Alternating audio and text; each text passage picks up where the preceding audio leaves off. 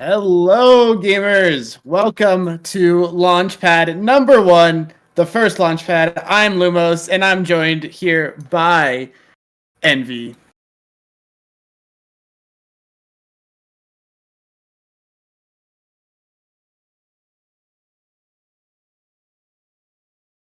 I think I just got out.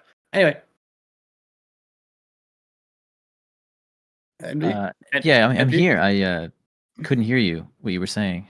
Sorry. Oh, Uh, how's it I going? don't. Yeah, I'm good. I'm great. Yeah, glad to be here. Super happy that we're here on Launchpad Day 1 or first tournament, first of 2, and it looks like we're actually already about to get into the game here, starting on Clarion Test Chamber. Two Yeah, we are good starting teams. with our first game of the day. We have the GOATs of Paper versus RPG. It's a really fun matchup because if you can see there, we have Coach Yoki playing again. It's been a while since anyone's seen Coach Yoki play this game, but he is coming out on the side of RPG, and we're gonna see how he does in this matchup. But first bands come out with Amy and Estelle, two pretty good picks on Clarion Test Chamber. Both teams wanting to get rid of some of the better ranged midfielders in the game currently. Yeah, absolutely. And this map definitely doesn't scream damage, but this is one of the bigger damage maps I think we have in the rotation right now, other than something like Demon Days, of course. But this is, I mean, we're already seeing the X being first picked, and X we now know is a terror to be back in here and add. They don't end up picking Era, so it's free to bring the team together, and this is going to be an interesting one. Yeah, I haven't played the game in a while, so I was asking, hey, what's the meta? I've heard it's X era Vice, and the side of RPG just got the BIS team comp. Of course, it is different on Clarion Chest Chamber. Now it does have some advantages on the Drakkar map, being able to heal up their teammates when they're in the poison puddle. But Rasmus, wait, smile. All right, we are. Oh, the swap picks. Sorry, swapping picks. Forgot about that because we now also have all the mirror strikers and draft. Custom games are BIS. I didn't read the rule book, so I didn't realize that's how it works. But reading rules is overrated anyway. But we can talk about the tournament overall. Of course, this is Launchpad number 1, double elimination, top 8, I believe. Move on. No, sorry, top 6 move on to liftoff in May 18th. So it's going to be a very important tournament to get qualified to all 3 leagues: NASL, NASA, and NAST. That last one doesn't really rhyme that well, but this is a That's very important tournament. bro. NAST? Oh, you gotta have, it's a silent. That's T. Yeah, you There's a gotta hidden hit the E. T on that one. There's a hidden E. Yeah. Oh, didn't know that one. But Yeah. yeah, this is a very important tournament for all teams. All these teams are want to get into one of the more organized leagues of NASL, NASA, and NAST. NAST, sorry. We have 48 teams registered for this Launchpad number 1, and I'm just ready to get this started. Yeah, I mean, 2 launch pads to make these qualifiers. This is kind of a big deal here. Only 6 teams out of the 48 that we have today. That's a lot of teams, bro. And yeah, it's really cool that NAST has now become the 3rd league to have. It's just another goal that teams can strive for. So really happy about that. It's just more tournaments, more games. And for this game, we just saw Stinger and Rampage are going to be the starting perks. So I mean, they already have their picks. Man, Stinger is a problem. Gosh. Yes, especially on Vice goalie. Like, you give away Stinger with Vice. I mean, of course, Stinger did get some nerfs recently in the hotfix, but it's still powerful. Like, max health damage is always good, especially against a Now. Of course, Now will heal up some of it, but max health damage is always good, as they will lock in their picks. I mean, you'd say RPG's advantage here because of the comp, but like, no offense to Yoki, he hasn't played in like months. He might have done some scrims, but I have not seen Yoki play in a while. So it's gonna be interesting to see how he does, with probably a little more rust than the rest of the competition here. Yeah, for sure. I mean, Yoki definitely an old head, and we have him teaming up with a couple of players that are definitely in the ranks right now, and even on the opposing team, there's actually, I mean, all the play. Yeah, Loki's definitely like the only player here that kind of hasn't really been in the mix, right? We definitely know that Tauk has definitely been seen more than once. Crovid, yeah, and Josao. Haven't seen them too much, but that is just me. But getting right on into it here, let's see what the yeah. So actually, Coach Yoki advising here to take Rampage, the only one who has not taken Stinger. So definitely keep your eyes on that. Also, Tauk is kind of AFK. We're getting a remake for the Dream Era skin, I believe. Okay, they're not happy with the Dream Era skin. That's sort of fair. I mean, it's fair. It's yeah. Fair. We can talk about. I assume they're gonna go to the same Awakening fix. As if they don't, that's a little Monka-esque. But honestly, taking Draining Wand into Stinger, I think is bait. I think Draining Wand is just such a bait Awakening right now, because it doesn't heal as much as Vamps. Like, Vamps is just so much better if you actually want to live, and the damage you're going to get from Draining Wand does not matter when you're playing X-Era Vice. So, I find it really interesting taking the Draining Wand on X. It does have some merit, but against Stinger, it's not enough. It's not going to be enough. So, it's... Yeah, I think it's like... If Yoki can win. You know, if Yoki can live.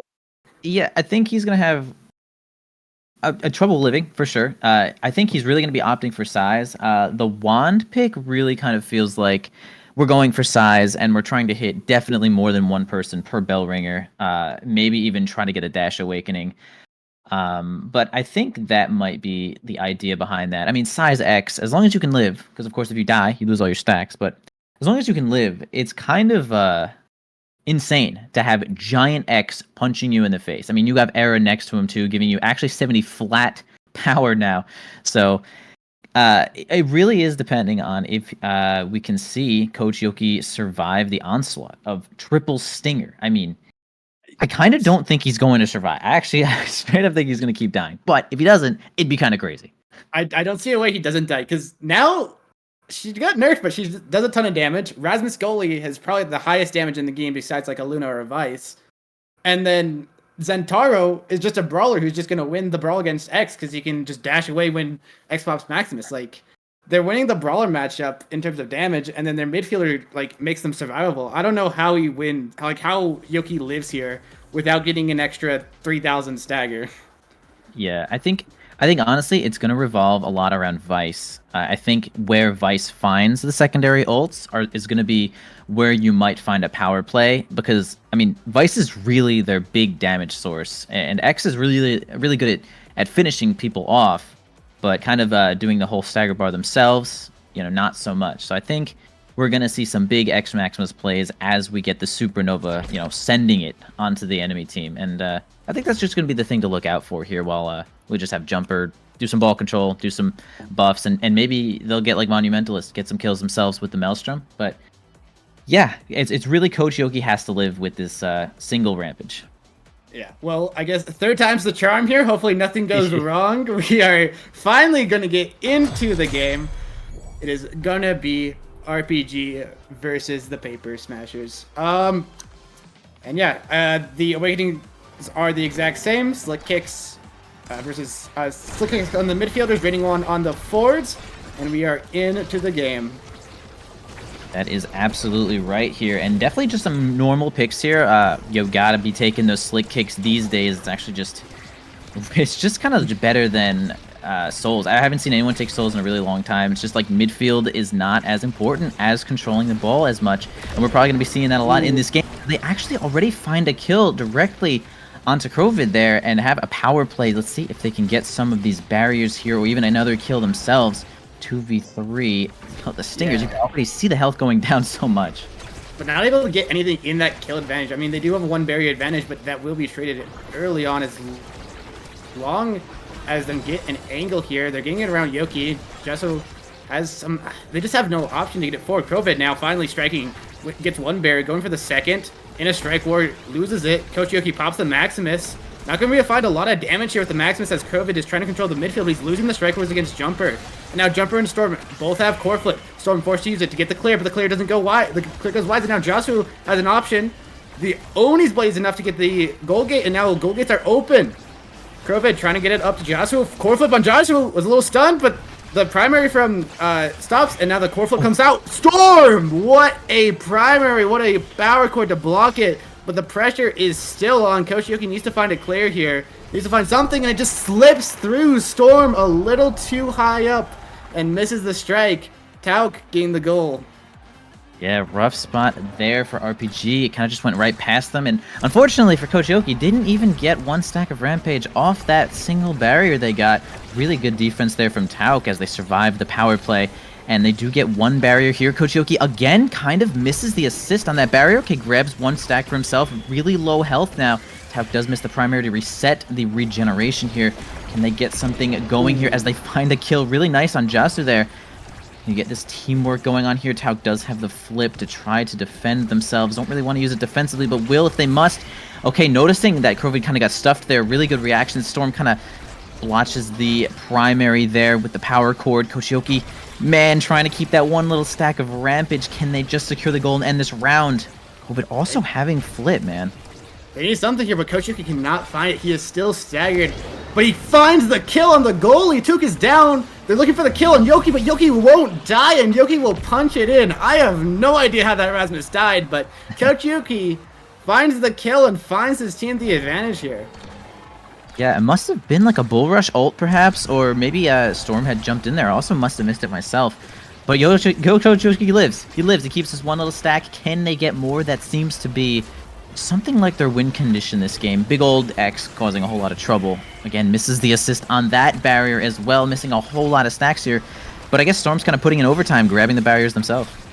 Yeah, Storm, a really good play there to get a goal barrier as the goalie gets your force to have the ability advantage. But now Coach Yoki is getting low in the midfield. Krovid getting him low. He uses the elusive and he doesn't get the mid orb. It's a little dangerous here. Pops the Maximus to get the barrier. Is staggered. They need to find the kill, but they lose both barriers. They just need to kill Yoki, but their abilities are going wide. Krovid trying to get this pass, trying to get this forward. Coach Yoki is still alive, still staggered, has one bar of elusive. Joshua's trying to just put some pressure on him, but they need to find the kill or it's all been wasted. All the abilities to stagger have been wasted. Get him a little more low, but the ball's just vibing in midfield as Coach Yoki keeps on living. He needs to stall a little more for his health to come back up. Yeah, he's living for a long time, but we can see the Stinger just will not get him unstaggered. Like, it's really just a big problem, and he finally does get killed by Krovid there, it looked like.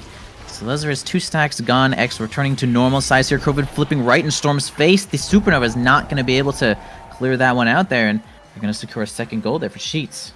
Yeah, clean flip from Krovid, baits out Storm's ultimate, and gets the goal. Coach Yoki is at 0 stacks of the Rampage. He has such a feast or famine build in a game where there's more damage than there are core strikes, but he still has a chance to come back as it is only 2-1 in the first set. Coach Yoki gets a kill. Great combo from Storm, and Yoki gets them a 2v3. Took can't defend, 1 goal barrier, has the goal gate.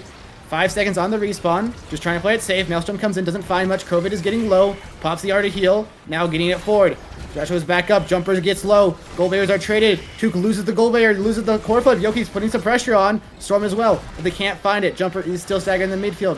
Krovid now walking forward, back to even ground. Trying to find their advantage. Joshua gets the goal gate, but Yoki's on Took. The X Maximus strike cheese gets the goal and sets us to 0.5 of the set. Yeah, really nice for Coach Yoki to grab and assist on one of those barriers. They're getting a little bit more size there, 7.5%. Now entering the game 5 here, the 0.5 on this first set. Let's see what's going to happen here. Josu and Krovid both really low already. The Stinger not letting them regenerate as usual. Double barrier down here for the side of Sheets, and now they're going to try to push it in here. Double stack here for Coach Yoki. He's got flip. He doesn't even need it. It was just about the most checkmate you can get in that literal spot there. All right, RPG is going to take the first set here and get their Awakening pick onto their goalie, Vice. Yeah, very important to get Vice because there's something like Missile Propulsion, there's something like Specialized Shredding. There's a lot of stuff here.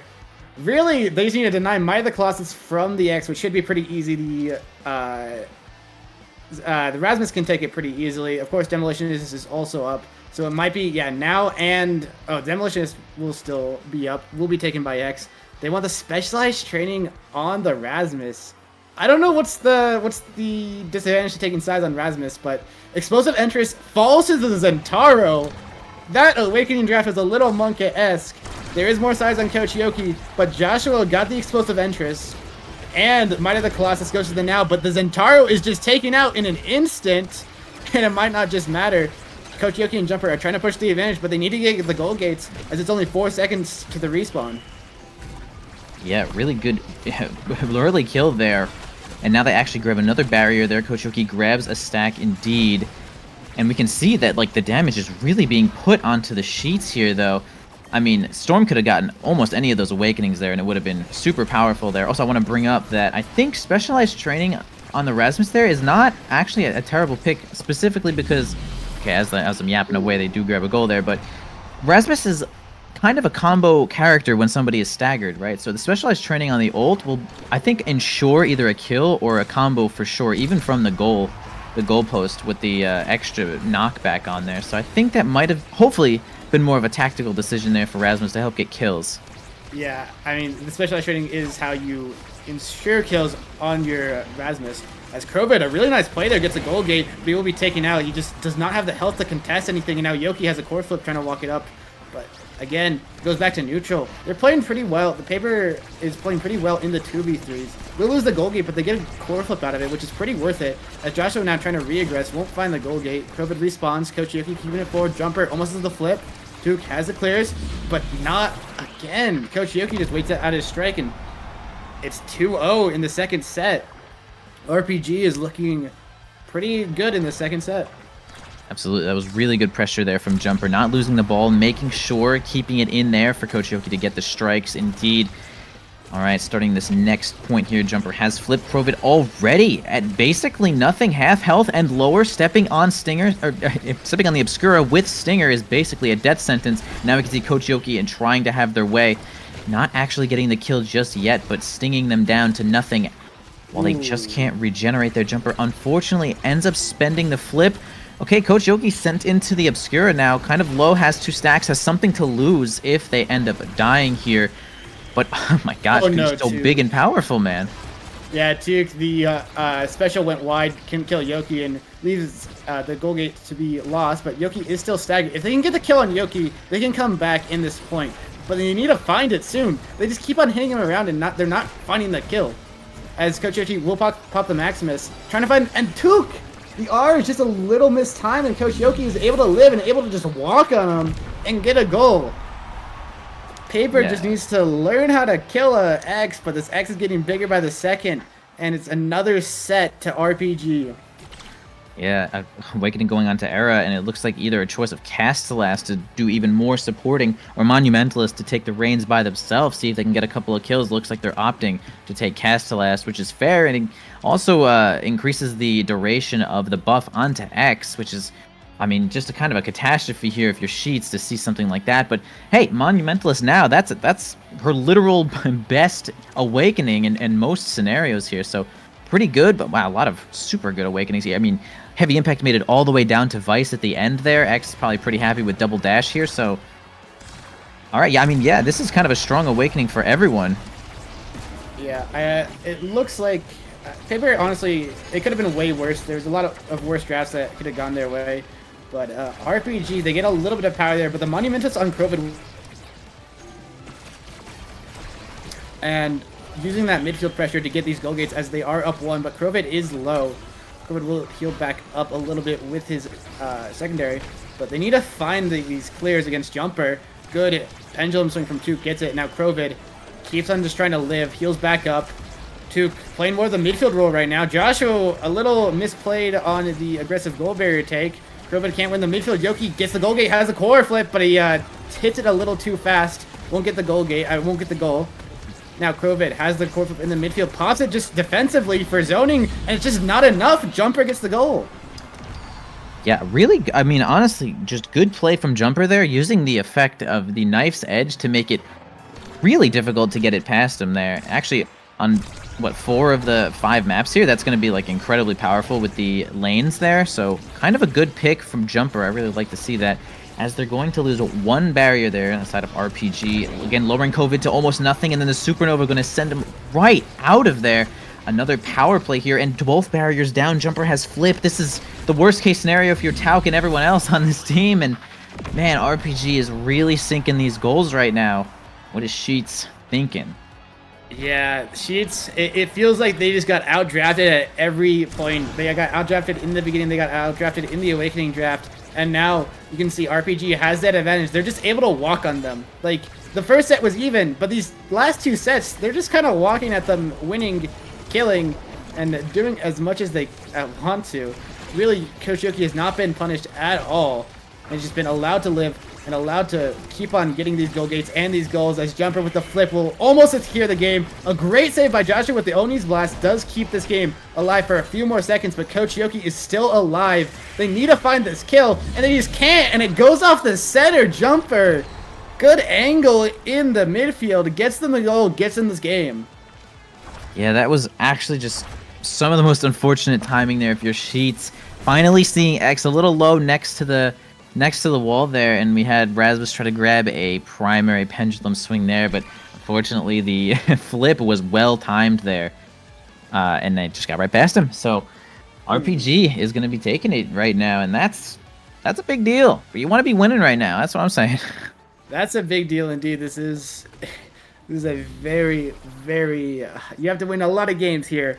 This is just the first one, but losing your first round is not great. But RPG, I mean, if you just look at them, after the first set, they just won because they had the better characters. They had the better awakenings. It's just, as they say, a draft gap, and you can say that's a coach gap if you want. But as it is, RPG do take the win and move on to the second round. Yeah, that one was only a 12-minute game. Looking at some of the damage numbers here, we actually see that Coach Yoki, king of damage, about 22,000 damage here, second being Storm. And they really did bring the pain. I mean, they had a total of 7 kills, which is totally solid. And, I mean, X did exactly what he was supposed to do. Get in there, be huge, be annoying. And, I mean, not only is that just good enough to win, but, man, the kills, the damage, it was just too much for the side of Sheets. Poor Now just is the second healer, actually kind of the king healer, which just can't heal something like this team. Good try though from the first one. Yeah, a unfortunate game for paper, but RPG do take it with just too much damage. Of 10 power off Era was not that big of a deal apparently when you're playing Era X Vice. But good games to them. All that damage easily made up by X's new buffs. 30 power. It's enough power for the whole team, guys, or whole family. Yeah, and just don't worry about the multiplicative power buff from Era. That makes no difference. And yeah, but we will be getting into our second round shortly.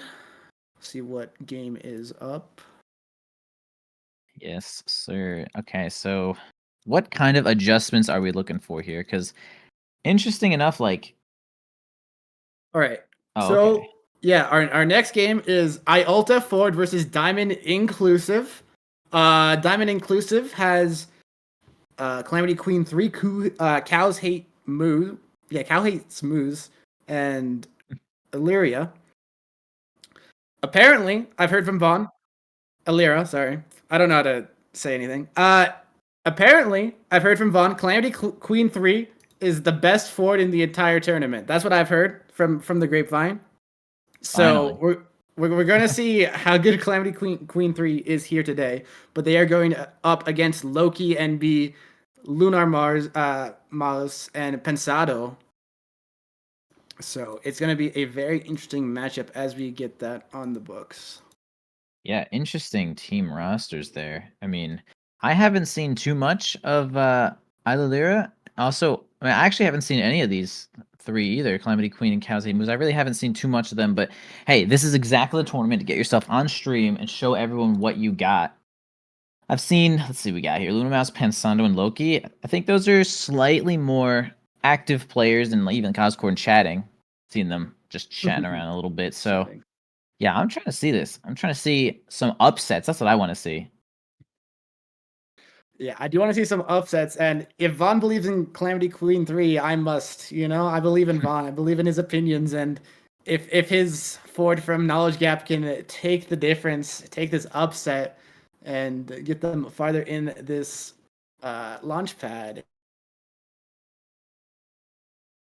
Yeah, I mean, this is it, right? Like 6 teams are qualifying. You want to be on the winner's side here. Of course, we always have our little losers bracket where you can continue playing after you've lost your first set, which is pretty standard for these double elimination tournaments. But it's like 6 teams out of 48. I mean, you kind of got to go in. This is the moment to go as far in as you've ever gone before. You have to actually just make some upsets if you want to be one of the newer teams. Like we've already finished the NASL season 3. We know all the teams there. NASA season 3. We've seen all the teams. Oh, man, we have NAST too. NAST is gonna be so sick. Yeah, Nasty, of course, the now official Nasty. tier Nasty, the official tier 3 of Omega Strikers NA. We love our Omega Strikers NA TOs, all of them, and it's great that we have a tier 3 now. It makes collegiate tier 6, which is also cool, but now that we have a tier 3, it is going to be even more competition, even more days of content, and it's going to be exciting to see how that plays out. But we are about to get into game, I think, as we get into the lobby. For sure. And it looks like I'm not sure if they just did the simple awakening randomizer there. I'm seeing Twin Drive bulk up right now. It might just be random, maybe. It looks like Taiko Temple might be their first map though. I'm not sure if they've altered. Okay, so it looks like we're actually nope, not getting in just yet. I heard the sounds, but if they go to Tycho, that's look. I like Tycho. I feel like teams just do not go to that map, and it might be because Bell's scared everyone off of it by playing Dubu forward. It's not impossible, but you don't see it that often, and I don't know. I kind of think it's kind of a cool map. Damage is huge. Damage is real, and that's where you'd see it. I'm a Taiko fan. Mostly just because X is meta. I'm the biggest X era fan. That's the best comp in the game. So I'm glad to see it being even more meta than it used to be. Dude, nasty. So of course it's good on this map. I don't think, of course, we'll be seeing a Dubu Ford out of any of these teams. I mean, you might, but the Dubu Ford is reserved for bells and people who are insane. So People who are insane is definitely how I describe it. Absolutely. And you know what? Honestly, I'm gonna say it.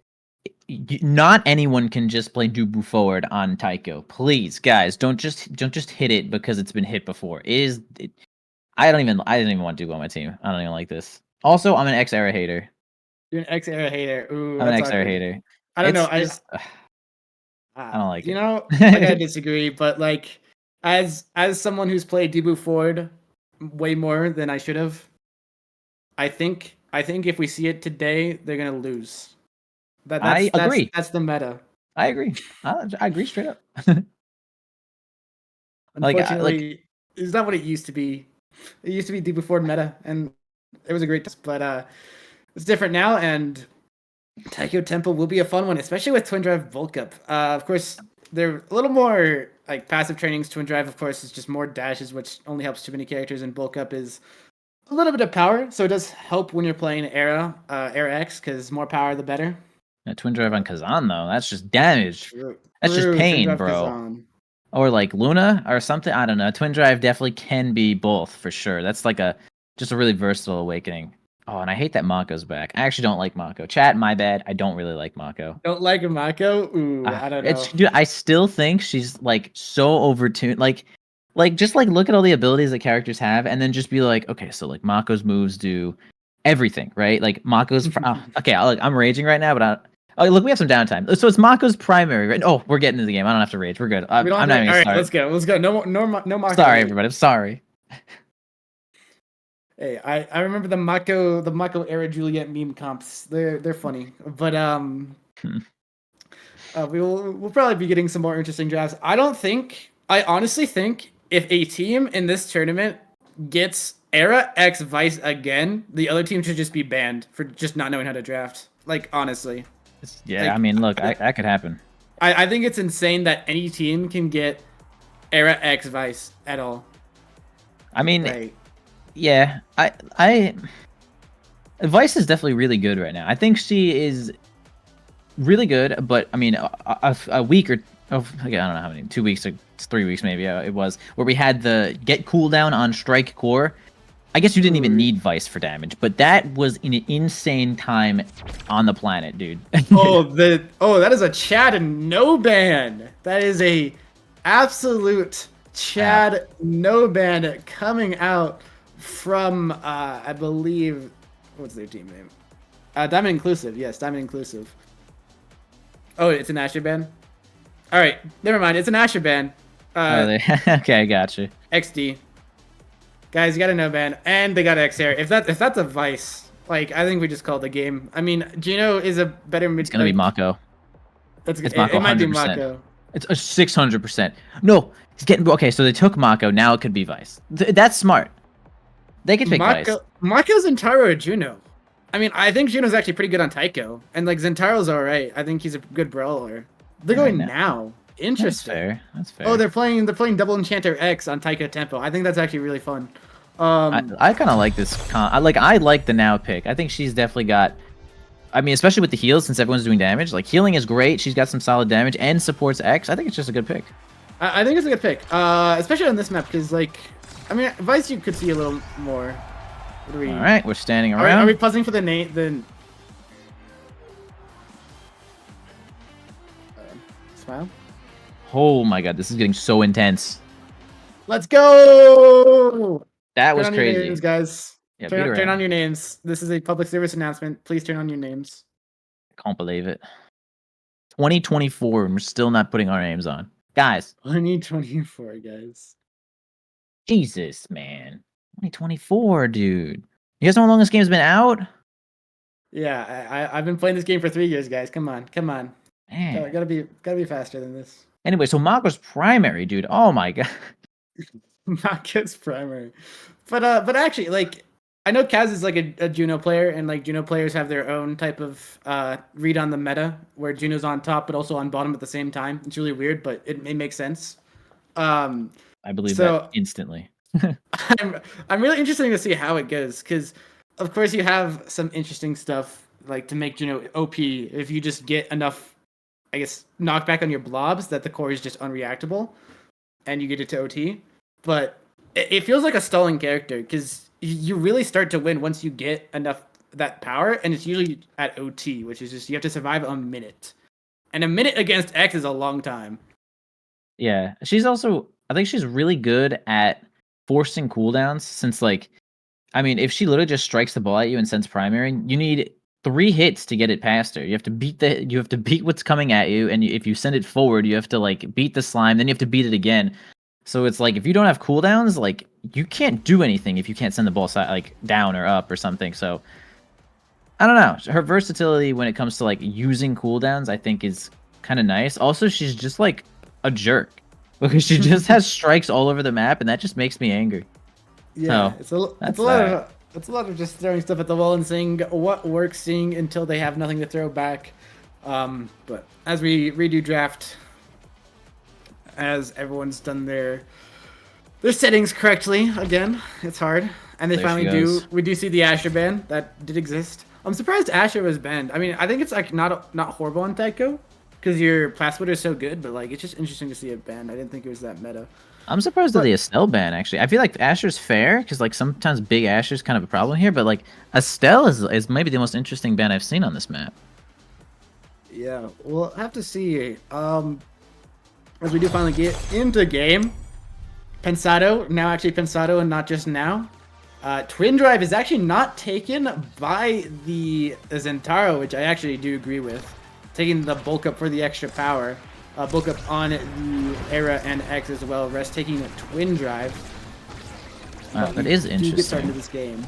I thought that Calamity Queen would for sure take Twin Drive, but yeah, we'll see if that health and power definitely comes into play here, as every team kind of just finds a way to deal damage anyways. And Taro Juno doing a solid amount of damage, and I mean X himself does a pretty good amount of damage. Now is solid at damage, but oh god, yeah, again yapping away as we have Calamity Queen taking down the competition with the secondary passive combination. First point to the Diamond Masters. Yeah, Diamond Inclusive able to take that first point. I mean, they got Era X. I might say this for the rest of the tournament, but like Era X Vice is bannable, but just Era X in general, like giving away over Era X is kind of insane. But We'll have to see how this game goes, as Calamity Queen has been pretty powerful here. They are down 1 gold barrier. The core flip, just a zoning core flip, unfortunately. We'll have to see how they recover, as Cows is trying to play the midfield here. Calamity Queen with the Oni's Blade doesn't find a lot. Pensado has a core flip, but is being pressured down. Might be forced to use it if they get a little too low. Forced to use it for defensively. Gets the clear. Good back. Calamity Queen trying to find something here, but I actually do want to talk about this entire bulk up a little more. I think it's actually the right pick, because Twin Drive is kind of bait on Zentaro, because you want the extra damage. You don't want longer cooldowns. Longer cooldowns is so overrated. You want more damage. But Lunar, that Maelstrom was insane, and Loki is getting it even more. Gets another kill. 1v3. Can Cows have this? Does force a core flip out of Loki, but not much more. Lord Yoki, for sure. Loki. Man, nice almost hold there from Cows, though you are definitely 1v3. Very tough spot there, but 1-1 right now. Kind of a solid, even game right now. Lunar Mouse has Flip ready to go, trying to hope for perhaps a double. All right, actually gets jailed, sends the core flip into nowhere right now. Loki trying to get in there, dealing a whole bunch of damage to Calamity Queen right now. Sando having a solid time defending here. Not too much pressure, as they sort of own barrier there. It really didn't help the proximity drone. 1 barrier down for each team now, though. Calamity Queen kind of low. Can we finally see another kill here going on? Loki with the Maximus gonna... Okay, really? Okay, yeah. Really good evasion there, but... Maelstrom! Yeah, perfect placement there from Lunar Mouse. Lunar Mouse with that Maelstrom finds the kill, and Loki secures the goal at the end there. Area X is a little good, I fear, as Diamond Inclusive are looking to close out this set. They've been looking pretty good since they got level 2, since they got the R's on Loki and Lunar Mars. Of course, both characters are really reliant on their ult for the big plays in the match. As they do get an early gold barrier here, forces out the Mako R defensively. Oni's Blade comes out, finds 1 gold barrier, looking for the second. Calamity Queen does find it with the help of Cows' Blob. And now Pensado trying to clear, and he can't find it. Cows ties up the set. Yeah, actually, really nice pinpoint accuracy from the little friend fling primary there from Cows, and the, God, what is it called? Blob bounce. I looked those up. Gotta memorize most of this today. Blob bounce secondary. Actually, really great getting that goal in there. And it's looking like, honestly, the momentum might be on the side of Diamond Inclusive, as they also grab another barrier, have the pressure on right now. Islay are keeping the... or onto the other side of the board here. The Maelstrom's not going to land. Secondary up from Calamity Queen. Can't get much off of that. Kind of just ping-ponging it through Loki here. Islayer has the passive to get a swing there. Cow's helping it out once more. One more push on the bottom lane. And they do actually end up grabbing it here with the secondary from Zentaro, but an insane double coming out from the drum. Man, no one could have seen that one coming there. Pensando got the drone out. Flip for defensive uses here. Islayer also has Flip. What's it gonna be? We'll see. It's getting closer. Pensado has the goal. Has the core flip. A little. Good try. Solid try there from Calamity Queen, going for a little bit of tricky gameplay there. Hopefully, Lumos is not talking right now and cut out. Smile. Were you? Oh, sorry. Oh, I just got back into game. My game crashed. Sorry. Oh, okay, you're good. No, I was like, I wasn't sure if you cut out, and I was just talking. But here we go. Oh my gosh, Pensando. Sorry, not Pensando. Cows. I always see Pensando on Juno. So Cows. Oh my gosh, first pick, quick strike, stealing it away from X and getting more energy per strike. Would you believe it? That thing keeps getting nerfed up and down. Now we're eventually at 20 and 1, 20% speed and 1 energy. That is. Oh, Primetime Era. I'm not a Primetime Era fan, but we'll have to see how it goes. I don't know how you let X get Rampage. After seeing Rampage last game, I don't know how it drops to 5th pick. But, it's lucky does have Rampage. They did lose the set, but this Awakening draft is really good for the side of Diamond Inclusive. Rampage on the X and heavy impact on the now allows that proximity drone to, their secondary proximity drone to get even more value and be up even more often, as goal gates are not even touched in this early bit. Loki trying to find something with this bell ringer. The Maximus is popped, but won't find anything. Now the reaggress with the Mako R is coming forward. Loki is controlling the midfield. Pensado can't save that goal barrier. Loki almost has a core flip in the midfield. Is making it dangerous. Good pass to Lunar, but Cows. Nice. Good midfielding, but will die to the bull rush core flip combo from Loki. And now it's a 2v3. Yeah, really good ult here from Calamity Queen. Just spend a little bit of time holding the longest core flip they possibly can in snare drums. Also going to jail Loki for a little bit there. Good stall. Keeps both barriers there as Cows is finally up here. And once again, just kind of a ridiculous double going on through there as Illyra just does such a good job defending until that exact moment. Cows really low. Calamity Queen going to try to get in there and help just defend this goal. Illyra with a really good primary. Good defense. Once more, it's just so much pressure there. The Maelstrom does not land perfectly there. Finally, the ball on the other side of the board. Calamity Queen going to try to keep it there as they do grab the barrier. Going to be a tough spot here. Can Cows and Calamity Queen hold this one? Loki going to miss the bell ringer there. Pensando going to try to run forward with the flip and kind of ends up causing a situation that results in an own goal, sending the ball up to Calamity Queen. Tough spot. A little awkward there. A little awkward there, but a goal does go over. Diamond Inclusive, they need to find a shot back in here. They need to get Loki to start getting some stacks on his rampage. He needs to find some goal barriers here. As he does find one there, this is looking pretty good. Has the pressure. Lunar gets a second. He gets the assist stack, and now looking for the goal. Mega R is popped. They will be able to defend, but pressure is still coming out. Loki almost has the core flip. Drum making it a little awkward. Lunar going forward. Drum is getting the angles. Who needs to shoot the ball when the Drum can score for you? Lunar gets the goal. Yeah, Calamity Queen really close to being able to strike that. If it had some sort of wild foresight, I suppose they would have flipped there. But tough to see that exact angle there. And it's going to be a 1-1 in this current set. And a lot of pressure being put on by the top lane there. Pensando actually going to spend the flip to do a little bit of a shocking core send there.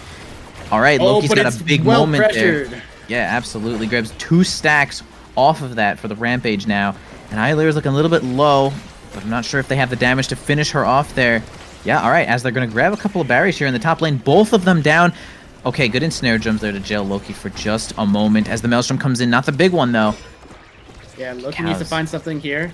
Cows is playing well in the midfield, though, and Lunar is actually pretty low in the midfield. Does get that level up to heal back up, but they can't find anything. Now Lunar walking forward. Loki, they need to win the strike wars against Cows, but Cows has a flip. Cows uses the flip defensively, isn't able to hit the core. Loki is getting low. Calamity Queen had to come back, though. There's not a lot of abilities forward. Pensado, has he clear angles? Does he? He does! What a clear from Pensado.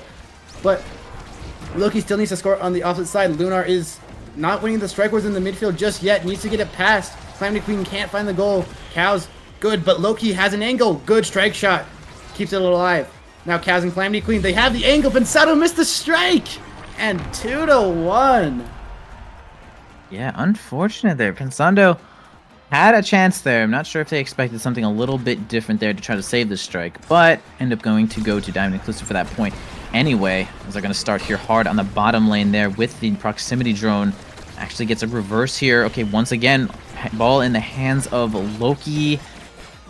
Calamity Queen going to cause a whole bunch of interruptions there with the Oni's blade. Ooh. So much interruption that it's actually going to cause the death of Lunar Mouse there. Pensando under a lot of pressure from Calamity Queen. Cows is going to come in there and reinforce. Doesn't even need to. Calamity Queen soloing these barriers right now. Pensando getting the drone out with Loki as the top lane. All right, only losing 1 barrier for that. Gonna have to flip. Yeah, Striker's on cooldown. Loki gonna try to get closer before using this flip here with the extra support of Pensando. Can Lunar Mouse get in there to help? Flip comes out. All right, doesn't seem to land the Zentaro passive there. Really close. Okay, the drone is not going to actually find itself there. Illyra trying to defend this. The secondary does not go. Loki kind of low now. Possibly get a kill. Okay, biggest X in a while. Getting a whole lot of interruptions there. All right, Cows with the flip. Going to do something a little bit tricky with the drum there. Not going to super land. Actually, Illyra ends up getting a kill on Loki. Pensando has the flip for defensive uses there. And yeah, Cows flies on in there with the Blobbo bounce. I'm going to score that one. It was a little tight there for Pensando to grab that flip. Yeah, Calamity Queen living up to the hype we set up in the pregame. It's looking now back down to 0 Rampage stacks as we get into this draft. Reptile Remedy is up. I actually don't know how good that is, but we'll have to see. Castellass is also up, which is very important for X or Era. Stinger is taken by the Zentaro. Castellass is dropping farther down. Will not even be taken by the era. Castellass is weak apparently. Specialized training is good on the X. Rapid fire on the Mako is going to make it really hard for goals to come forward. And peak performance on Pensado wants the extra health and a little bit more speed over the CTL. Yeah, interesting pick there. I respect the specialized training from X, and you definitely have to be taking the rapid fire there to make sure that Era doesn't get it. If Era had rapid fire prime time, this would be a true calamity, but I'm again yapping away as Loki finds a bull rush into the X Maximus to grab a quick kill onto Cows there. Has a lot of pressure on the top lane there. Yeah, out of abilities there, Loki's just going to kind of strike it in. Lunar Mouse really low. The Stinger is stinging. The healers are healing. Oh man, really good weight from Calamity Queen. Kind of just doing a damn good job right now. Ball in the hands of Loki. Cow's going to knock him away there. And Sando's turn to defend. Man, it's really tough for the side of Alt F4 to get this ball into Loki's hands freely, but man, I say the thing that literally happens. I say the thing that wasn't happening happens. Yeah, didn't even get to finish the sentence that time, guys. Moderate Kazakers as Loki is able to find that. Back up to 2 Rampage stacks. Lunar Mars is actually up to almost getting up the stacks about halfway through as Loki trying to find a kill here. Cage comes out. Loki trying to find something more. Pensado, that's a great walk forward. You've seen Pensado just has been able to get this ability to put pressure on them as Loki gets the goal gate a little before the flip. As far as the Maker was almost able to not score that, but Loki is really low with no elusive. Yoni's Blade will secure the kill as Luna Mars and Pensado are now in a 2v3. Pensado trying to buy some time to clear, is getting the strikes, loses 1 goal barrier, 5 seconds on the X, just trying to find the clears again. Now Lunar Mars can't find it past the make. Yeah, and as you had mentioned before, with the bulk up, it looks like we're getting a little bit of synergy there with the reverb, adding extra power, just as much power as they need to go with Stinger, which isn't even that much. We're going to have Loki send the ball on to the drum here, see if they can get a tricky score up to Lunar Mars. Top lane here. Calamity Queen does find the flip using the Oni's Blade, but the Dorito chip prone is actually going to defend that goal. Now it's a power play. Look, whoa! What a comeback from Diamond Exclusive in that set. You saw the up hit from Pensado, almost got hit by a blob, but didn't, and he had an angle to Loki, who just found it around the Mako, who was playing a little too far forward. Diamond Inclusive are looking to come back in this set. They get 1 goal gate pretty early on, and it's looking pretty good. Yeah, for sure. 2-0 right now in this set. Man, this is big for Alt F4. They have to make something happen right now, or Diamond Inclusive is really just going to run away with this, and they're just going to leave. They're going to take it, and they're going to leave. And that's going to be it. Getting the ball out of the top lane here with the Ensnare Drum. The Maelstrom's actually going to kind of counter it there. Loki's got the flip, but probably wants to save that for the open goal, so it's going to be a tough run to get this barrier here through Illyra and Cows. All right, they're going to end up spending both flips just to get the barriers there. All right, Pensando's chance to defend Lunar Mars is basically low, getting stung, and not much left. Defending for Pensando is going to be a difficult time here as Loki's going to try to put a little damage onto Illyra, and let's see what they'll get off of this. Yep. They need to be able to keep this last goal gate open. Cows with the core flip is able to get it with Calamity Queen getting a good strike where Pensado able to clear. Loki is pressuring the Mako, but it doesn't matter. Calamity Queen just finds the angle in the 1v2. Able to keep them in this set, but it is still 2 points for Alt F4. As Pensado and Lunar Mars, they need to be able to clear a little more, buy more time for Loki to cook and get the goal. As they do lose a goal gate early on here, Calamity Queen almost has the core flip. It's looking pretty dangerous here. Pensado needs to find a clear against Calamity Queen.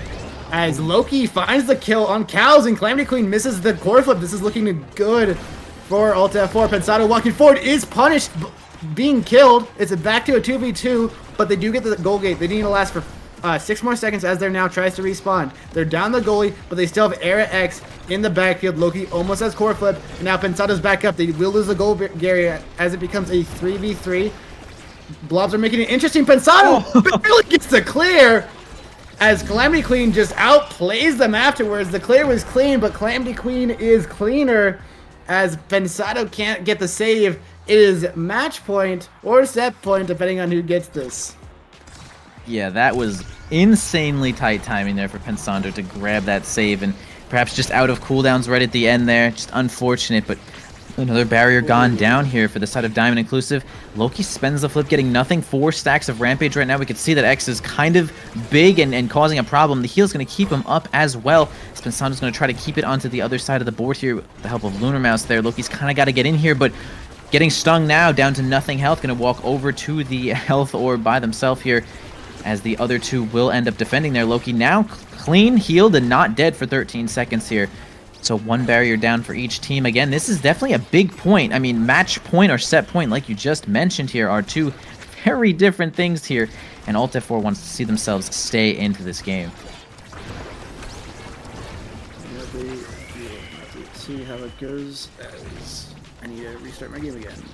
All right, no problems there, as we're going to get a little bit of defense here, and the ensnare drums just to defend. And now Calamity Queen has Flip approaching, kind of flipped a little farther away there than traditionally expected there. Good hit by Pensando to get that corner drum there. Loki's going to end up getting the barrier there. Lunar Mouse with the flip, and the Bull Rush is actually going to secure it. Okay, Alt F4 stays in this game. Let's see what Awakenings can actually make the difference here.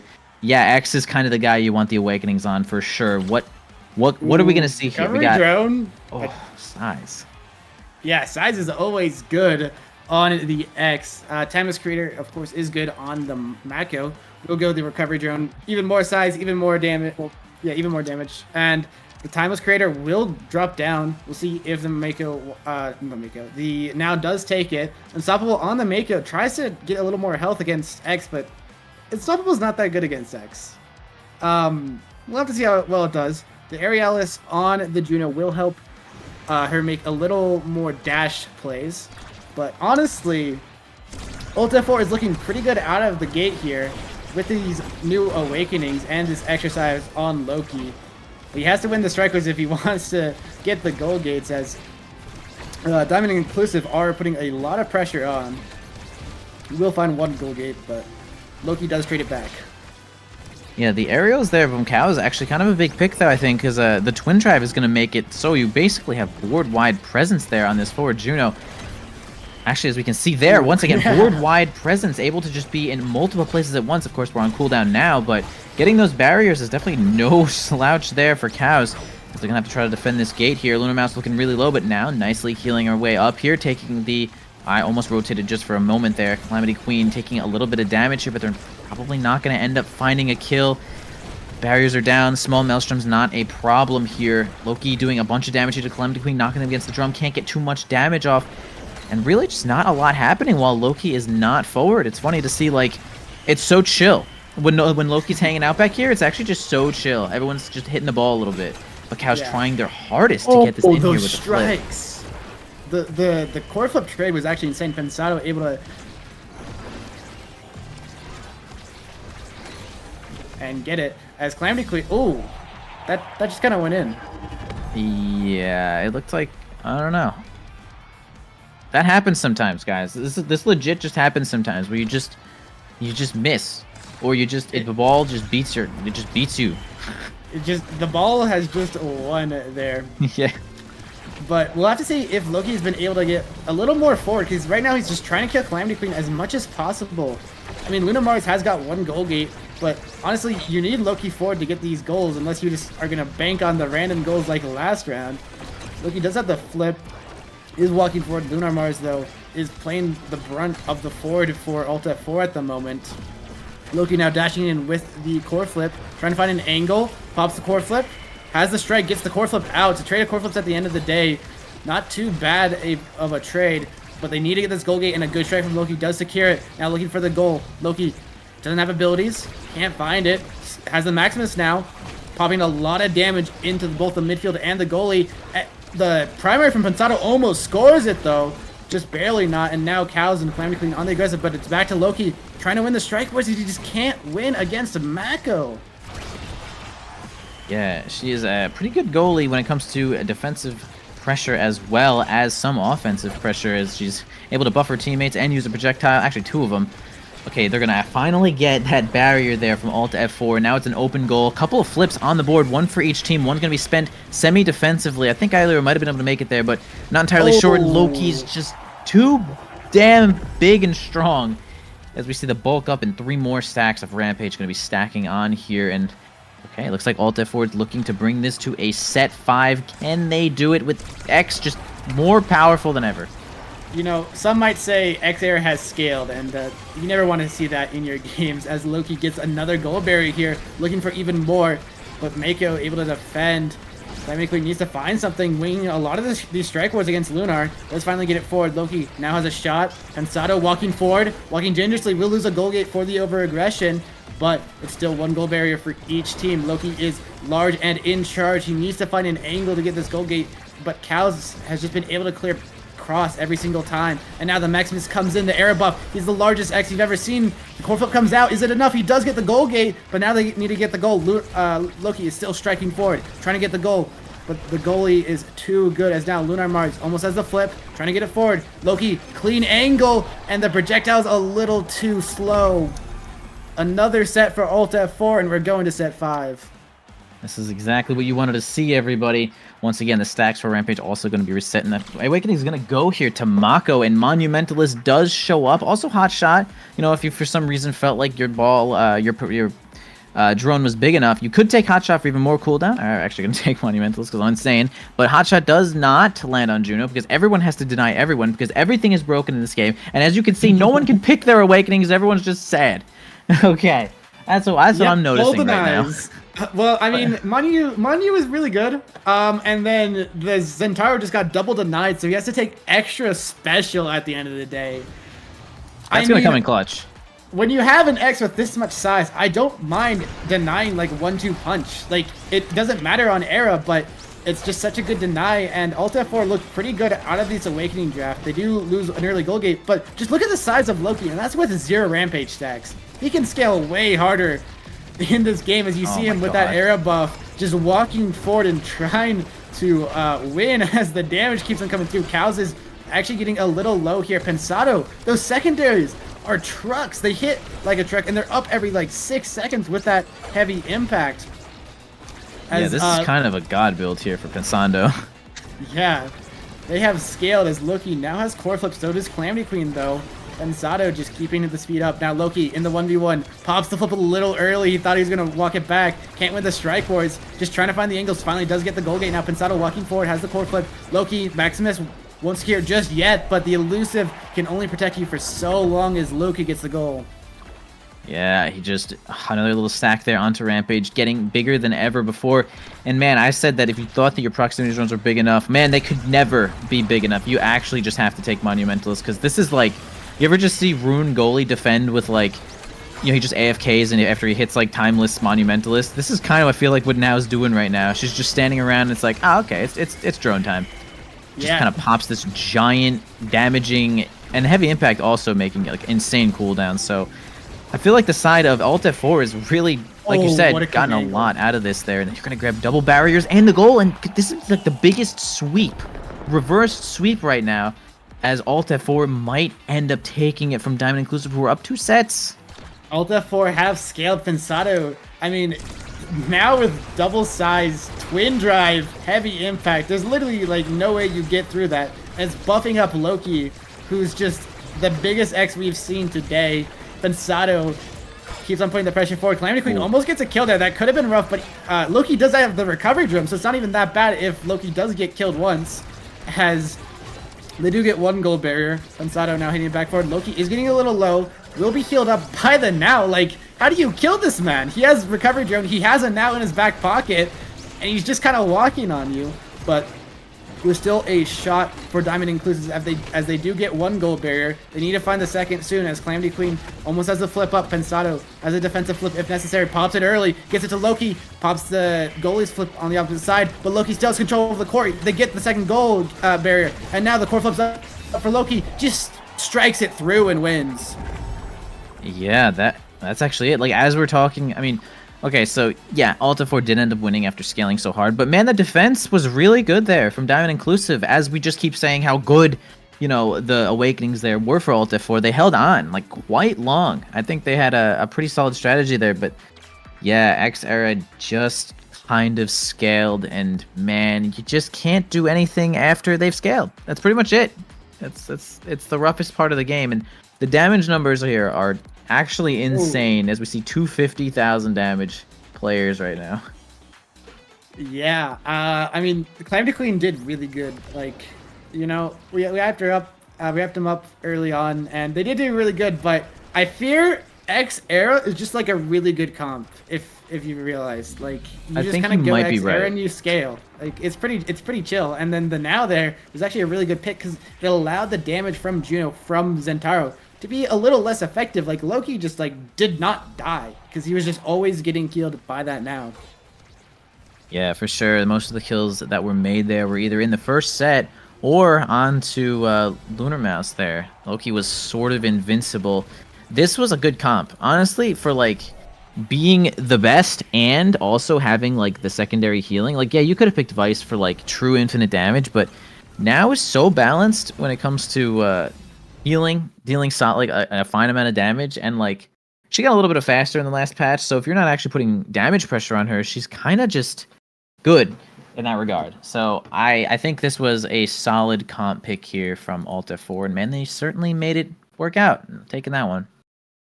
Yeah, well played by, of course, I still have hope for Calamity Queen 3. Vaughn said they're the best, so, maybe they'll make a loser bracket run. But here, Alt F4 will take the victory with the X era scaling. Never doubt the X era. Never doubt the Hmm. X era. Yeah, for sure. I mean, solid showing there from these teams as one of them certainly moves on, but more games to come still. I mean, oh, 6 teams are going to make it past the day. And then those teams who do not make it past will certainly have their other chance there as they go to the Launchpad 2. Certainly, hopefully they can make it.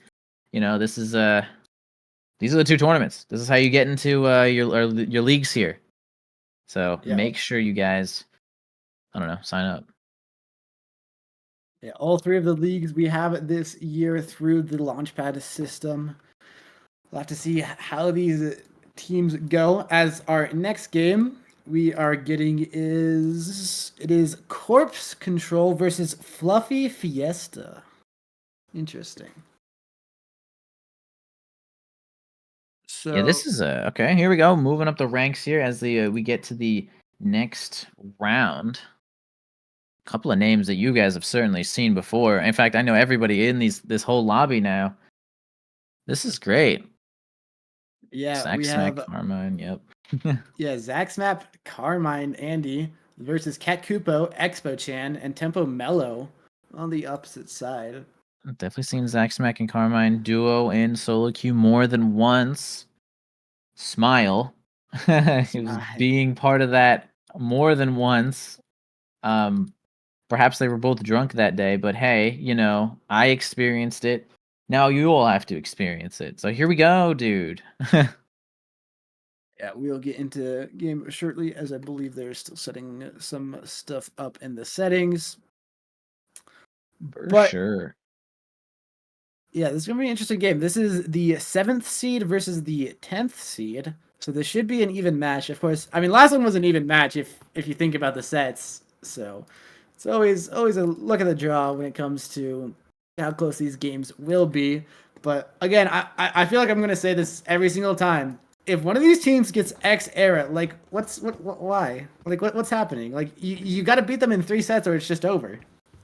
Yeah, I haven't really. I don't think I've seen Expo Chan play much Era. I've certainly seen Temple Melon play X. Um, I've seen Zack Smack play X, I think, but I'm not sure if I've seen Carmine play Era.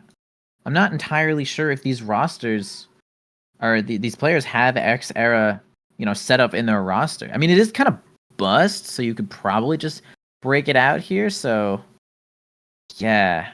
Will they get X Era? Or will they, they could go, X now if they think they're X, more that's true. comfortable there. Like, it's not, it's not the worst. Yeah, X is a little important. I'm actually surprised I haven't seen any X bans because especially with the new draft system, I've it was like one of the changes that I was actually really excited for competitive is this new snake draft system. Um, I feel like we haven't seen it in play a lot because I feel like there'd be a lot more X bans from red side or not. I don't know what the bans would be, but I felt like there'd be some more bans based off sides, but we'll have to see. hard to know what they're thinking, of course, with the bans, but we are going on to Atlas's lab for this one. Very fun map. The explosions in the center are totally fun and totally don't do too much damage, but we'll have to see what the comps turn out to be. For sure. We can see that these starting awakenings are Chrono Boost, and I lied. I'm lying, guys. My bad. I didn't mean that. The starting awakenings are TBD. So, you know, just wait for a short time. In fact, we have a maybe Kazan ban. I don't... guys, I can't do it. I can't do it because we have no ban on the other side. I don't know what's going on. I think that no ban is actually a no ban, unless... Bro, we cannot have no bans. I mean, I feel like they're not doing no bans, right? Hey, I respect the no ban. The chat. They're not doing it. I'm telling you. It goes so hard though. Like if I was playing in Launchpad, I would go no bans this entire tournament. Honestly. I know you'd love to go no bans, but these players are playing so hard that like they should start banning X. I mean, they are picking characters and they aren't remaking. So I mean, you might have me on this one. Looks like just no one wants X. I mean, Atlas's lab is one of X's worst maps. Worst maps, honestly. Amy, of course, is really powerful on this map. Usually see more goalie than midfield, but both is good as the side of FF is looking to go with kind of like a damage comp. It's kind of like a full damage comp with Rasmus, like, being more core control because you're not running that turbo damage brawler. You're running a more, like, not double midfield, I want to say, but, like, more of a burst-heavy scoring and killing front with the Vice Amy, as the match will be terminated to, I believe, redo Awakenings, but those drafts are locked in. Now Mako Juliet versus... So, yeah, that's a core control team if I ever saw one. Yeah, it's a lot more core control than the opposite side. Now we'll be able to beat out Amy and Rasmus in core control a lot of the time, unless they get like absolutely smacked by Rasmus. I mean, a good Rasmus can always beat core control. Just like kind of how Rasmus works is he's a brawler, but he'll also just beat you in core control or kill you if you get a little too close to the center. Especially in this map, of course, it's not fishing Rasmus, but it is still fishing Rasmus. Bob them in the center and they still die most of the time. I'm getting here from my super secret source. They banned X. X is banned. No X will be shown in this. X. Like Missile Prop Recovery Drone might also be our Awakenings. For real this time.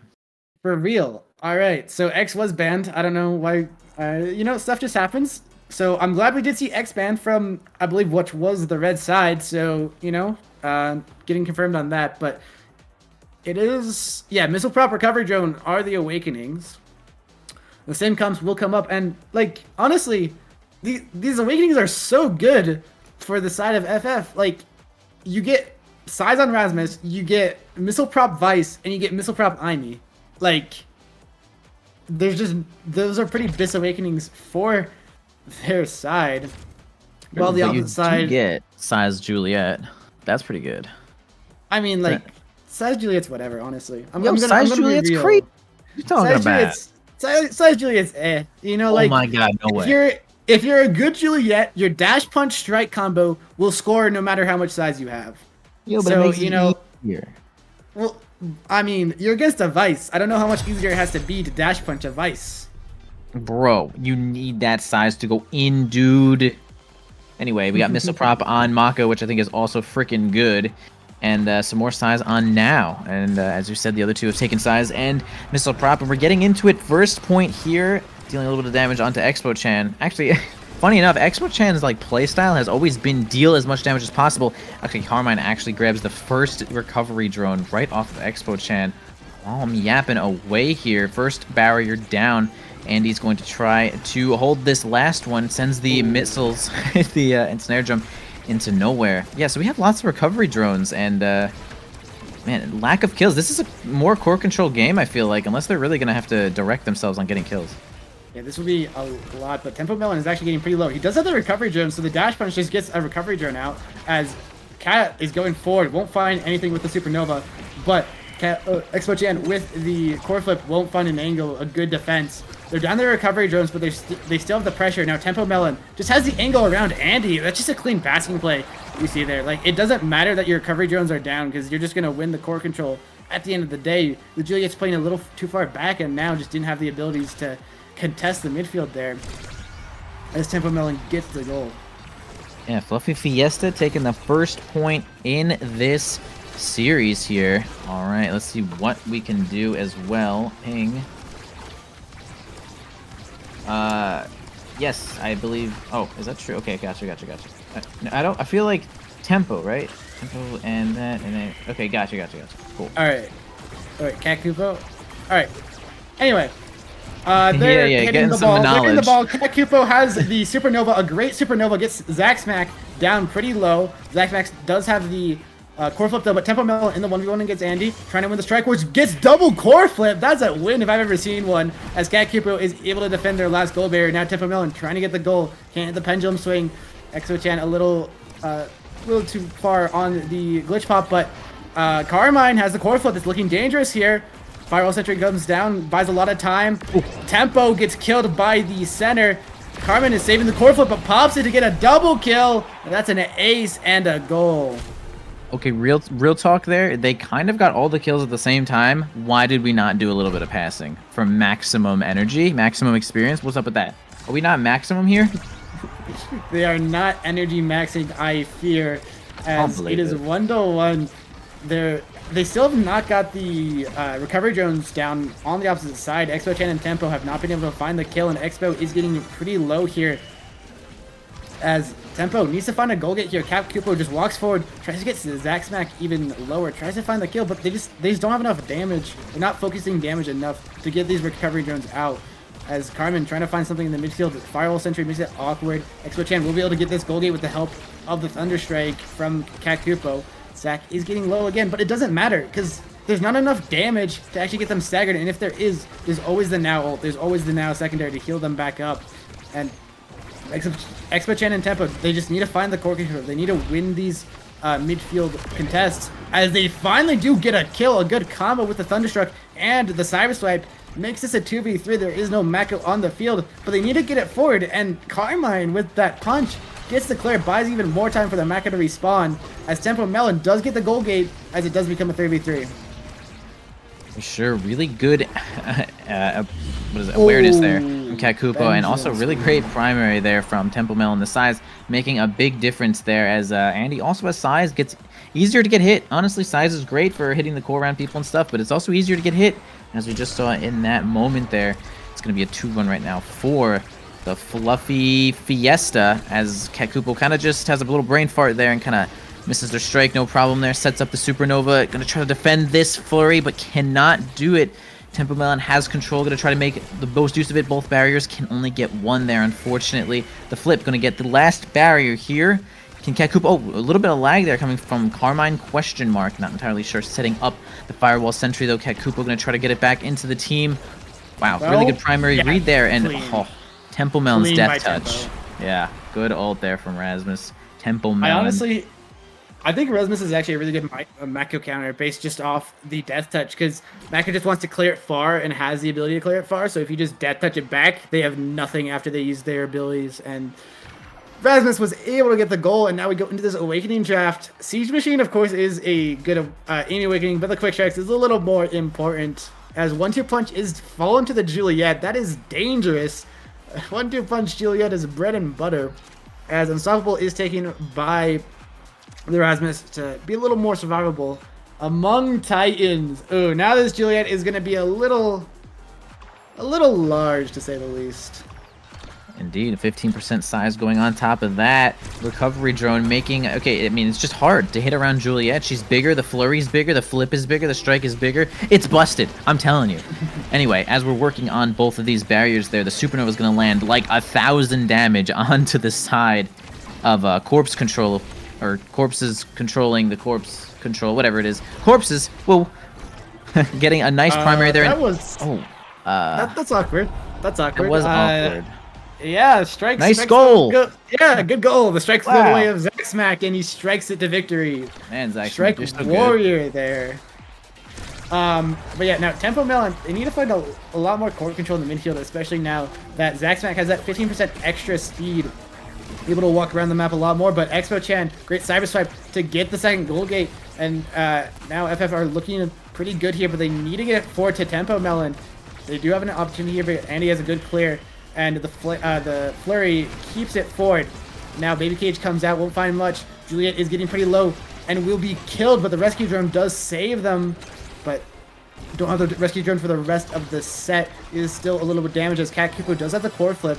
Might look for a dash forward, but Zack Smack is winning the strike in the midfield. As I say that, Expo Chan gives it forward. Tempo Melon trying to play it forward, and Cat Kupo with the Thunder Strike. A core flip gets the goal. Yeah, really good recognition there from Cat Kupo, getting the extra range there from the eject button to make it happen with that flip. All right, gonna make it a 1-1 in this current set here, starting off on the top lane.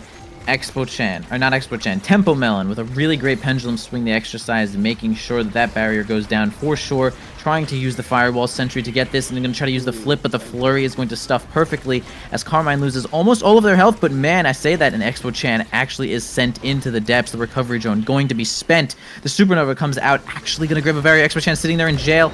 Oh my god, end up finding a kill on Carmine, and now the control is in the side of Fluffy Fiesta, and a kill also onto Tempo Melon, or Expo. I'm dying. It's crazy. That was a bit of a fiesta as a lot of kills go forward, but Tempo Melon, a great strike placement to secure that pendulum swing, to secure the goal. It's a nice punish, getting the kill on Carmine, and it being able to recover with their recovery drone advantage in the trade. As Tempo Melon forces the core flip out of Zack Smack. Zack Smack is low, but the Furries lost both of their goal gates. Now Tempo Melon loses the recovery drone, pops the flip to get a goal gate, but Expo Chan, they need to get it forward. Nice, recovery drones are down from everyone now as goal gates are even. Expo Chan trying to get it forward, but Tempo Melon is staggered and getting low. The middle is about to respawn. I would not stand that close to the middle with no stagger as the dash goes wide, and Tempo Melon will live for the time being. The gravity orb is detonated as Expo Chan trying to play the center as Tempo is just trying to play for his life. They need to find something here. Tempo Melon almost recovered as Carmen is looking for the play, but Expo Chan and Cat Kupo are just keeping it slow, keeping it steady in the midfield as Tempo Melon finally has an opportunity here. Oh, nice. Doesn't get it, but heals back up. Yeah, as you mentioned, when Tempo Melon was staggered there, that dash punch actually hit the unstoppable that came up that literal second. That's why that looked like it whiffed there. So that was actually insane timing. Carmine staggered. Tempo Melon looking really low right now. Kupo trying to defend. Tempo Melon finally staggered. All right, overtime is going to make this really awkward here. The size of Carmine going to come in handy here. The Supernova going to send it back to Carmine, in fact. In the hands of Andy right now. Not going to send it to the flip. And the missile propulsion from the power cord is actually going to net them that set. And Fluffy Fiesta looking kind of nice right now. They get Vice their first awakening on this draft. Really good. Cat Kupo's been being very impactful in that backfield with those power cords. Been able to find those angles, and he's honestly got like a lot of the goals. He at least has 2 of them.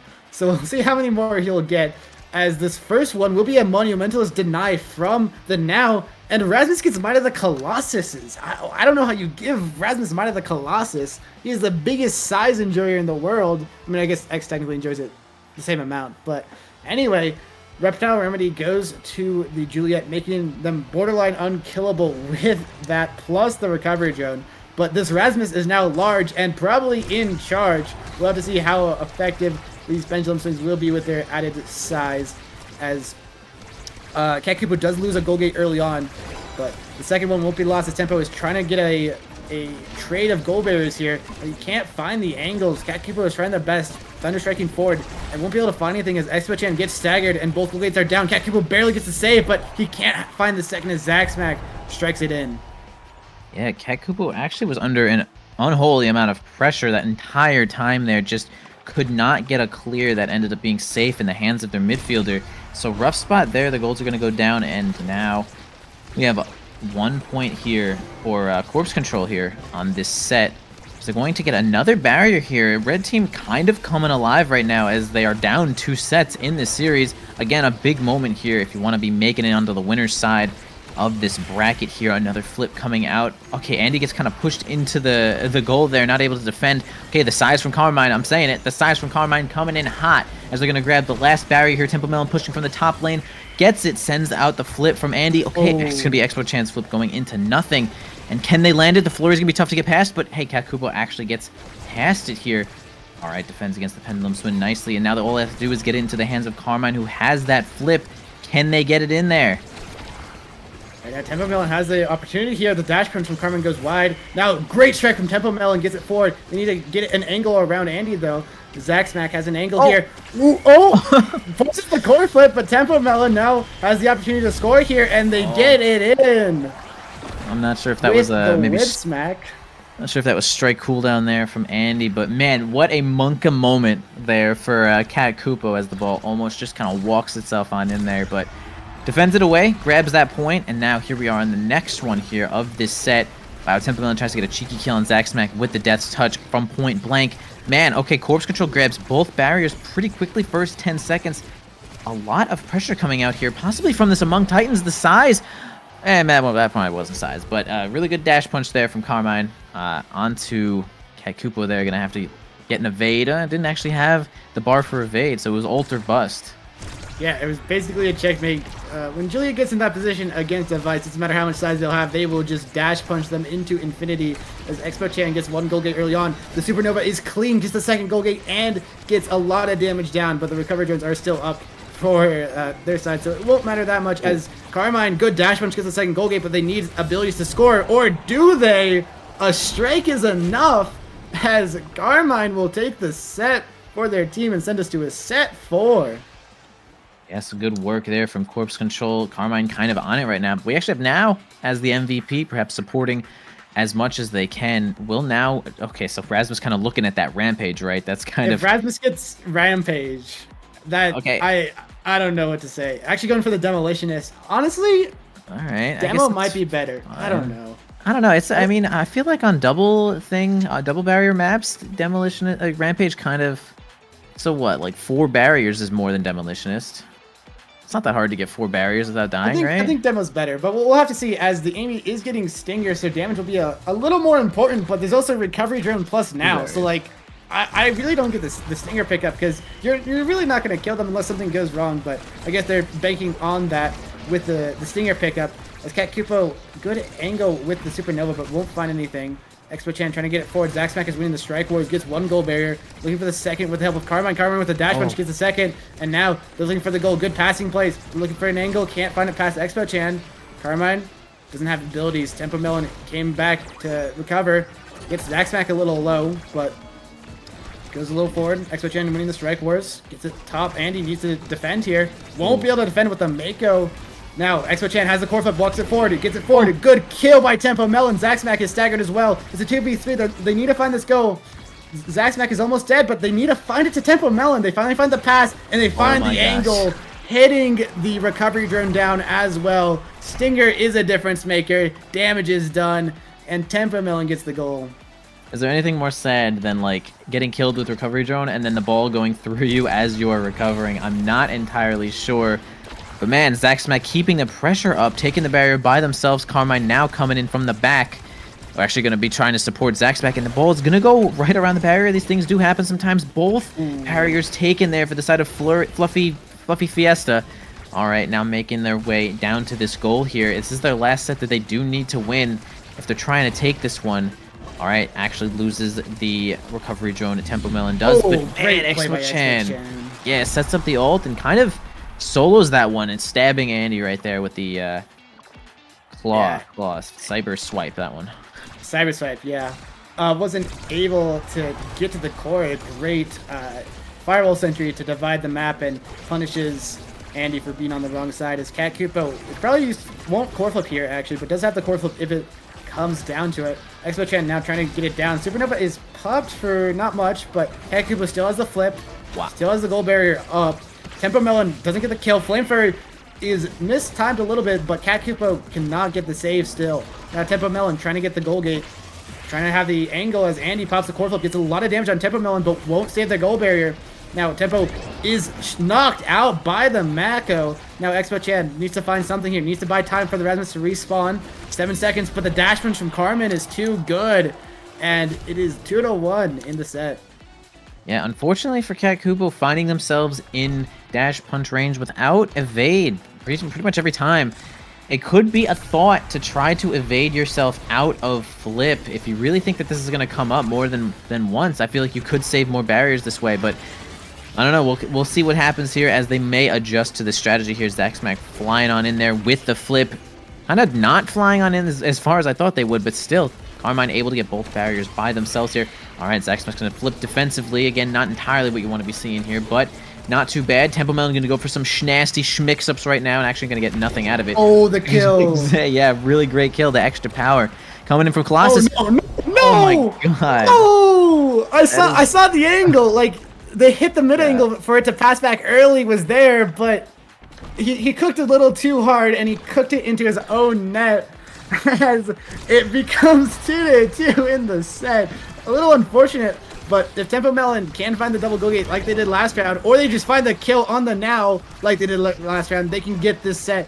As one kill comes down, 2v3, they get one goal gate. Then you look for the second. The Supernova comes out, won't find much, as Expo-chan almost has the flip in the midfield. Zaxmac is back up, flip comes out, Thunderstrike actually denies it, and they can't find it. Kakupo a little late on the dash back with the eject button. Now they're down both goal gates, but Tempo Melon gets a kill, and they pass back to Tempo Melon somehow. Thunderstrike, Kakupo hits it forward, gets it forward with the power chord, and wins the game! Oh, they stole with that back pass. Holy. That was actually kind of an incredible sequence there right at the end. Tempo Melon getting that kill, vital to the survival of this team. The extra power, the extra size, I mean, that was just good gameplay. Well-deserved win there for the side of Fluffy Fiesta over Corpse Control. And yeah, we'll be seeing them perhaps a little bit later as well. Look at that. Damage numbers here for Kakupo showing exactly what they were doing. Actually, Andy here from the back line, Mako here, missile prop, just about as much damage there as the Vice was doing. Pretty incredible stuff there. Yeah, able to take it there. Absolutely well played. Those power codes were insane. Able to take the win there.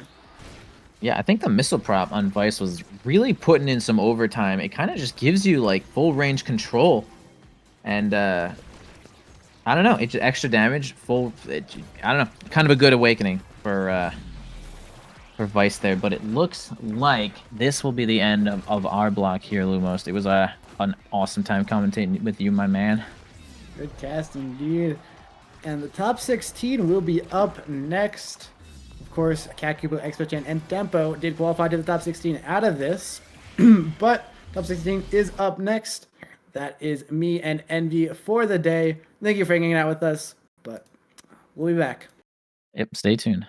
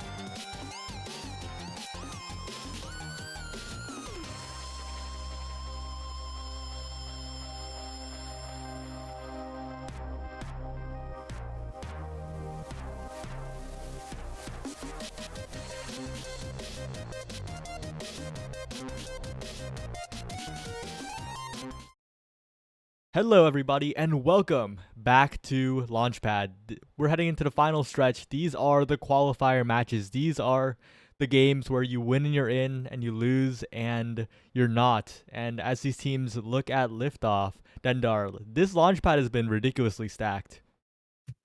It definitely has. One thing that I feel like has kind of come up is because we ran that challenger knowledge gap, a lot of those OSAS level players really tried to level up to get themselves into these upper ranks. And now that they've taken that opportunity, they're really starting to shine through. But what's shining through this match is some of the players in this bracket. I'm familiar with some of them, but we're just getting straight into it on Gates of Obscura. We got Peak Performance and Rampage as the start. Saya, how do you feel about these teams going against each other? This is a very volatile matchup, right? Pass is a team that has had many forms, kind of like PLX-esque in how they sub players in and out. But on the other side, Forgotten Kotone, both very, very proven players. However, Natty is a new face, and I think a lot of people do believe in Natty. But of course, this is a tournament setting. This is where you'll be tested, and we'll have to see if Natty holds up if that comfort pick is banned away. A newer face maybe, but not one I'm uncomfortable seeing with here in these high-level plays, because I've seen them play and they're a fantastic goalie from pretty much any time I've had them. One thing, you said multiple forms, kind of like Kazan. If I remember right, Kotone is the name that was previously Killmonk, if I remember correctly. So they are by no means a newer player. They are definitely a seasoned veteran. And then one thing I'm curious about is Forgot, formerly a goalie, is now in the midfield role. How do you feel about Forgot being on this midfield role? Have you seen much of this gameplay? Yeah, Forgot's been very solid on the midfield role, so I think that this is definitely a solid role swap to be seeing here. I think the biggest question mark is on that Mako forward and on Natty's Kazan goalie. On the other side, Atlas X now, I think out of the draft, I think I'm more comfortable favoring pass here because Mako Eric Kazan, but with Kazan in the goal box and Mako forward, is a comp that could go wrong very easily. Certainly. Oh wait, never mind. Wait, I could be completely wrong. Right, they get swap picks. That's why we do the whole remake thing. A little confusion, but honestly, if we reevaluate this as that Mako goalie and Kazan forward, do you think that that changes things? I know a lot of times there is that sort of preference towards these lock it down style goalies on gates because you do have to account for that other portal, and sometimes just being able to shut that down with something like an Atlas Barrier, Dubu Log, even something like a Rune Pillar can help out. But if something like a Kazan goalie, I feel like that might be a little too not necessarily paper thin, but you just don't have those same lock it down options. Where something like Mako, where it feels like you just have infinite pressure with your strikes, primary, secondaries. You have that global presence with secondary while being able to hold down the portal. And even once you get it into that good pocket, you could really just start applying some pressure. I think that's a really great goalie pick here for this team. And I think part of why we're seeing this era is because that X did get picked up. You really don't want to play against that X era comp. But seeing that now pick on the other side, though, this X should not be dying between now Atlas, and with the extra speed, should be able to really just dominate around the field if given the opportunity. Yeah, definitely agree. Given the double healing coming out, I don't think that damage will really be a factor here in the favor of Cosmic Calamities. As we head into game, of course, the stagger start as well. Peak performance all across the board for CC, and on the other side, we see the Rampage on the X, and Rampage is something that we've seen almost every game on the X, it feels like, other than that game right a few minutes ago where it was banned away. So yeah, again, a bit of a slow start, but as to be expected, a lot of scaling in these comps, and we're going to have to see how Natty defends, because if Natty can keep up, that could be Cosmic Calamities. I think Fresh mentioned this earlier, but he was expecting Cosmic Calamities to really, really level up next Launchpad, but if Natty can really show, I guess, the goalie gameplay, I think it won't even take next Launchpad. Well, if the Awakenings are any indicator of the performance, hopefully theirs will be peak. But right now it's Somno with the core trying to get it up past Natty. A good bull rush, but not able to confirm that dribble. One thing that I think is a bit interesting here is that Rampage pick on the X. You know, like what you said, they do have... Oh, you cut out. At the same time, peak performance, one of those Awakenings that on X can be really good because he does have that high base stagger, and it leads you to that stagger Exodia kind of option. But honestly, I think them taking the Rampage here with the double healing support is definitely going to be a good pick for them, as should they get that Might of the Colossus, another great Awakening, and almost a great angle there by Mangoes. Natty stuffing that out. We could really see that X start to get big one way or another. Yep, and now with Forgot in front of the net, Katone trying to poke through with the closed strike. Has the flip available, doesn't even need it, builds up the energy for it at the last moment, but a great crooked leverage into strike, and that is Katone getting the first goal here. And Katone and Forgot, no strangers to a stage like this, right? Both of them with plenty of experience in that league play. Katone, I believe, getting third in NASA, and Forgot participating, of course, on the Bozo Bunch as a goalie in the North American Strikers League. So they're looking confident, and even with a KO here, KOs would not be expected in a set like this, but with the power play, they're getting both barriers and looking for the goal. One thing that was definitely a bit detrimental for them, though, was at the start of this round, they did have a huge energy advantage, but with that KO coming through, really just abusing the fact that they had those two flips and they had the energy advantage over, they could really apply that pressure. Right now, Natty's just trying to get it out of their half with Katone and Forgot. Not really able to do much here between that teleport and the speed boost, but with a great crooked leverage into strike, they sink that one in past Mangoes. You have to wonder if goals like that are going to keep popping up or if that's a one-time thing. This is crazy because Katone just makes up the strike shot timing. It looks like Cosmic Calamities, they're looking very, very comfortable, and that's a huge sign because this team, from players alone, I think would probably be seated higher. The big question mark was that team synergy, but it's looking so good here as they get another KO, another power play, another attempt on the barriers as one goes down, looking for two. Mangoes tries to make the save, but the Expanse is down now. No cooldowns, two barriers down. Cosmic Calamities, I think, are fully unleashed. It's definitely a little tough because we did see another KO come out in that previous play. The flip being burned here, but we did talk about how it's going to be a little difficult to KO this team because they have that double support style comp, but if they just get KO'd to knockback, just as he knocks that back into the goal, it's going to be a little difficult for them as you can't heal up just standing too close to the ledge, you know? So you really just got to work out how you're going to deal with that. Yep, and now going into the draft, this is a very, very scary Awakening draft to have to deal with so many powerful picks, Quick Strikes, Rapid Fire, Stinger, and Reptile Remedy is the choice here. It is a stagger start after all, going for the stagger plays as Quick Strike is looked for and Rapid Fire is taken. Everyone's just taking what's good here, but I'm looking a little scared at the later end of this draft. Stinger will probably fall down unless it's taken here. It is taken here. Good draft, I think, by Cosmic Calamities. I think they're coming out of this pretty winning, but on the other hand, though, Pass not too sad about this, right? There was so much power in the draft that they got the scraps, but the scraps are looking kind of good. Yeah, that Stinger pickup could have been real scary if that got to Somno, but a good pickup by Natty there to deny that, which normally I feel like you would see Stinger get picked up a little bit earlier here because it is just such a powerful awakening. But on a character like Kazan who has a lot of light hits, sure they have a bunch of hits, but a bunch of light hits is not as strong as something like, something like a Zentaro, where they're going to hit you a million times with heavy hits, or like these X punches really just landing downfield, as every little hit feels like it just does a million damage. Right now it's Somno taking a million damage, looking like they could potentially go out here with a quick Stinger application by Natty. This health is chunking down. Yep, Somno looking low, and they still have a barrier for insurance on the side of the Cosmic Calamities. Pass is looking like they're struggling a little bit here. They have a lot of meter, but this is Mangoes in the open net, and Atlas goalie can only do so much. They're saving it for now as Natty accelerates the core forward. The barrier is taken by Tragic, a flip available, looking for the bottom side here, looking for a fake out with the primary, but it's not enough as Katone now gets possession to the bottom side with the hook, not quite, as Mango sends it away, but right into the arms of Natty. An easy save, an easy pass to Forgot, who has flip available and is looking for an opportunity here to the top side. Mangoes misses the strike shot, but has a strike back in time as Tragic wins the interaction. Somno needs to be the hero as they just can't find anything so far.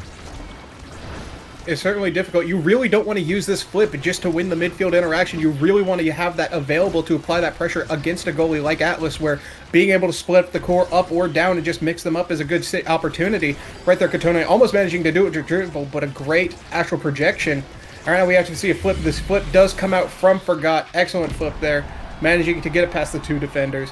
And that was a really tough-looking set where they did a really good job not just burning that in their half and waiting until they had a great opportunity and making the most of it. Yep, good flip at the end too to make sure the Expanse would not get the save, and they're still maintaining two barriers here. Tragic and Somno pushing forward, but this offense is not enough to get past Natty, who is looking very comfortable. There were rumors of Natty not being I guess as used to competitive play, and of course this is a player that is very new to the tournament setting, but it's looking like they've already adapted, continuing to send the core forward unfazed, not letting anything easy in, and that means Katone has so much time to play. One barrier, looking for two, has the flip stuffed out by the astral projection. Now Forgot on the other side, looking for a dribble up into the now primary, just goes to Natty, and Somno is just not in the right place at the right time. And this isn't the Launchpad of last season. This isn't the tournament that everyone saw as free. This is legitimately hard competition here, even for some of the higher level teams, and it's kind of showing, right? This Cosmic Calamities team is looking dominant, but two barriers down, and Somno's in position this time. The X-Maximus will be there for the goal to even up this set, and Pass are by no means out of this yet. You mentioned, Natty, not being familiar with this league-style gameplay, or at least not the NASL style league gameplay, and this leading into that. And we maybe kind of see that there with the nerves. I feel like we kind of saw one barrier go down seemingly for free, maybe just a missed strike, maybe just a missed opportunity. But right now it's Forgot taking this opportunity with very high energy, trying to get it into that pocket. But with a good clear through the portal, they get it out back into the hands of Somno now and Tragic. They're trying to hold this down the portal, kind of covering that out clear, but just not covering it well enough. Katone in a 1v3 situation, looking very low, but the pressure's not applied to them. They're just trying to get that core out. They're recognizing that it's a little scary situation there. They just need to get the ball moving. Right now it's Tragic on the move with that extra speed, looking to get it into the hands of Somno, but a great primary by Natty to get it out. And right now Mango's not quite able to get the core out as they do lose that first barrier, and now you have Forgot with flip. Somno trying to apply some pressure there, maybe get that out, maybe just buy a little bit of extra time for their team, trying to make the portal look like an interesting option, get Forgot over there so that he isn't applying pressure with that flip. But right now we just have to see if Katone back in the action now can get that to Forgot, and they can make something happen with this flip. But Tragic is going to use a flip of their own to bait out Forgot's flip and try to see if they can get a sneaky interaction there. But with the Mako just bouncing the core around, it's a little difficult to get anything going. Yep, well played by Cosmic Calamities again. They're once again on this set point. They have the chance to take it here and move on to the final set potentially, and they're looking good again. Katone with the hook, but Mangoes is there to cover. Somno now pushing forward. One barrier gets shredded by the NATO though, and is looking very low as Natty puts on the Stinger damage. The Somno KO would be huge here for CC, and Pass are trying to stay alive by any means necessary. Somno has plenty of meter, but is being chipped down by this Mako. Now staggered, but a bit of miscommunication means Somno stays alive for a little while longer. The now secondary from Tragic attempted, but not quite. Somno with the KO, but another miscommunication from Cosmic Calamities means a barrier goes down and a chance for Tragic and Mangoes if they could build up meter, if they could stall out for long enough. It's certainly difficult. On a stage like this, you can't miss those opportunities for those kills. You have to make every interaction count because these players are not going to slip up. They are not going to let you get one over on them. But right now, Katone getting one over done by them by that flip, not quite able to connect anything. Somno looking for a bull rush into a strike, not quite able to connect there. Tragic just holding down the fort in this midfield, recognizing that Somno has kind of burned those cooldowns and needs an opportunity to get it to them. Otherwise, this play is going to fall apart a little bit. But right now, Katone almost getting doubled there with that maddening descent. Could have been an excellent play, but there got snuffed out by Mangoes. But they still managed to capture one. We have to see whether or not Mangoes can keep this barrier up and keep the defense alive. But with two flips on the other side, it's looking a little difficult. Oh, but the core is accelerating so fast. Katone with the coverage. A perfect play from Forgotten Katone covering all the angles. And Mangoes has nowhere to clear to. What a play. What a set. And Cosmic Calamities are looking dominant in this liftoff qualifier game. They get heavy impact on the Mako. That secondary uptime basically doubled here. And there are plenty of strong awakenings on the board, but I don't think there's anything that will make the difference that will suddenly skyrocket Pass into a winning position. There's certainly some options that look appealing, things like these heavy impact to help them keep this momentum up. The extra special going to that X and the hot shot going to the Atlas, the extra cooldowns for that Atlas could be big. The extra pressure from the X maybe is going to be enough, but here really this just feels like an overwhelming performance, like you said.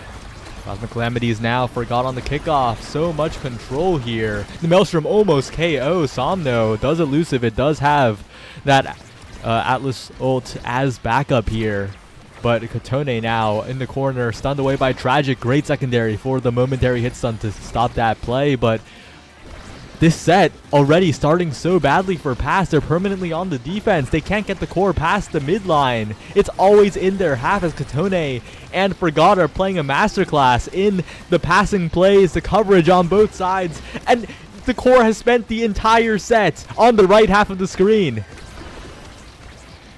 I don't know if that was a back pass or just maybe a miscommunication there, but it has finally made it to the other half and the pressure is up. But with a single arrow beam, it feels like that X character kind of falls apart because you really rely on that power, and losing so much of that power and that size really just like the trademarks of what make X such a strong character right now. When you suddenly lose those things, you definitely feel a bit weakened. Right now, Forgot holding on to this flip, not quite needing to use it yet. We'll have to see whether or not they can get it out, and it seems like they have, but they've lost the barrier in the process. A natty great strike there, going through the portal. We'll have to see if they can get it past this Mako ult, but right now it's in the hands of Katone, and with the primary sending it just is slightly in the wrong direction. Not quite what you want to see there as Mangoes gets a goal for their team. You have to wonder if that's just a one-time incident or if these things will start piling up. Yeah, I think that's a totally understandable thing to happen, right? Tough situation. You have the primary charged up. You can't really strike there. So I hope Natty doesn't let it get to them because they've been playing and they've been performing so far in this game. Katone with meter, Forgot with none, but Natty as well with the core flip on the way, and Mango slipping it away perfectly to get the barrier actually with the expanse on the flip. And suddenly Pass are looking very solid here, but as the barrier goes down, there are flips available for Cosmic Calamities to take this game here. Tragic has to be so careful. The threat ranges are so scary as the passes back and forth from Katone, and Forgot the flip available. And just a slow shot to the top side will not take it. As Katone and Forgot, though, they're keeping the core trapped over and over. Katone goes for the play and snare drums to keep the core contained. Over to Forgot, the dribbles forward, and finally the primary from Mango sending it away to Somno, but Somno can't quite secure it here. The strikes are good, but Natty just plays so calm, cool, and collected, and Natty will not let it through. But Somno in position, another pass to Forgot, and Tragic isn't there for the strike in time. Cosmic Calamities are keeping the passing plays going, but Mango's to the other side again. Somno's not getting to play the game. It's certainly difficult against Era, especially when you are that melee character. And honestly, like you said, these players have been putting on this masterclass offense where it feels like you just can't get it past them. And when you finally do, you have that brick wall Natty just holding it down. So it feels like even if you get it past these offensive, like, titans, it feels like you just can't get it past the goalie, too. It feels like you have to spend so much to get it past. And right there, it goes past Mangoes into the net. Such a difficult situation to be in against these players where it really does just feel a little overwhelming. Really well played by Natty in that corner interaction, and a bit overeager from Somno, maybe a bit of impatience from Pass, as they just can't get offense going right now. They need to get the passing plays through, but Forgot is controlling the midfield. Katone has so much reach on this Kazan pick that they're so familiar on, but with Forgot gone, this could be the opportunity for Pass. The power play needs to be huge here. Tragic through the portal to Somno. Corner offense coming out from Somno and Tragic. One barrier down, looking for two. And the bell ringer will be enough to flip available in front of the net to the bottom side. Cleared away by Cosmic Calamities. They somehow survive, and they somehow send it forward, looking for the barrier now. And Katone almost gets the barrier on the rebound, looking for it still. But Cosmic Calamities, what a hold. For sure. 3 amazing players, and when you put all 3 of them in the net, it certainly multiplies that defense. As right now this offense is going a bit haywire here. We have to see if they can get this barrier. The flip thing! When you flip the core as it goes through Obscure Portal, it's untargetable!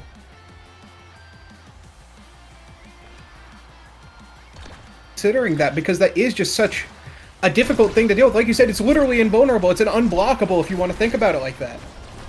Yeah, and now they need to really not get their mental messed up by that one, because that is a rough way to lose a point. That is a rough way to not be on match point right now, but they've looked good so far, and I think they're continuing to look good on this corner offense. But Natty misses a strike, loses a barrier, and this is a really dangerous spot for Cosmic Calamities. If they let this go out of control, this could be past scaling all the way back into the game right now. Scaling is certainly something they may need in this situation, and X is one of the characters you can get that scaling on, and it can really feel insane. But right now, they need to scale into the enemy half and get this barrier. Tragic has that flip. It's gone now. Somno has a flip of their own. We really just need them to get this one last point. If they can get this point, this is so massive for them. Yeah, and Forgot's building up a lot of meter. Natty's playing aggressively. Great in snare drums on Somno, but they stuff it out quite well. And now Somno's looking a little scary in the corner, has flip available, but they can't quite get control of the core. But a great hit stun onto Katone means that the Kazan can't find the play. Katone up, a good flip from Mangoes to the top side. And Somno looking for a flip angle here, but Natty gets the save, and Somno's bull rush will not connect. Tragic now with the dribbles, looking for an opportunity, but Somno is dying. And while the dribbles happen, and if this power play comes through, this could be the end. They're trying to score without a flip used, but Forgot has flipped just in case if that is necessary. And with control of the core, it's looking so difficult, but Tragic interrupts. And Cosmic Calamities need to get it going quickly. The flip to the top side, but no, just blocked away by Mangoes. And now with no resources, they're looking a little impatient. Forgot to the top side again, but Tragic defends it away. Pass are looking like the confident team. Confidence is definitely what you need in a stage like this, especially against players of this caliber. You cannot sit there and worry about whether or not you're making the right choices. You just have to have confidence. And right there, Katone slamming it in with confidence. We need to see if they can get this one last point to make it into a 3-0 sweep, or whether or not this is going to be going to a set 4.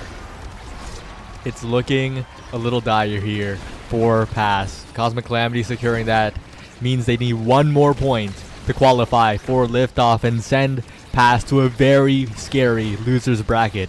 It is like insanely stacked down there, and you do not want to be down there. There were so many upsets earlier in the day. There are so many demons on loser's side, and Somno is trying to keep this game alive, getting 2 barriers, looking for the third in the goal here, but Katone and Forgot keeping up the offense even on the portal side, but it slips away for a moment. Natty misses a strike. Natty panics, and that is exactly what we don't want to see from Cosmic Calamities. As Pass stay alive, and this draft could change the entire game.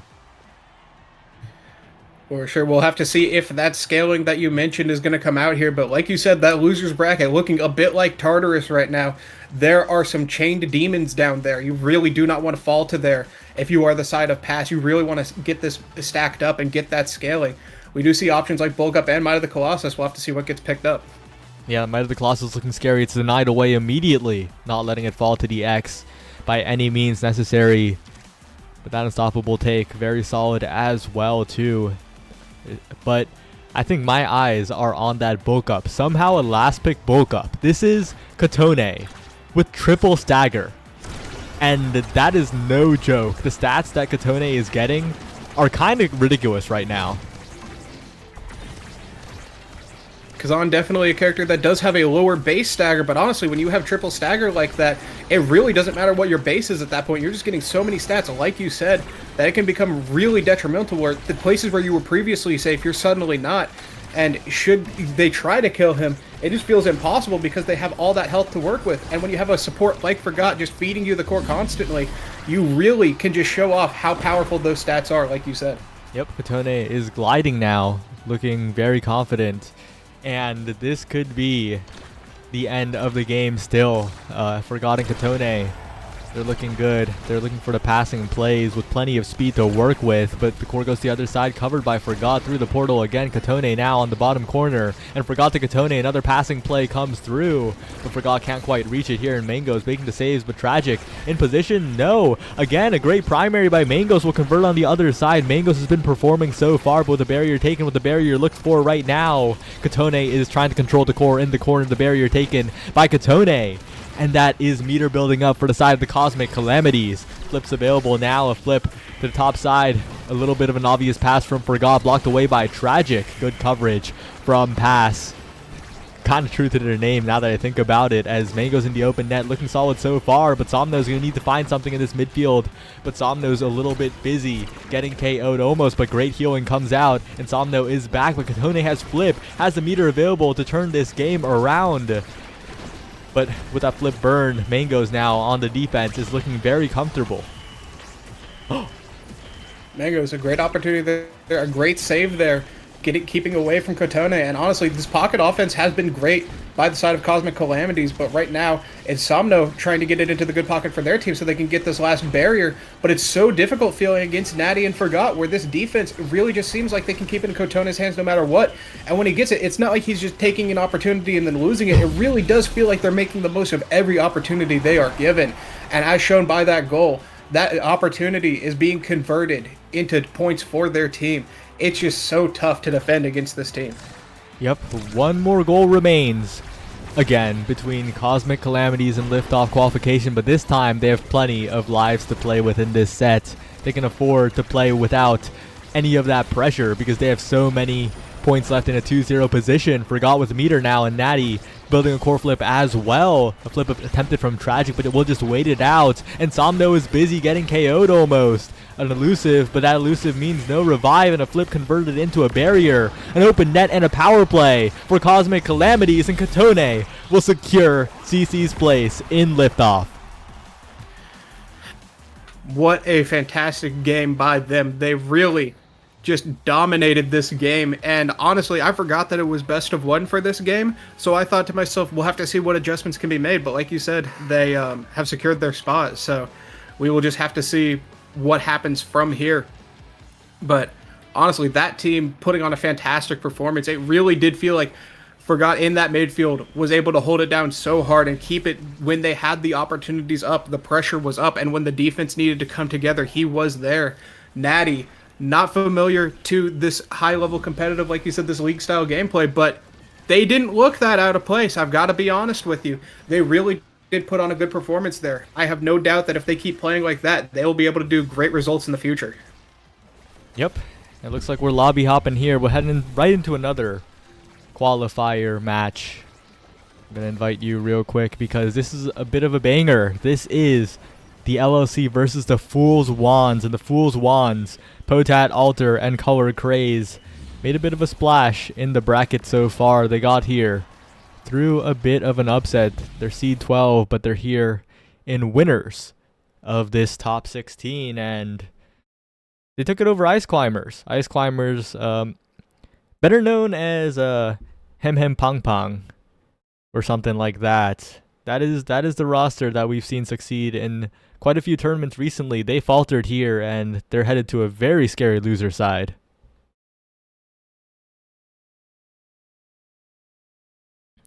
Well, we'll have to see what happens here because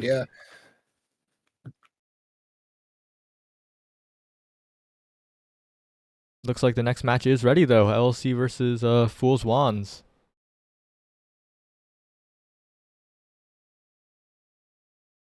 Wait, Dendar, You see these players. Yep. These are I'm some familiar a faces. little bit of technical difficulty, but yep, we should be jumping into this game soon. Sorry, I'm just having a little bit of technical trouble, but honestly, by the time we get into this game, it should be fine. Yep. And the Fool's Wands again, the team that we didn't expect too much to be here, but aren't too surprised either. This is a roster that is very volatile after all, and well, we'll just have to see how they perform.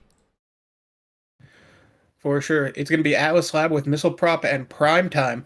How do you feel about these starting awakenings for these players? Are you familiar with any of them? I know Luke I've seen play Imi before in my games. I'm not too terribly familiar with the rest of their pocket picks. But as far as Potato Player, I know I've seen them lock it down as goalie, Color Craze, and Spooked Alter. Both players I've seen before, but only once or twice, so I'm not terribly familiar with them. What can you tell us about these players going into this game? So Spooked Altar is a bit of a demon on the Rasmus. It has other picks, but Rasmus is what they're known for. But it looks like the Rasmus has actually been taken by LLC in this one. So I think good drafting coming out from them. We'll see that the pick and ban actual order here in just a second as we're loading into game. But yeah, well, I think the biggest thing to look out for is the damage on the side of the Fool's Wands. They have triple damage comp, and LLC doesn't have nearly as much damage. This is a missile propulsion and prime time start, like you said, so it's going to be a clash of damage versus core control, I believe, as we're loading, but this loading is taking quite a while. I was worried that the loading bug was just me, but like you said, we are just taking a bit to load here. We're just waiting for that pick order. Ooh, I have not seen the loading bug in a while. Yeah, we might be stuck here for a little bit is what it looks like. Well, I'll take that as an opportunity to start the channel point predictions. Who are you betting on? I think personally I would put my money on LLC, but the Fool's Wands, they can pull it off. But I think LLC, their roster that has a lot of question marks surrounding them, and I think they're looking good though. Oh, we're still loading bugged. We're still loading it. If it were me, I guess I would be putting my money on the Fool's Wands just because I don't have many channel points to lose. They win, a huge swing in my favor. But as far as the actual players themselves, like you said, LLC a bit more expected, whereas the Fool's Wands kind of a wild card here. We'll just have to see how they play. Well, it's a new lobby angle. As soon as this loading bug subsides, we are still stuck in the loading screen, and wow. Yeah, this is something that I have not seen in a while. Unfortunate that it is springing up again.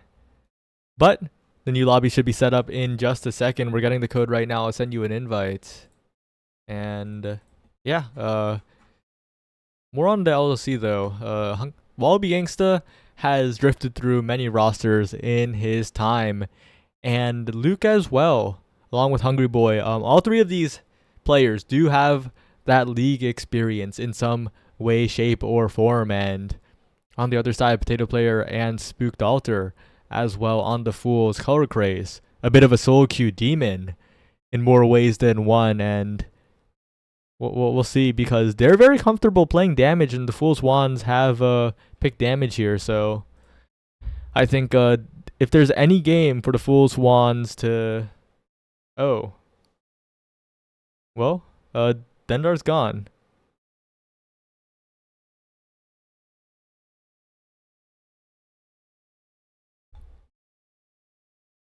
Well, more yapping about the Fool's Wands. If there's a game that the Fool's Wands could win, I think it is this one, because they're looking kind of good in the damage department. Color Craze, of course, known for the Vice and the Fini, though. The Fini, I think, the pick that people don't look too fondly on, both because Fini is kind of awkward in the midfield, especially in modern Omega Strikers.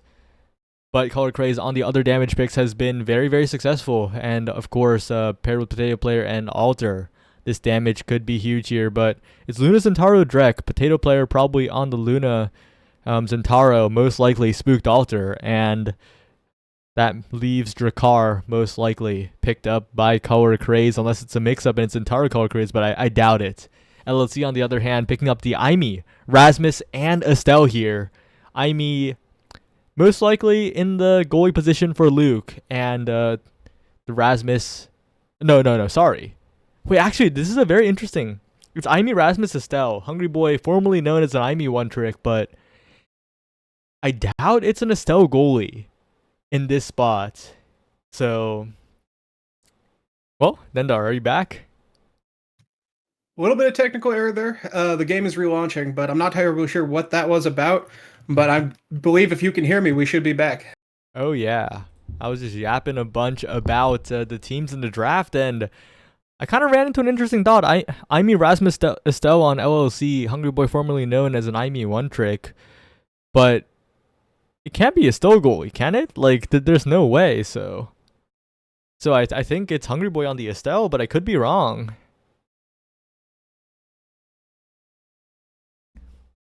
Well, we'll just have to see in just a second if we get into draft, but this is an interesting game, and this is a game that could swing very quickly. I think LLC needs to win that first set. If they don't win the first set and the damage scaling comes through for the Fool's Wands, the Wands may be upsetting yet again and locking their ticket in for liftoff, but it's not a sure thing by any means, and I still have to favor the LLC here.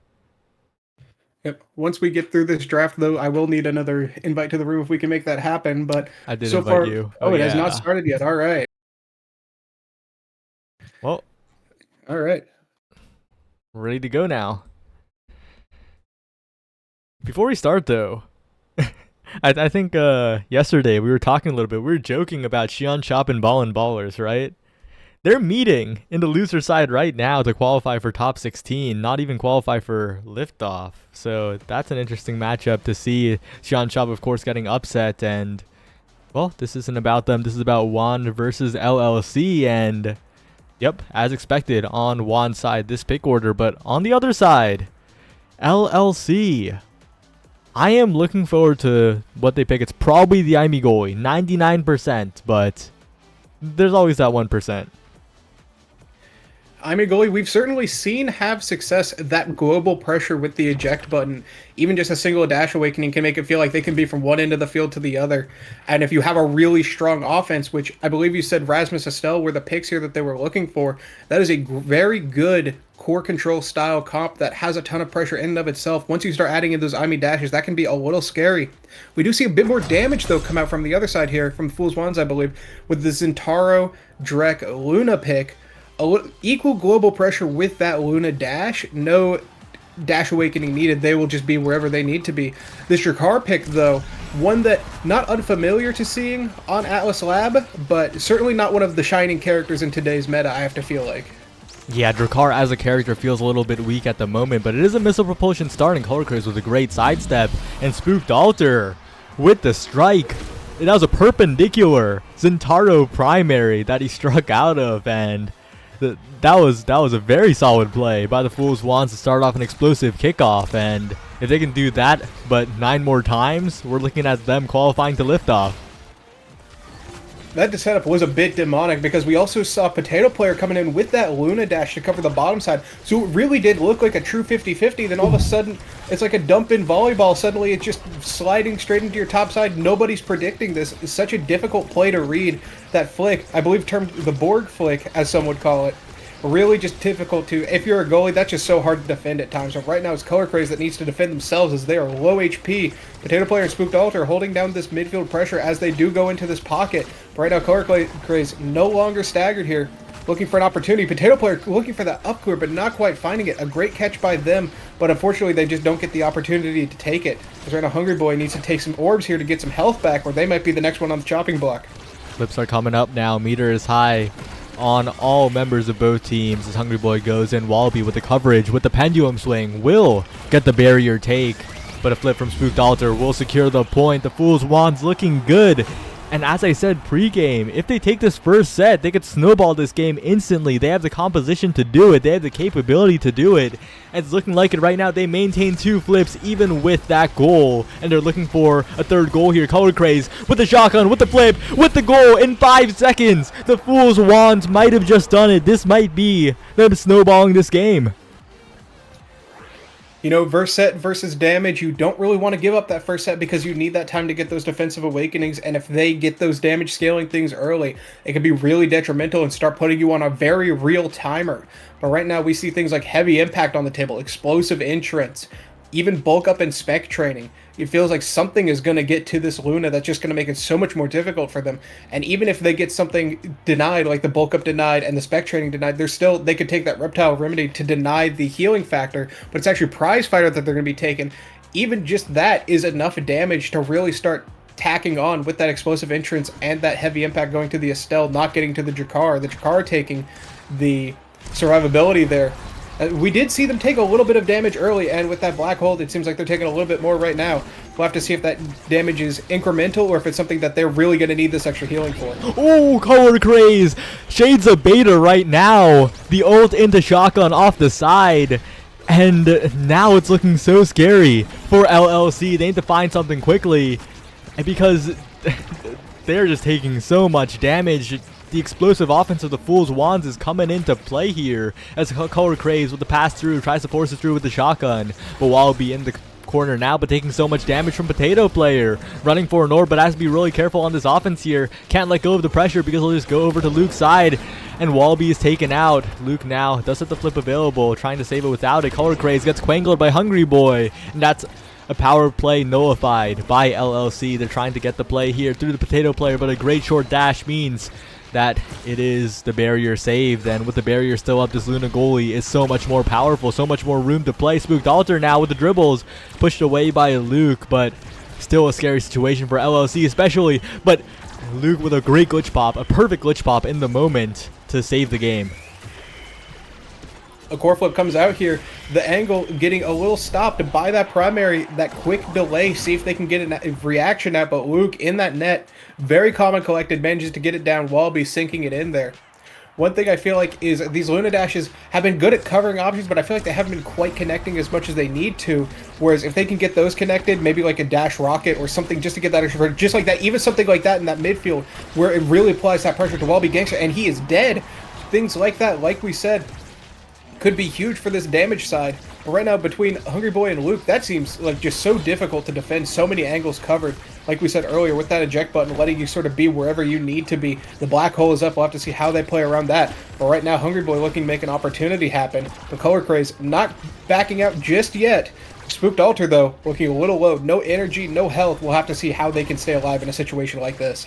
Yeah, and Luke is no longer getting caught by Color Craze's strike shotguns. Has adapted here, and Potato Player does the Luna special. Saves the goal, but dies in the process. A heroic play, but LLC look to be back in the game. 2-0 up in this set, and plenty of drafts for them to find their scaling with, to find a little more survivability as well, and maybe some damage back. Of course, that Stinger Awakening still on the table, and looking to be a huge threat if it does come up later, right? You mentioned heroics, but it looks like the heroics might not be enough. You just need consistent, good play against players of this caliber. You can't just sneak one over on them. But right now, the Luna almost knocking it into their own net. The Pendulum Swing trying to follow up. Luke pushing up here with these glitch pops. It feels so difficult, but Spooked Altar finds a great primary to clear it out. Hungry Boy with a flip available, though, and up on the field, it's just so tough. Luna not a character that can cover those wide spaces like that without that dash, and even then Wallaby Gangster was there with the Pendulum Swing to hold it down should he try to cross. That's just, we said earlier how they kind of put on that dominating performance in that first round, but it seems like things have swung back in the enemy team's favor, as right now this draft is going to go to them, and we'll have to see what they pick up to deal with this damaging menace. This is a bit of a tough spot, though. Of course, Twin Drive, a great take, and also great to have the Luna not take it, but Unstoppable against Estelle Rasmus is basically the best goalie awakening you could ever think of. They don't get to primary you anymore for free, and plenty of size across the board. It's a generally good draft for everyone here, I think. Pretty happy, and we'll see how it shakes up, because Potato Player with the Unstoppable might be enough defense for the Fool's Wands to really start the offense. One thing to note here is Color Craze picking up that second Stagger Awakening.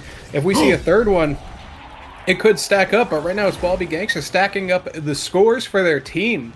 Just a great offensive sequence there. The Unstoppable, like you said, really great against Estelle Rasmus, but right there, that's just a series of strikes that, honestly, great positioning, great timing. Just even with that Unstoppable, you can't just beat skill of that level at sometimes.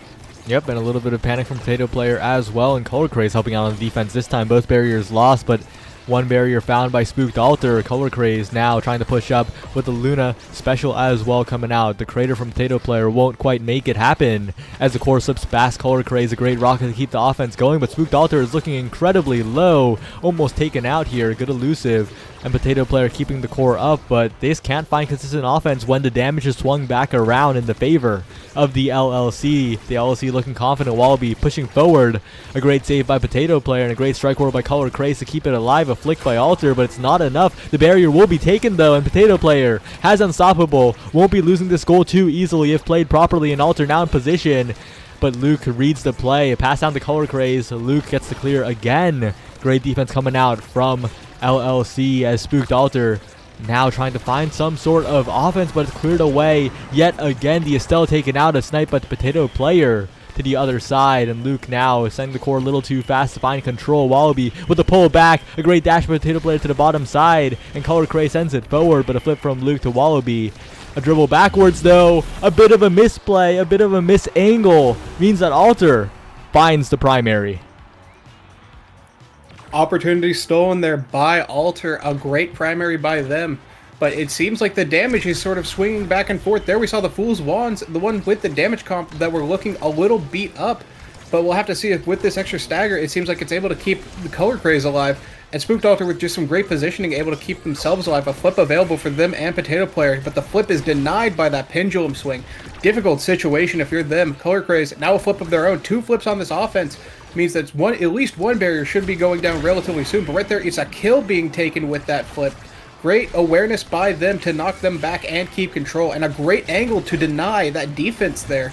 The Luna ult potentially demon angling themselves, but a great catch, recognizing that it was going back into their half. That's one of those things that can be a little scary sometimes with Luna, where you have all this global pressure, but if it comes back to bite you, you got to be aware of it, and right there, they are aware with that rocket, sinking it in and putting it up 2-1 in their favor.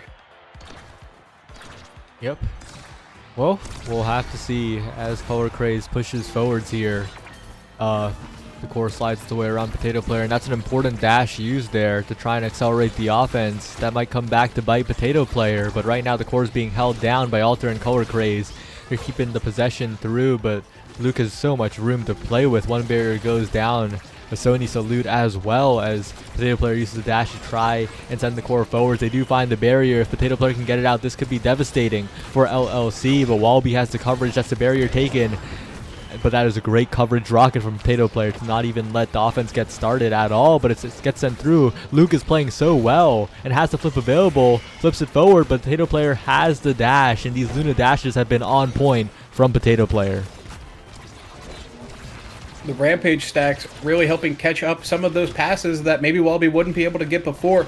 As right now in the net, that's difficult. Color Craze coming to take that first strike situation. Potato Player clearing it out with the dash. An unfortunate angle, not quite able to get it there, but a great combination between the EI dash and then this passive with the primary. Sinks it in and kills the goalie in the process. Speaking of kills, Potato Player that round did have the max prize fighter stacks. That's going to reset. That's going to be a little bit of power taken away from their team. But with them being first pick, hopefully they get some of that power back with awakenings like Extra Special and Stinger available, though. You have to wonder if that Stinger is going to make it to the Zentaro, if this is going to be a quick deny. It's looking like a quick deny here. You do not want Stinger on the board, but you'll be happy with the Extra Special on Luna. That constant evade pressure will be a bit overwhelming, but yeah, that Stinger, I think, might turn the damage war around. But that last play on that last point, Alter, what a combo from the corner so quickly too. Looked like a dash punch from such a far range, and yeah, if they can keep it up, the Fool's Wands, they just need one more set here, but this Stinger Imi turret is going to be quite the obstacle to deal with in chip damage, as Hungry Boy and Wallaby are capable of KOing, but right now it's the Spooked Alter show. Alter's getting in there, buying so much space, and Color Craze from the midline, it felt like, with a slow shot. A slow shot, but a goal nonetheless, as they do get that in there. As right now, you said the damage might be swinging back around, but honestly, one of the problems is that Luke has to use a lot of those things that could be dealing damage with Stinger to help hold down this midfield and help apply pressure globally. So unless they can keep getting multiple hits where they hit the core and the person, they just aren't getting that full Stinger value where something like Zentaro would. But honestly, even if that's the case, you just can't let that land to the Zentaro, as right now they are the ones damaged, but the black hole is coming up. They walk away from it, seemingly looking a little unaware there for a second, but they do manage to catch themselves. They evade for this orb here. Good awareness by them, recognizing that anything is going to take them out. But right there, not quite able to catch their own dribble with the primary, even emoting for good measure, saying, oops, that was a mistake. But that hook almost taking Spooked Alter into the blast zone, but a great primary is taking this barrier. Wellbe Gangster is there, but Color Craze with the flip available, denied with the pendulum swing, not given the opportunity. The ultimate, so many hitboxes coming out here. It feels like Wellbe Gangster is on life support, but right now it's him putting it into the goal there. Even with so much pressure on him, no energy, no health, is still in a great position to make opportunities happen, and that's why that player deserves to be here. Yeah, it's still going to be tough, though. They have a mountain to climb. The LLC need to find something quickly. It is crunch time now. That they only have one set here. They can't afford to lose anymore. And right now, Spooked Alter and Color Craze are looking very scary. Hungry Boy is looking very low, as Luke as well, sending the core forward. But Spooked Alter in the midst of everything, despite being staggered, Color Craze looking for a wild KO on Hungry Boy, and Spooked Alter goes for a combo attempted. Spooked Alter still in the midst of things, but Wallaby trying to get some coverage here, but Potato Player saving it all away and getting the KO in the corner as well. The Fool's Wands are performing at a level that I don't think I've seen them perform before. They are one goal away from liftoff. For sure. If you are this team, you want to just get this last goal and get out. But we'll have to see if LLC will allow them to get away with that. Luke sort of standing still there at the end of that last goal, recognizing that they couldn't save it. Just so they couldn't save the lives of their midfielder, Hungry Boy, here. As he goes down, Spooked Alter looking a little low with that stagger bug. It's a little hard to tell how low they are, but both barriers going down. Wellbe Gangster low too, and with no energy. It's just a matter of time till they fall. If Spooked Alter can keep the pressure up, Color Craze is sort of holding down this 1v2, but it is back in their net. The Estelle Beam almost putting it in. The ultimate coming through, the black hole applying a lot of damage to Hungry Boy. Wellbe Gangster catching that out clear. The Estelle Beam covering top, the pendulum swing covering bottom. They are not ready to be out of this series. One goal. Again, so many 2-2s in this tournament so far. And this might be the most important one here. Huge upset on the cards for the Fool's Wands. And LLC trying to stay alive in this winner's side. The loser side looking so scary for that liftoff qualification here. A dash from Potato Player might have been a bit hasty though. LLC with a huge opportunity now, but Color Craze pushing forward. Color Craze in the 1v3. Does not quite get the barrier here, but Color Craze will push forward still, and Spooked Alter low but not out of the game just yet, and Color Craze with meter building. Still an opportunity for the Fools. Wands, Spooked Alter somehow gets the core. That's both barriers down, and that is Color Craze pushing forward. Wallaby catches the core, and Potato Player with a missed dash will send us to a set 5. A tragic way to lose that set, but LLC will take those, and now it gets incredibly scary for the Fools. Wands, they were pixels away from an upset, but this could be the game slipping away. Hopefully that plays in a bit of foreshadowing of the mentals of these players crumbling down with that defense. The Timeless Creator available for the Army, but it's the Deadeye deny that is taken. Rapid Fire going to Drakkar. Might of the Colossus denied. Is a little difficult because it feels like even if you take this Might of the Colossus, there's still things available. But at the same time, you're already taking a lot of damage. Your teammates are taking so much damage from this duo, and with the Stinger from Luke, that global pressure, and with that Deadeye pickup, maybe you really do need to deny that just as that last bastion, especially when they already have 2 Size Awakenings here, and something like Spec Training where one hook can be death, but right now it's Color Craze that is dying to literally everything being thrown at them. A good survival strat by them to stay alive. They've got that extra healing from the Stagger Awakenings. They've got 3 now. They have that extra scaling, but it's just so difficult when so much pressure is applied. Luke applying global pressure here on this defense, getting both barriers though with Spooked Alter and Color Craze, which have to see Potato Player can hold it down in this 1v1. The Estelle Beam goes to them, and they just aren't able to catch that bottom clear. That bounce, a little difficult there. Like we said earlier, Luna, one of those characters where if you don't have that dash, it can be really hard to hold some of these angles, and that bounce, just not one they were prepared for.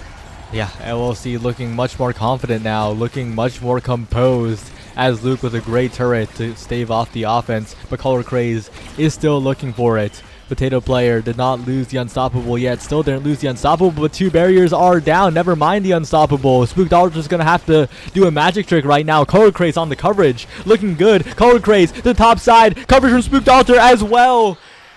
What a play to send it to 1-1, and this set is so close. It feels like these rounds are turning on a dime. At one moment, both barriers are gone. On the other side, both barriers up, and suddenly both barriers are gone for both sides. And it's just a maelstrom of opportunities that are being taken left and right. So much pressure. And one thing that's difficult is with all this damage coming out, it's hard for Spooked Altar to get into some of these opportunities where they need to be to capitalize. But with 2 flips available, surely they can capitalize with this. Spooked Altar is backing up a little bit, recognizing the pressure is on. Especially with Hungry Boy taking that second barrier, you need that extra help. The core flip is missed. The black hole is popped. A lot of damage going out. Spooked Altar with a flip of their own available. Looking for the timing mix-up. Gets it back to Color Craze. This could be a big opportunity here, and it just slips past both of them. The primary not even connecting there. Just a bounce off of that corner there into the net. 2 players defending, but 1 goal for the side of Spooked Altar, Potato Player, and Color Craze. The Wands 1 goal away again from liftoff qualification. This is the hardest Launchpad that's ever been, and they are 1 goal away here. 1 barrier goes down, 2 barriers almost. Good save by Luke as Potato Player has meter. Plenty of insurance here. A good play. Color Craze in there, but an even better save by the LLC. The barrier stays up. The KO found on the Color Craze. They're not looking to let this game go yet. As the core slips by Spooked Altar, a Quangle attempted, but Spooked Altar stays alive here. And that might be what changes the game because the respawn timer is coming in, but both barriers are taken. But a KO found by Color Craze out of absolutely nowhere. That is Hungry Boy going down. Wallaby, it's saved away by Potato Player. And it's a huge opportunity for the Wands.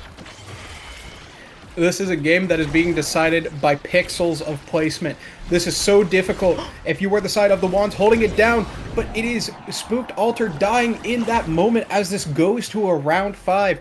In a good position to hold that bottom side, but unfortunately if you die, you can't strike the core. As right now we go into this last round of this Game 5 game. It is so difficult to deal with this offense, but a quick barrier taken. I feels like usually they lose their barriers first, and they've gotten a quick one here. Hungry Boy trying to make something happen, but a quick kill as well. The second barrier also kept alive here. Spooked Altar in a 1v1 with Luke. Color Craze coming to catch that bottom side. A lot of damage coming out. The primary not quite able to connect. The ultimate keeping the pressure up.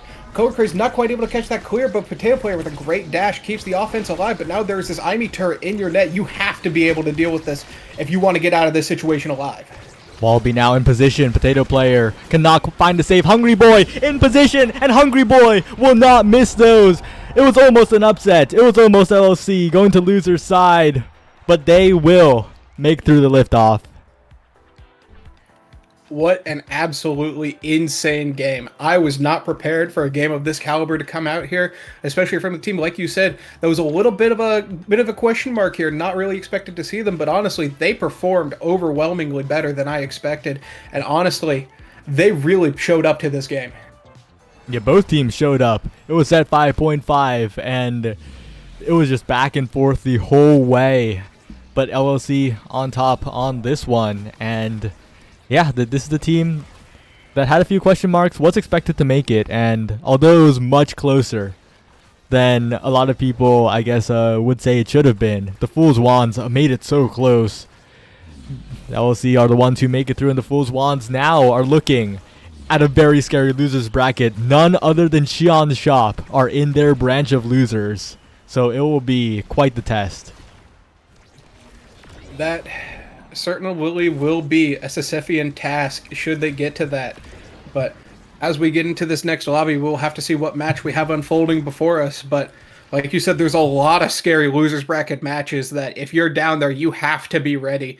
There are so many opportunities that are going to come by you and are going to go by just in the blink of an eye. These players are not ones you can sleep on. Yep, and next we have Sin of Tried versus Fluffy Fiesta. We saw Fluffy Fiesta earlier, and this team has looked very solid. They're still in winner's side. Against Sin of Tried, a team that has made quite a few upsets to get to this point, pretty similarly to the Wands, so this is bound to be an interesting one. We see some pretty notable players here. Cat Kupo coming out of that recent knowledge gap. Tempo Melon, somebody who I've seen quite often. Big Tilt and Ron P, notable players in the queues. There's by no means a weak player here by any means. Julak, also fantastic. Expo Chan has been around for a while. So it's just so tough. When there's not a clear weak link in the team, right?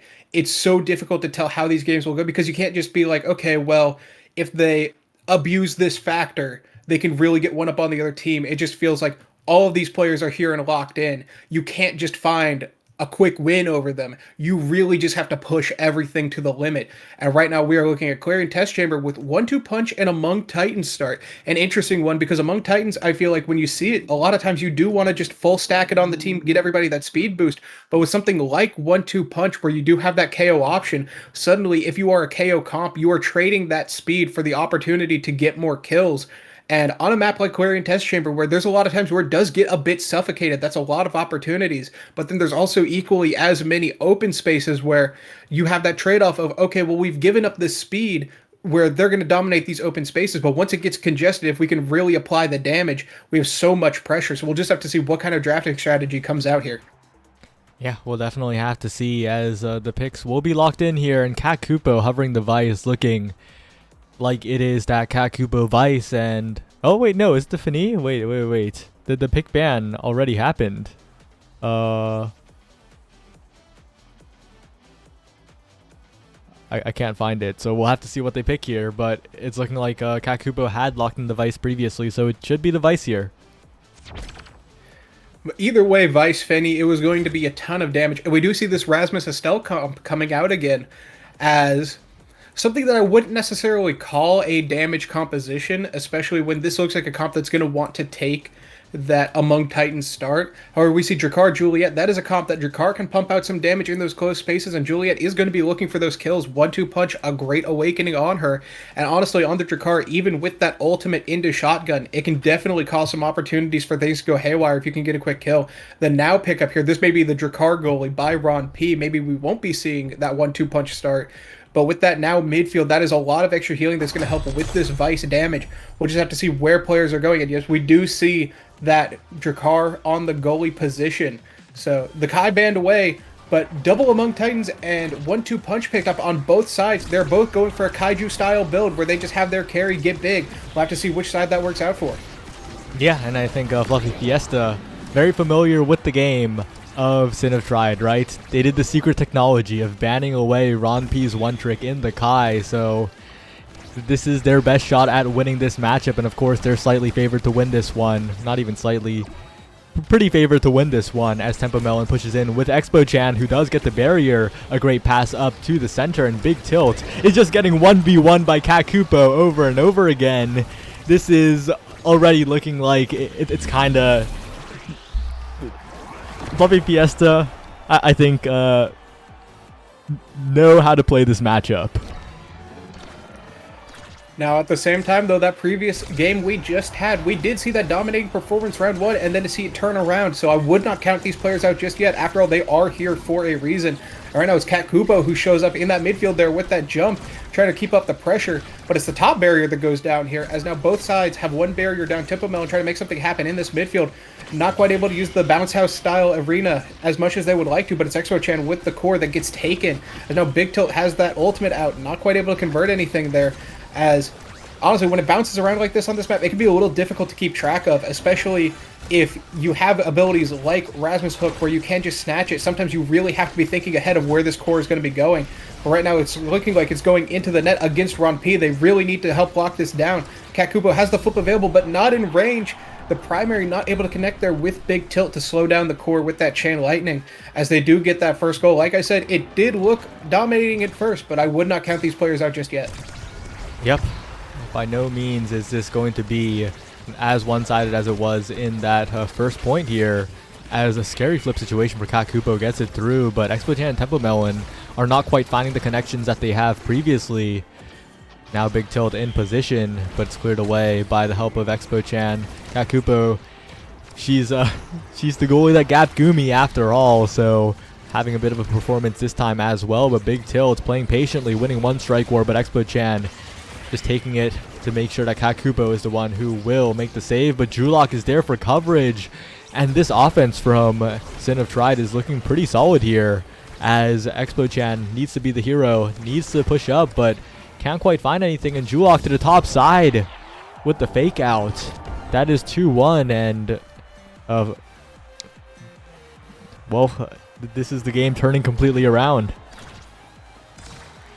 That looked like a little bit of miscommunication on the defense there. You know, it looked like Kakupo had the top side covered, and then they walked down where Expo-chan was covering. So maybe just not necessarily a lack of trust, but just a lack of communication there. As both barriers have gone down here now, Vice, not a terribly defensive stalwart goalie, but certainly one that can hold it down. But in the face of Big Tilt and Julok, it can be a little difficult, especially when you get that KO early and you have forwards in the net trying to hold it down. This started to look really dominant, but it has really turned on its head here. As the Awakenings do come out, we see things like Bulk Up coming out here with the 1-2 punch. Could be a ton of damage going out.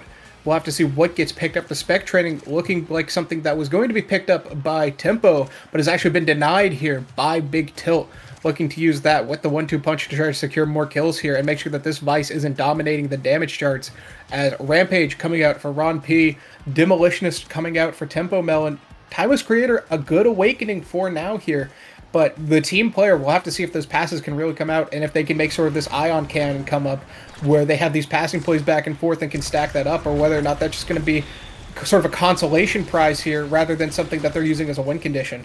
Yeah, but I think Big Tilt might have made a bit of a mistake going for that spec training. Kakupo wasn't ever looking at that spec training. I'll be real, that missile prop was the pick there. It's both the deny on Ron P and a great pickup for that goalie Vice.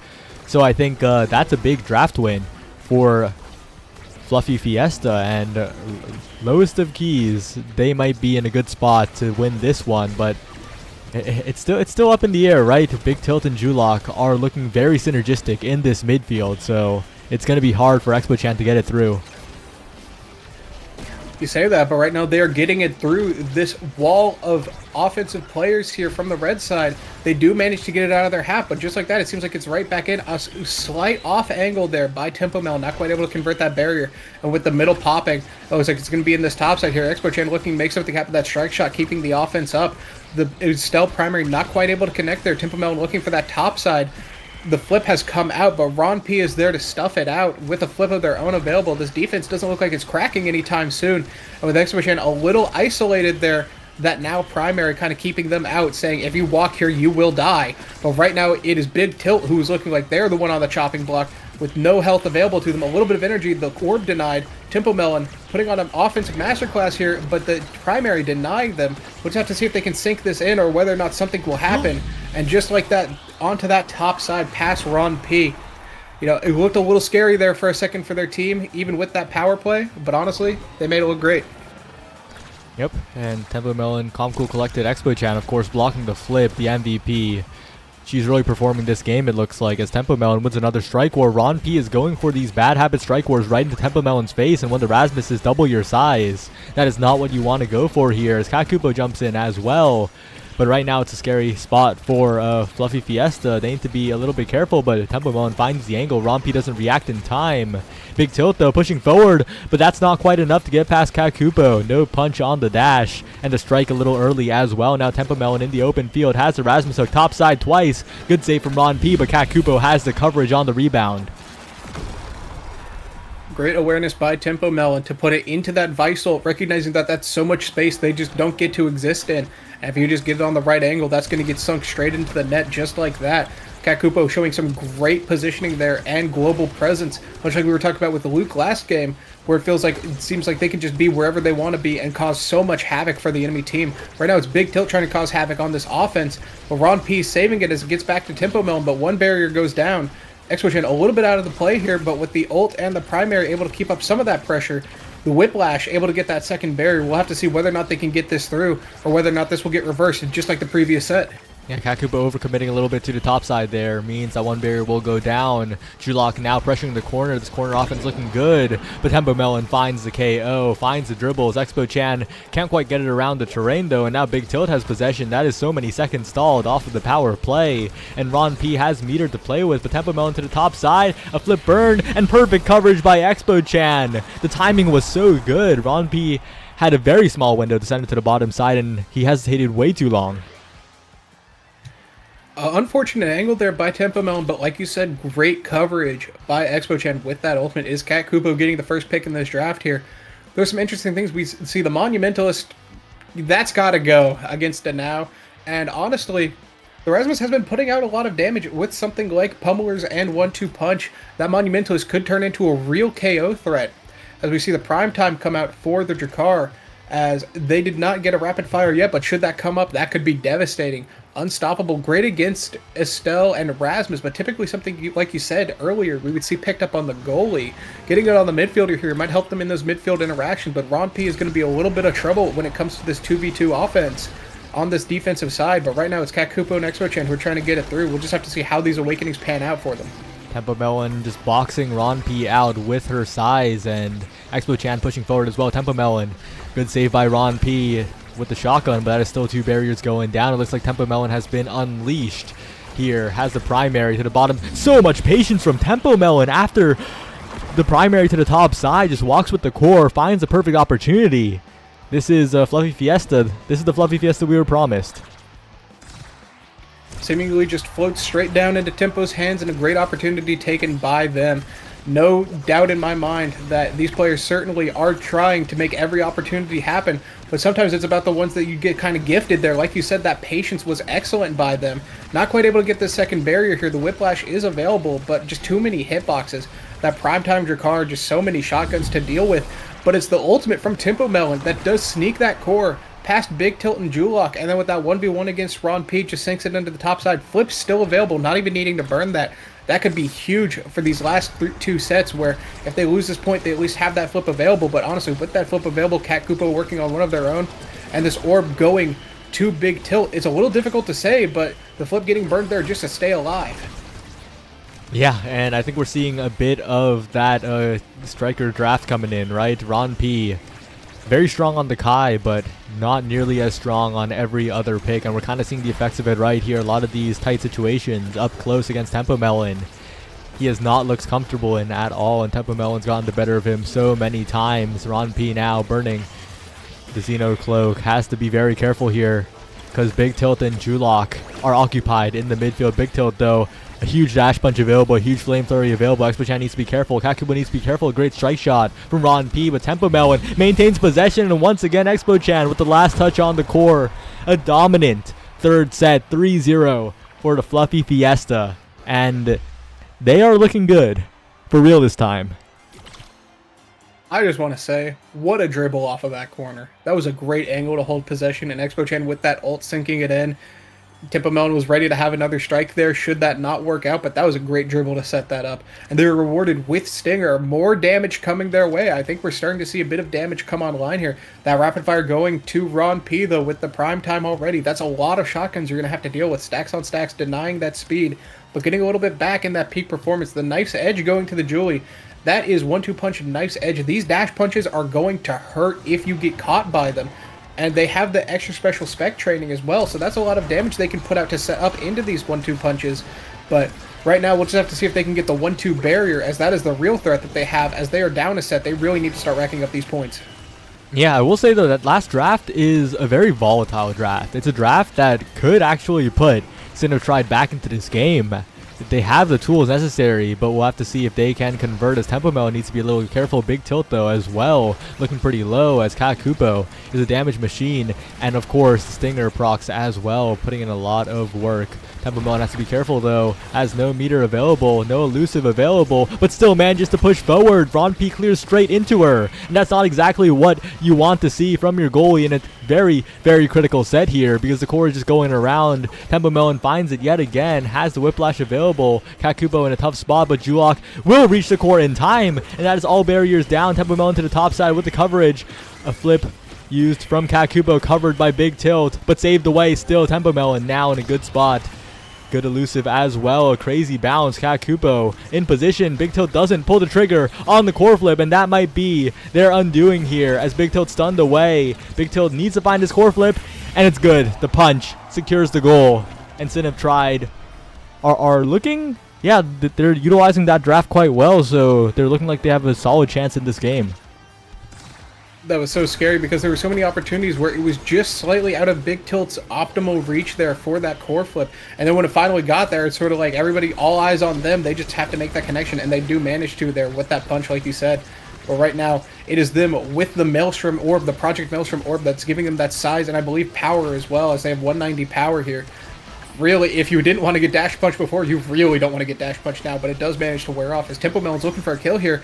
But good positioning there to keep themselves alive against that hook. The hook, a great tool for finishing kills, but bouncing off into space, into those barriers, keeping them alive. Great positioning by them to stay alive.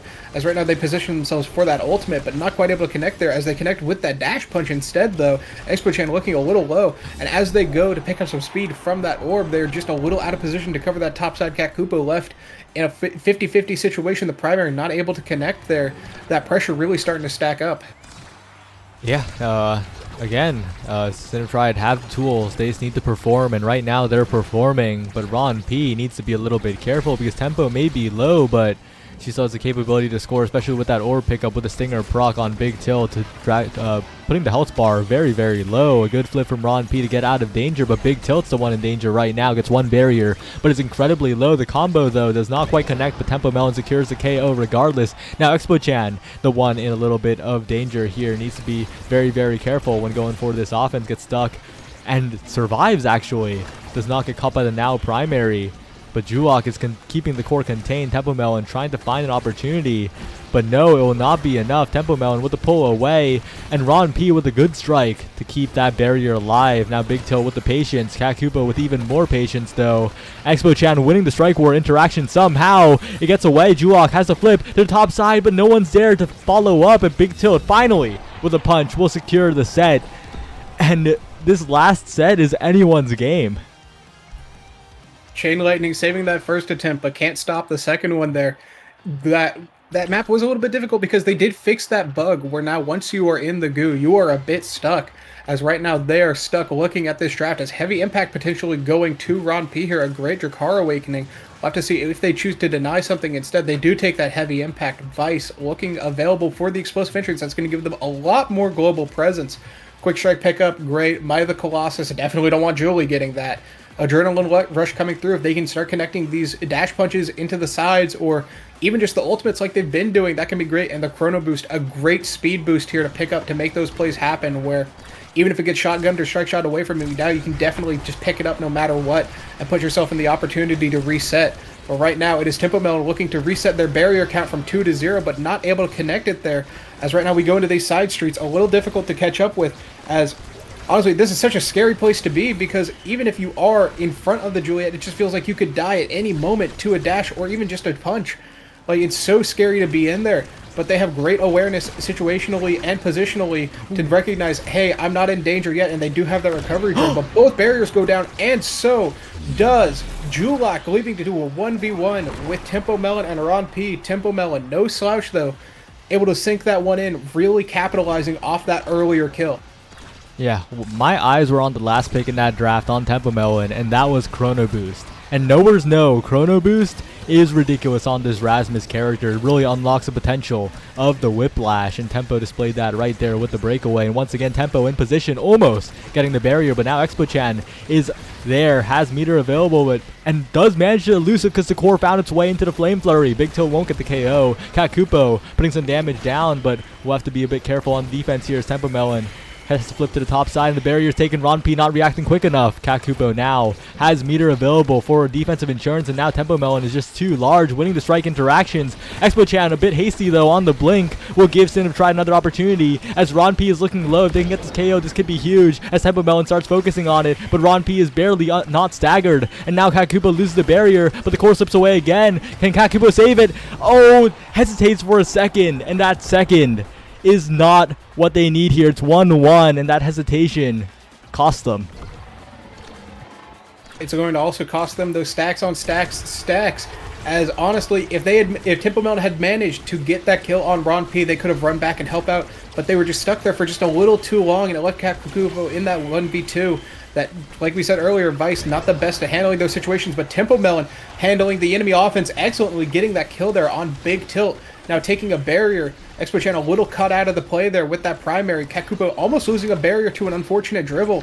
Great job eating that primary there by Expo Chen, making sure that it doesn't fly back into the net. But now it is Cat Kupo who goes down to a dash punch. Like we said, if they start connecting those could be catastrophic. As right now, Expo Chen is in this top side, holding it down. The dash punch almost taking another life, almost 2. But right now, they have to see if this midfield can hold it down in this net. This is so scary. Cat Kupo is back, but how do you get it out of your half? And just like that, they managed to. Expo Chen now on the play here, dealing with that Drakkar. A little difficult, though. Big Tilt with the flip available. You can't let them walk up with that, especially in a set this close. Every point matters. Every interaction is so difficult. They burn their flip. The Flame Flurry not able to catch the core, but they still managed to send it to the other side. Tempo Melon winning a great strike war here. It's just so difficult. This offense swings back and forth, and with Big Tilt having that flip, you have to be ready. And the nerves catch them as a preemptive strike comes out, not reacting, trying to catch the core flip. But there, that was a great strike wait by Big Tilt, recognizing that they just have to wait for an opportunity, and one was presented to them. Match point for Sin of Pride now. This is Fluffy Fiesta's time to shine. They need to find something now, and they do find the KO onto Big Tilt. Expo Chen to the bottom side, but Ron P does not get caught out this time, and Kakubo saving away the flip from Julok, but that is just to stall some time, and time successfully stalled as the respawn comes in from Big Tilt. Now Tempo Melon burns the flip, but gets the strike war win against 2, and to the top side Tempo goes, not finding the goal just yet, but winning the strike war yet again. Down to Expo Chen almost, but not quite, as Big Tilt now looking a little bit scary, but Julok pushes forward, maybe a bit overextended. A flip forced out from Ron P as it goes again to Tempo Melon. Expo Chen almost taken out, has no meter available, needs to be very careful, but clears it around Big Tilt somehow. The barrier not taken, Expo Chen somehow surviving on a sliver of health. Tempo Melon needs to be the hero, needs to find something here, because Kakubo is slowly losing the barriers device, not the defensive character that will lock these barriers down. It goes to Kakubo to the top side of Tempo Melon, and another set 5.5. Last point, big opportunities here. Both teams really wanting to lock this last one in, as we do go to the Octavia variation, as this is a volatile one, because there are times where even if you have core control, it feels like you can just bounce out of control, but right now the round is bouncing out of control as Big Tilt gets both of those barriers. A flip available, but a great chain lightning to hold it down, as now a quick strike war win by Big Tilt will send it in, winning it for their side. Honestly, a bit anticlimactic of a finish, just a simple strike war, but honestly, considering how the rest of those rounds played, it's hard to call that game anything but anticlimactic. Yeah, close game, but in the end, that's just how it was. Sin of Pride move on. Fluffy Fiesta are now in a very scary losers bracket. And just great performances. I think Big Tilt in particular was the star player, right? Just converting so efficiently. And Julok as well was all over the map. I think Big Tilt and Julok really showed up. Ron P faltered at a lot of points, but I think Julok just made up for that and then some. On the other side, Tempo really put on the carry pants, but it wasn't quite enough. Kakupo and Expo Chen did perform well, but yeah, Big Tilt and Julok just performing incredibly well this game in particular. I think with the build that Big Tilt had, I was definitely expecting a lot more KOs. Only 3 coming out from them. Maybe some missed opportunities there, but honestly, as long as they're sinking it into the net, who can really complain? As like you said, they put on an excellent performance here. Even just between strike wars, even if they aren't getting those dash punch setups for the kills, they're securing those barriers every single time. The conversions were great by them. Honestly, if you're that team, you're looking at Big Tilt and saying, hey, good job, we got this one. Well, with that, we're going to start winding down our block, Vendar. We had a good 3 games, and now there will be 3 more. It will be Liari and Lego Mage who are next up to chat about the upcoming games. A crazy Bang Bang Woe Chills matchup, of course, on the cards in the winner's side, and 2 very scary loser side matchups as well. So stay tuned, everyone. Don't go anywhere. As the replays just ended. Vendar, anything you want to say? Nope, nothing to really add. You really kind of wrapped it up there. Bang Bang versus Woe Chills is definitely one I'm excited to watch. As big fan of Cakes here, but we'll just have to see how that one pans out as we toss it to our other 2 commentators. Otherwise, it's been a blast. Thanks for hanging out. We'll be back soon.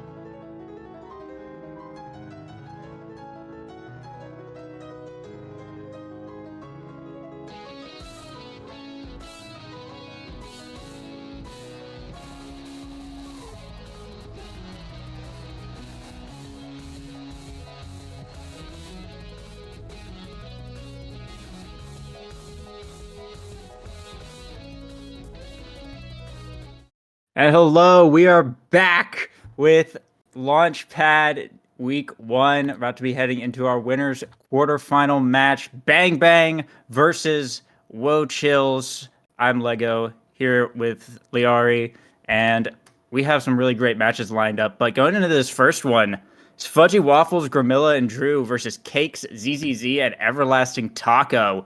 This has been a pretty anticipated match all day. What are your thoughts on this lineup going into this one? Yeah, I'm pretty excited for this game, right? So Fudgy Waffles, Gramella, Drew, probably the expected team, the most expected team to qualify from this launch pad.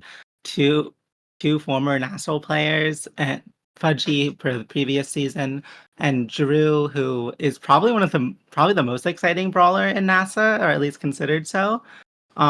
Facing off against kind of a team of three, like solo queue demons who haven't really. ZZZ had a lot of competitive wins back in like beta or like near to release, and has always had like a few random really good tournament performances.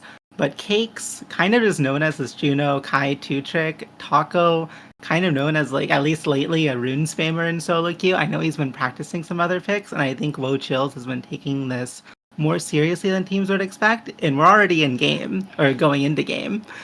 So excited to see what the picks are and how these teams are going to be using the explosive entrance and missile prop start. Yeah, I noticed that. Explosive entrance is one of those awakenings where it's just going to be hyper bis on like a few select characters, but then kind of mid or totally worthless on others. So playing around it, especially on a start, is going to be kind of important. If we saw like a Zentaro pick or something, or even like a Kazan pick potentially come out. But as we go into this ban phase, looks like it's like a Vice ban getting hovered here from the side of Woe Chills, and X from the side of Bang Bang makes sense. Not exactly the awakenings for an X ban, but X is just really, really strong regardless. So it definitely makes sense. But a fair bit of damage getting taken off the board here. Yeah, they're against CZZ. They're banning out his X so he can't Oki them. Interestingly, this is a really unique start for Cakes because he's known as this specifically not as an eject button player on the Juno goalie. He runs strike shot. And with explosive entrance and missile prop, he kind of has to bite the bullet of taking increased jump range, even though he doesn't have the button to go back. And I think that dynamic and how it's going to play out is going to be really important. Also, ZZZ kind of very kill focused. Taco on this Rasmus is going to have to play the core a lot more than like you would probably end up expecting. And Woe Chill's already off to a great start, taking almost 2 barriers. Yeah, solid kickoff here. Yeah, the Pummeler's missile prop Luna, ZZZ was the only one who took missile prop. Everyone else went for explosive entrance. And of course, Drew on that Zentaro is going to be benefiting from so much, like we see right there. Just dashing from across the map to bring down that barrier and open up Woe Chill's side of the field here. Everlasting Taco still stuck at level 1, so doesn't have the hook to reel that in. Fudgy Waffles, Cyber Swipe up. Nice pass down to Drew to find the point as Bang Bang can be first on the board in this game. And while Luna is traditionally seen as a really good pick on Atlas Lab, I love Bang Bang's comp. They have with explosive entrance, they have so many ways to jump across the field and just basically get in there. Kind of make it a bonanza, but these kills that ZZZ are able to find, like the one he just found on Drew, are what can make Woe Chills come into this game and get the double barriers like they just did.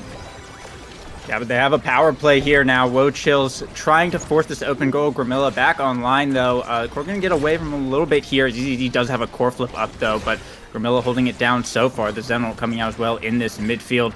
Drew pushing up, trying to get this barrier. Cakes and Everlasting Taco fall back on the defense, but Fudgy Waffles is going to find the KO here onto ZZZ, reversing the power play now as a pass up to Gramilla. Still has that core flip, but it is Cakes who burnt the core flip first to buy a little bit more time here for ZZZ to come back online. The Slime's coming out on the defense as well. Fudgy Waffles teleporting up. Gramilla's core flip is going to get burnt there, but the barrier will still stay standing, and Gramilla's health bar is just gone. ZZZ just unloading abilities right now as Woe Chill's looking to make this push. Cakes trying to use the projectiles to keep it up, but Fudgy Waffles dashing up. The Zenol coming out. Core flip burnt, but ZZZ ends up receiving the core off the rebound. I need to see that replay. Yeah, it hit the barrier and red cord and bounced right back to ZZZ, and it ends up being Woe Chills who get the point off of Bang Bang's push. A great play there by Chills. ZZZ just knowing to take the shot, doesn't move it too much, keeps the core speed, but Bang Bang already back with a bang. With the explosive entrance start, their name is really paying dividends here. But however, Taco and Chills has the core back. They're able to find one barrier, almost to kill Grimella. Fudgy's also really staggered, desperately trying to defend, but it's a Bang Bang. Ooh, and a good attempted jump there from Cakes. The pressure just a little bit too much, though. Can't quite reach that one. As Bang Bang on set point right now, and this first draft, of course, is always incredibly important.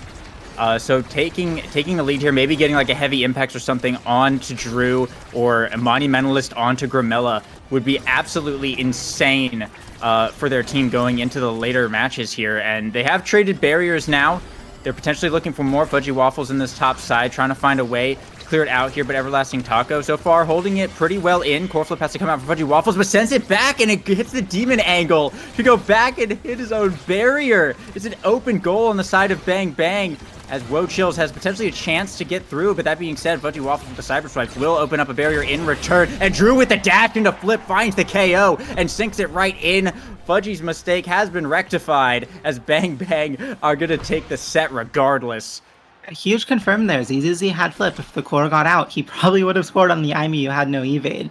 Now, with this big win, Aimee is probably able to pick up the Stinger in draft, which is going to make this team that does a lot of stagger, knock, build up damage, just do that much more. Meanwhile, Juno does get the hot shot probably, decides to hold. Meanwhile, the Zentaro goes Adrenaline Rush, which I think is really good in this game. It allows them to just keep on getting more kills, and when they do eventually get these stagger kills, they get a reset and they're able to get more or score. This game has basically started to blow wide open. I think this draft is really good for Red Team. They got everything they wanted. And Everlasting Taco with this Rampage, he might be able to build up some size if the sets start going well, but he'll just die and lose it pretty easily. And Bang Bang already starting off with double barriers. Yeah, that Monumentalist showing up there was a bit unfortunate for Chills. They were forced to deny it from getting down to Grimella, which meant that Cakes had to pass up the hot shot, which is not ideal. And we're seeing right now Bang Bang just kind of controlling the field as they're able to take a pretty convincing first point here, keep a barrier up as well. We'll have to see if Chills is able to perhaps change their game plan a little bit going into these later sets here. ZZZ on the bottom side is going to utilize that dash to bring down one barrier here. Grimilla looking to push back. Drew on this top side as well, holding this out clear. One barrier going down here. As the core getting back over to ZZZ, Fudgy Waffle's going to drop the turret defensively, but Everlasting Taco going to hold the out clear and bring down the barrier regardless, opening up Bang Bang's side of the field here. Chills has a chance to potentially score. Cakes can get it around this now primary here, back over to Everlasting Taco. Pass down to ZZZ on the black hole. The nuke comes in, and a great shot from ZZZ, zoning off that bottom side of the goal box. Just going to sink it in as Chills going to tie it up 1-1. Yeah, great point there. And Chills, I think they got handed a very difficult draft, and they basically just kind of have to play better at this point. And that start really unfortunate, but last round they were able to do so. And we'll see how this round develops. It's really scary when the Aimee team has barriers up and the other team doesn't, because the round can just explode at any point with this double explosive entrance like it just did. Great score there by Drew. He's one of those players who just always has that like Scyther 12 vision of knowing when to instantly strike the core flip. Yeah, absolutely. Drew has great offensive awareness, and starting with the explosive entrance as well has proven time and time again this match to just be so incredibly useful. He's utilizing it so well, and right here we see both barriers going down. We could see another potential Drew moment, as almost actually finds it right there, but the core will remain out for the time being. Grimella and Fudgy Waffles both with core flips up, but a pass up to Drew. Cakes getting pushed way back into the goal box, but will manage to clear it out for now. However, the health bars of Chills are not looking great. Grimella walking up with the core flip's going to find the KO and sink it right in as Bang Bang take another set. Clean gameplay, clean execution by Bang Bang. This is basically the Bang Bang we expected to see. They really want this qualification that they've been expecting themselves to get into NASL. Launchpad is just a stepping stone for them. They already know that they already expect that they'll be in liftoff. They already expect that they'll make landing. And this is the type of gameplay that we kind of want to see from them. Grimella denying the Might of the Colossus from Rasmus, just making sure that he can't get that Rampage Might of the Colossus win con. And meanwhile, just a really good draft by Bang Bang again. Luna forced to deny the heavy impact. Both Luna and Juno kind of suck with heavy impact, to be honest. Luna only gets the benefit off her ult, and Juno doesn't get any, but they're still forced to deny it there, and it's the right call, but it's a well-played draft by Bang Bang, and also just really good awakenings for them to choose from. Yeah, getting 2 drafts like that where you kind of come out as the decisive winners when you're already winning the sets is, obviously what you want if you're Bang Bang. They are very likely just looking to sweep this one, and already another KO coming out as they have just taken such basically a massive lead on that Awakenings front. It seems kind of difficult to figure out exactly what Wochill's win condition here is other than try and outplay them, but Bang Bang is just playing so well as well. It's not like they're getting carried by the Awakenings by any means. And what a shot from Grimilla, getting it through Everlasting Taco and Cakes and the Slimes, as Bang Bang just continuing their onslaught right now. Yeah, and Bang Bang looking strong. They're basically, this is it. This is their set to make it into liftoff. And it's just so hard because Wochill's needs to find these quick goals. If the round lasts too long, they just die to stagger. But the enemy team just has so many good awakenings, and the double explosive entrance, if the core gets on Wochill's side, it's so hard to make it come back. They're able to kind of keep it slightly in neutral for now, and that's a huge defense by Cakes to get the core back on Bang Bang's side. But it's still really hard. Even though Drew is low, he has 3 stagger meters and recovery drone. So the recovery drone coming in clutch there gets him back into the net to save the goal. And now Everlasting Taco about to die, no evade, staggered. This is a really difficult situation. Yeah, and Everlasting Taco now going down. Cakes just left to defender, doesn't have a core flip up yet, but Drew does. Goes for the Zen, goes for the core flip. It doesn't quite land though, so they might have to go for another chance here. Grimilla taking a lot of damage. Great strike war by Cakes to get it over to the Slime. Keep this round going on a little bit longer here. Everlasting Taco going to find the hook onto Grimilla here and turn the power play around. They have to get one more barrier down though to have a shot at scoring here. Back in the hands of Cakes. Drew going up. Fudgy Waffle cyber swapping to the top. Cakes, great clear around Drew's Zen primary, gets it over to ZZZ and will find the barrier. Now Everlasting Taco kind of forced to chase the core a little bit, will allow Grimilla to respawn. Drew grades a shot to the bottom, but Cakes with the jump is going to be able to save it. Turret coming out from Fudgy Waffles on the defense here, sends it back over, but the push is coming out once again from Bang Bang. Fudgy Waffles looking to send it back into Grimilla. Drew off the Slime, Zenolt in the top, core flip coming out from Cakes, clears it out of there though. Back down to ZZZ on the bottom side, but Grimilla sends it out. Everlasting Taco is going to cut the pass, but pay for it with his life by the black hole, and the offense just back online once again. Drew gonna find the strike war and the point for Bang Bang. And just the longer these rounds go, the more it devolves for Wochill's. It's so hard for them to stay alive when you're against this Stinger Aimee, this Centaur that has Adrenaline Rush. That you die and they just get all their cooldowns back to keep on damaging you while you're still dying to Stinger. It's so difficult. And I think Wochill's is playing really well. They're finding these little windows, they're finding barriers, they're doing the best they can. They found the kill on Drew. It still looks a little competitive, and it makes me excited for this team. They find the double kill, Grimella 1v3. He's been in this spot many times, very used to clutching these kind of plays. But the hook from Taco denies him that ability. And now they find the double barriers. They still have one. It's a good spot. Kind of.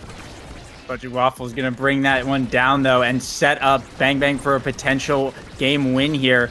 Sending it back into Grimilla. Pass over to Drew off the black hole. Doesn't find the Zen passive. They may have another chance here with Fudgy Waffle cyber swiping up. Bring down the glitch pop, but Cakes is going to be able to block that one.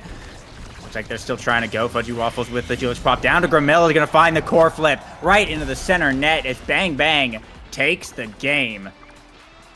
Definitely a Bang Bang way to end that. Grimilla with the core flip strike. I feel like out of every midfielder, he's the player I've seen just score off core flip the most. He is he's really good. Bang Bang qualified for liftoff. Really excited to see how they do there. Think they're probably one of the favorite teams going in.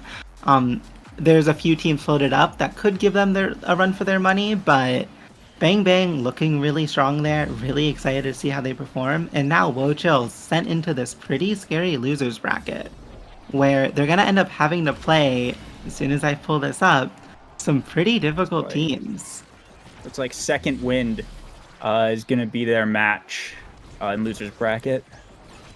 Second Wind, a team actually dramatically overperforming their seed, has named Chaotic a Kazan player. I'm really excited to see how that team matches up, and then they'll end up having to play the winner of Fool's Wands versus Corpse Control. Corpse Control getting an upset on Xi'an Shop, which the second seed coming into this tournament, I don't think anyone was really expecting that. Great performance from Corpse Control. I think they're a team that matches well into that team.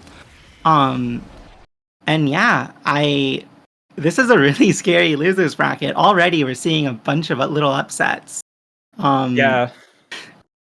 Dubu Party falling to a minor inconvenience. Sorry to interrupt. No, you're all good. I was just gonna say the losers bracket is like almost seeming like more competitive than the winners bracket in some ways. Seems like everyone's been pointing out like how crazy the rosters are down there, and it seems to be kind of almost more anticipated than seeing the winners bracket play out. Is like not who's gonna qualify from winner's side, but who's gonna go down to losers and have to throw hands down there. It seems to be the topic of the day. Yeah, I think so there were 3 teams coming into this liftoff that a lot of high level players who probably kind of called out as maybe most likely to qualify. It's a BO1, anything can happen. But Bang Bang, like we just watched, LLC, who did go set 5.5 with Fool's Wands, and Cosmic Calamities were kind of seen as the teams to beat and prove yourselves. They all made it. So now all these teams that were kind of fighting for that spot are stuck in losers bracket. They're all able to make it into liftoff. I think a lot of them will be competing in Launchpad too. And to see which team makes it here in these final 3 games that we're probably going to watch on stream, I am extremely excited. Yeah, I mean it's looking like a couple of absolute heaters are going to be lined up. Looks like we're getting some players in the lobby right now for our next game, though. I think that's the wrong one. this. I actually don't know which one this is. I lied. It looks like Woe Chills It's not versus Second Wind is currently going into our lobby. I'm not sure. We might be going on break. I think they're figuring that out right now. Because of the way the bracket has ended up shaping up. Yeah, we just got confirmed. It's break time. I'm gonna give that to you, Lego, because I have no idea how to transition. No, I mean, we're gonna take a quick little break here, and when we come back, we'll have our final 3 matches of the day. So stick around. Thank you. Great job.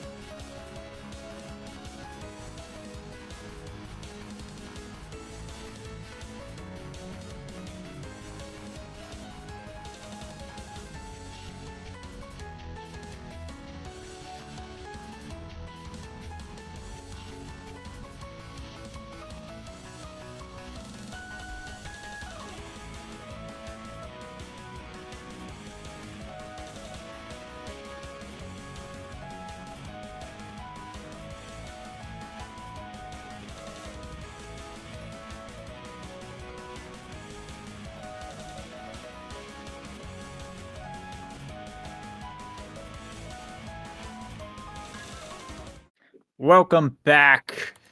We are about to be heading in to our losers round 2 match. Chills, who we just saw, versus Second Wind.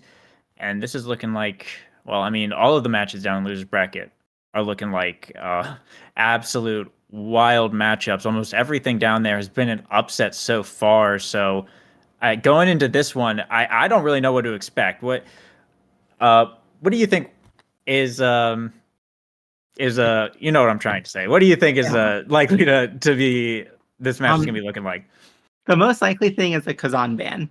I'll start off with that. Name Chaotic, kind of known as a Kazan player, top 20 on the ladder at various points, maybe even top 10. Definitely probably seen as the strongest player on this team. I think you target him with a ban. Meanwhile, not really sure what you end up banning on Wochills. I think all our teams have decided on the X, which seems correct. And I think like Tomo Taco and Light Sky, I don't really know too much about either of these players. I think I played against Light Sky during the Wesley Draft League, but they were on goalie, and they did pretty well. I've heard they're a pretty good flex player. They're hovering a pretty solid comp right now. I may have not checked which comps they actually ended up getting picked this game, but if it is this one and they actually got the Kazan, that is a great start for them. Looks like this is actually the draft queue that they're doing right now. Oh, true. Yeah, so it is a now Kazan ban, but they haven't actually. They're picking officially right now, and it looks like Light Sky has selected to first pick the Era on Night Market on a primetime stack start. That's a very strong first pick. Makes total sense. It's what you want to see here. Primetime is like one of the best Era Awakenings, and I mean, obviously it's Night Market. It's one of the best map. It's gonna be X picked up as well as Kai over on the side of Chills. Once again, just very solid picks on this map for these Awakenings, and it looks like it can be Dubu and Juliet taken to round out the side of Second Wind. There's Chills looking for their final pick here. It's actually going to be a Rune pickup, interestingly enough. So Primetime Rune, most likely, is what we'll be seeing once we make the real game. Okay, yeah.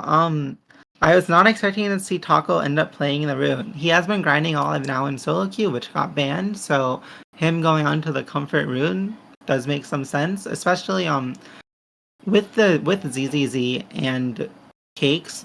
The banishes, they should be able to secure kills off of it. Meanwhile, Second Wind getting that Julie Era Dubu, they just have like a bread and butter comp. The most notable thing is that Chills kind of got forced into that Kazan ban, pretty good on primetime start, but that opened up Blue Team getting the Era, and I think this Era is going to be a really important pick for them. With primetime, if she's able to get CDR Awakenings, she can just perma beam, not bean, ZZZ, and get like these really vital strengths that kind of nullify his play style. And meanwhile, also, you're able to shrink the Rune, who I think Rune has a better matchup into Era than some other midfielders, but being able to shrink him, it still prevents the spot that he can put the pillar. And I think Second Wind is able to rotate the core around this team very well, potentially, while also having a lot of good stuffing potential, specifically like with Dubu ult, and if they get extra special or something on that Dubu. I really like this comp. I think it's a bread and butter comp for a reason. And while Chills, definitely they're on comfort, this is Cake's second most played character, and both of Taco and ZZZ's like most played character. I'm not sold on the Rune, and I think Era is significantly better here. We'll see what happens as we get into the game. Yeah, and it is a stack start all around, except for Light Sky, who went for primetime on the Era. I kind of agree with that. The Rune seemed a little bit out of pocket, just kind of considering the Awakenings and the map that we're going on. But if it ends up working, I imagine it's going to end up working very well. That's kind of how these things tend to go, is they either do incredibly well or they just kind of flop, and there's not really an in-between. But I think if anyone can make it work, I think it's probably Everlasting Taco and the team of Chills. So we'll have to see. That being said, Name Chaotic, he's going to find a great dash punch over onto ZZZ. potentially start the power play here for second win as Light Sky working their way up the field here, gets it over to Name Chaotic in the flurries, but Cakes manages to fish the core out and actually get it up to this top corner. Banish coming out as well from Everlasting Taco to buy a little bit more time for their X to respawn. Is now Tomo Taco forced on the defense. ZZZ with the X Maximus is going to bring down that barrier though. And now Light Sky and Name Chaotic looking to work their way back up. The Storm coming out to force it into this corner. Tomo Taco takes a lot of damage from ZZZ back there. Second win might be on a bit of a timer till their goalie dies. So they might have to figure out some way of dealing with this Oki. Core getting back over to ZZZ, who will be able to get it through Tomo Taco, though, as Woe Chills can be the first on the board. And having some ZZZ lore at that point, he respawns, completely ignores the core, goes to hit the enemy team while his team gets a barrier. Woe Chills, they played together a lot, they played in a lot of Westy Wednesdays, they know how ZZZ plays, and they play around it. And meanwhile, though, second win got a really early kill on ZZZ, and on this 5-stack start, everyone except for the Era, every KO matters so much. Having stacks advantage is huge, especially in one of these games where the only KOs you're really finding are edge KOs, or like through the banish or something like that. So yeah, we'll see how this develops. Everyone on red team now about to have stacks. Same with blue team except for the Era, and clean flip by Everlasting Taco, and Tomo Taco is getting very low. Yeah, I mean, ZZZ's plan here of just kill the goalie, so far it seems to be working. It is the first set, so there is kind of that advantage of no one really has big awakenings, and you can kind of just play off of X's base power to really bully this low stagger Dubu over here. As we go into overtime as well, Tomo Taco is staggered and has to be kind of safe here as the core moving pretty fast. And right there, ZZZ using the staggered Dubu, just knocking them out of the way and allowing Everlasting Taco to make that shot to bring Woe Chills to set point. This is classic ZZZ gameplay, and winning this first set for the team with X, a scaling monster, also giving them the ability to deny the CDR trainings from Era is huge for Woe Chills. They're also like getting a bit of a level lead, not a strong one, but like every bar of stagger counts so much in this kind of a game when you have a player like ZZZ who will just use every cooldown on the goalie. Yeah, including the core flip right there. The Dubu down now for the next few seconds. Name Chaotic versus Everlasting Taco in this midfield as they're just trying to buy some time, and looks like they will. Tomo Taco back online now. Name Chaotic still has a flip up, so they might be able to make some kind of push, but they still need to get this barrier down. Soup getting burnt here as well as Name Chaotic looking for the dribble, but can't control it just long enough to allow Everlasting Taco to bring out the banish and find a clear down to the bottom side. But core getting back over to Name Chaotic. Flurries come out. Still holding on to this core flip. Not willing to use it on the barrier. I lied. Going to burn it right there. And the barrier will come down. Now Light Sky versus Everlasting Taco. The pillar, though, comes up to force it over to ZZZ and Tomo Taco. Great clear there as well from Tomo Taco to keep it held down. But going into overtime now, these rune pillars are going to be hitting quite hard. And almost getting one over to ZZZ, but Tomo Taco able to roll it. However, on the rebound, ZZZ going to receive the core one more time, and that's going to be enough to seal the deal. Woe Chills will take set one. Everlasting Taco, the MVP. Yeah, great rebound by Woe Chills after that bang bang game. And every kill ZZZ finds on Dubu resets his stacks. The Dubu has strike shot. He has no speed to contest with the stacks team. The longer these rounds and sets go, it's a good spot for Woe Chills. Rune taking Among Titans. Can't get copyrighted. One of the best, I think Rune is one of the best among Titans takers, because he doesn't really, how he wins Strike Wars is by his positioning and by his pillars. It's not really just like brute forcing it through size most of the time. Meanwhile, the Dubu forced to deny Might from the X, who gets bulk up anyway. Huge start there for him. Reptile Remedy also seen in that draft, so not every Stagger Awakening available. But getting all that power on X early, who already has all this stagger and is going to be taking down Name Chaotic, who actually plays that extremely well, using the ult to peel for himself. And meanwhile, Light Sky finding the barrier from Cakes, also beaming Cakes. Almost sets up that barrier. Name Chaotic, though, still low, gets finished off by ZZZ. Rare moment where ZZZ is in his own net. And now, Woe Chills has an advantage power play, and they're trying to confirm this barrier. And not really able to find it, but that's a really big KO from Name Chaotic, resetting the stacks. And yeah, just we're kind of devolving into this state where they're hitting the core around, Name Chaotic finds the barrier, and they find the goal. What a save from Cakes, but Name Chaotic with the flurries able to capitalize there and take the point regardless. It seems like Second Wind feeling a little bit stronger coming into this one. ZZZ does have a lot of power here, but losing all those stacks on Everlasting Taco is probably going to hurt a little bit. And once again, Name Chaotic finding another great dash punch onto Everlasting Taco, and another barrier going down, getting 3 Rampage stacks up as well. This could potentially be a really big Juliet by the end of this, and a punch as well. Name Chaotic just 1v9ing at the moment, kind of doing everything. Light Sky backing them up as well, but it seems like they kind of just found their footing coming into the second set, as they're already on set point 2-0. Yeah, this comp kind of functions with Name Chaotic popping off, and he's popping off. He's finding these KOs. His team is beaming him and the enemy team. The Dubu setting things up. Really good set so far from Second Wind. But if Wo Chills is able to kind of keep a longer round, Everlasting Taco doesn't die and gets his stacks up, they still have a chance to come back in this set. Tomo Taco looking really low, dies to the unformed pillar. That knockback has been increased by so much over time. And now, Wo Chills, they're now able to get both barriers after an unfortunate strike from Light Sky, and they're finally able to get some stacks on Taco. They're able to reset the stacks on Tomo Taco. This is really hard to say. And Wo Chills are still in a really bad spot. They're down 0-2, but they may have been able to start clawing their way back into this set.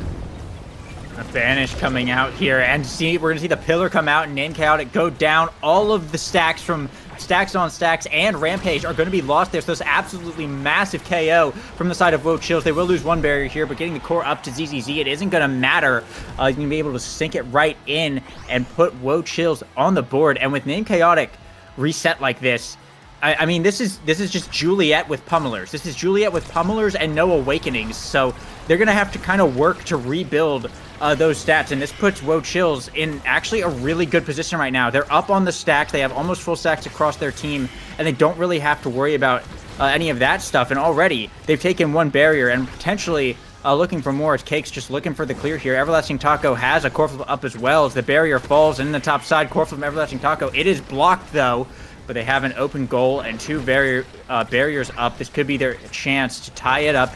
Trying to get over to ZZZ. A Giga Blast from Cakes is going to find it to tie it up on set point. Yeah, and there's some hope for Second Wind. Tomo Taco is about to get his stacks, but we're seeing how quickly the set swapped like momentum the second that Name Chaotic died. Losing all those stacks, that is the risk of going Rampage and stacks on stacks. If you die, the game just gets so much harder. But that double barrier, that was huge. He clutched up. He gets 2 stacks of Rampage back. And now, with 2 barriers still up for Second Wind, they can actually kind of like chill a bit, assuming they get the core out here and get back their stacks, which is just vital. Tomo Taco, though, kind of misplacing the ult. Great banish from Everlasting Taco manages to kind of make that misplay happen. And now we're just back into the state where Tomo Taco is extremely low and Name Chaotic has to make a play. Yeah, on this bottom side, Everlasting Taco and Light Sky battling it out. One misstep here, and it could all be over. But Everlasting Taco still pushing up. The pillar pass up to ZZZ on the top side now. Pass down to Everlasting Taco is interrupted by Tomo Taco. Gets it over to Name Chaotic with a dash punch into the corner. Doesn't even need to core flip. Second Wind will take a set of their own and now tie it up.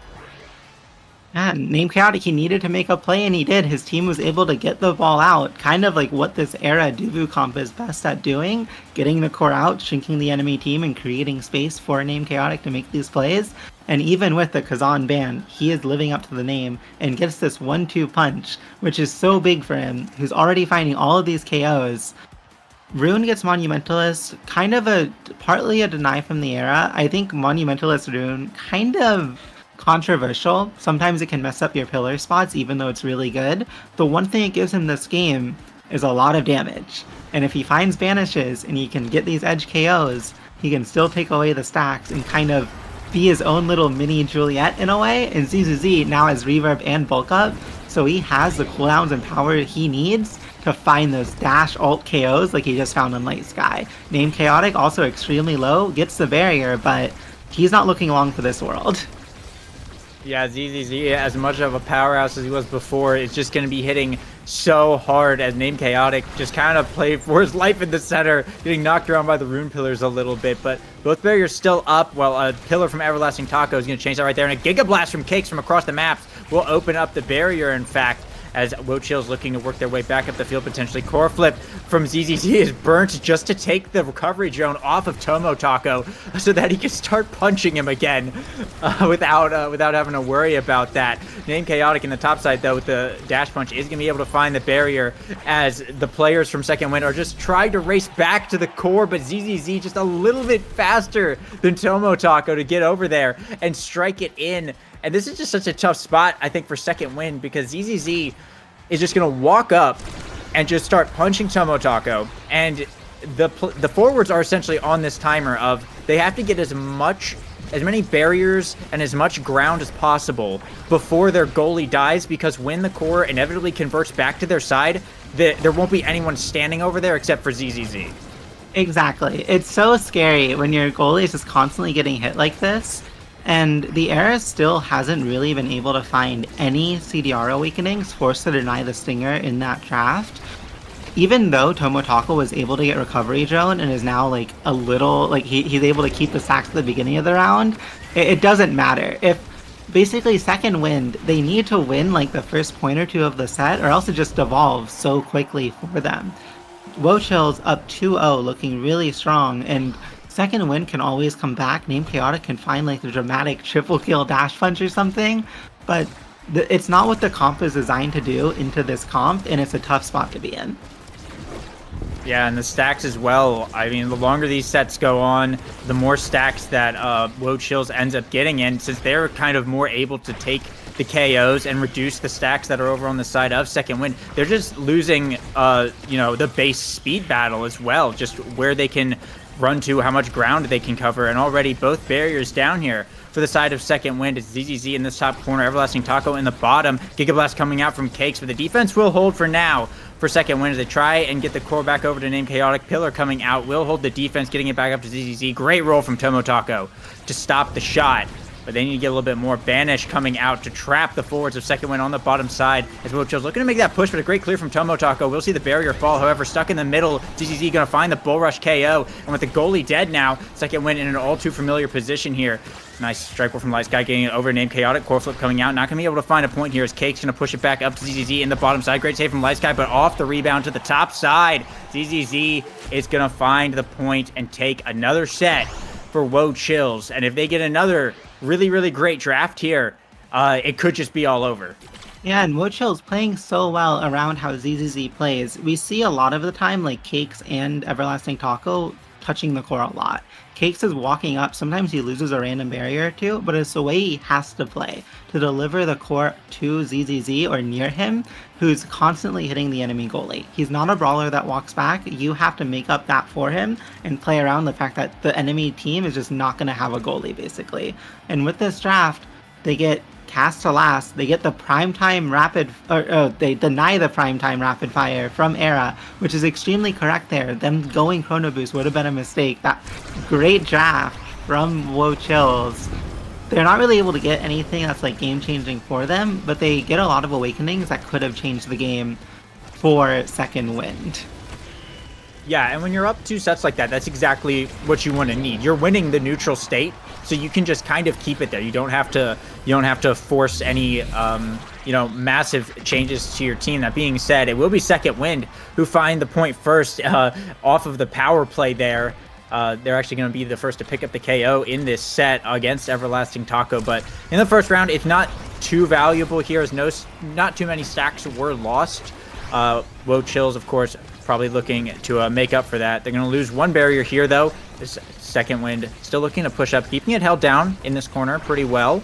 Everlasting Taco pushing up in the midfield. Banish coming out, dropping a double pillar here on that ZZZ, popping the X Maximus. Can't find the core, though. The forwards, Second Wind, able to keep it in the midfield for the moment. Is ZZZ in the top side. One barrier going down. The soup will prevent the second one, but a core flip is up for Cakes and ZZZ. They could potentially make a big push, though. ZZZ going to burn theirs on the air, unfortunately, and a KO coming out from second wind as well. Going to get the core up to Name Chaotic, capitalize with the dash punch and bring down the barrier, but ZZZ going to find one in return. Name Chaotic on the bottom side with the core flip, sends it to the top, gets it through the barrage as second wind.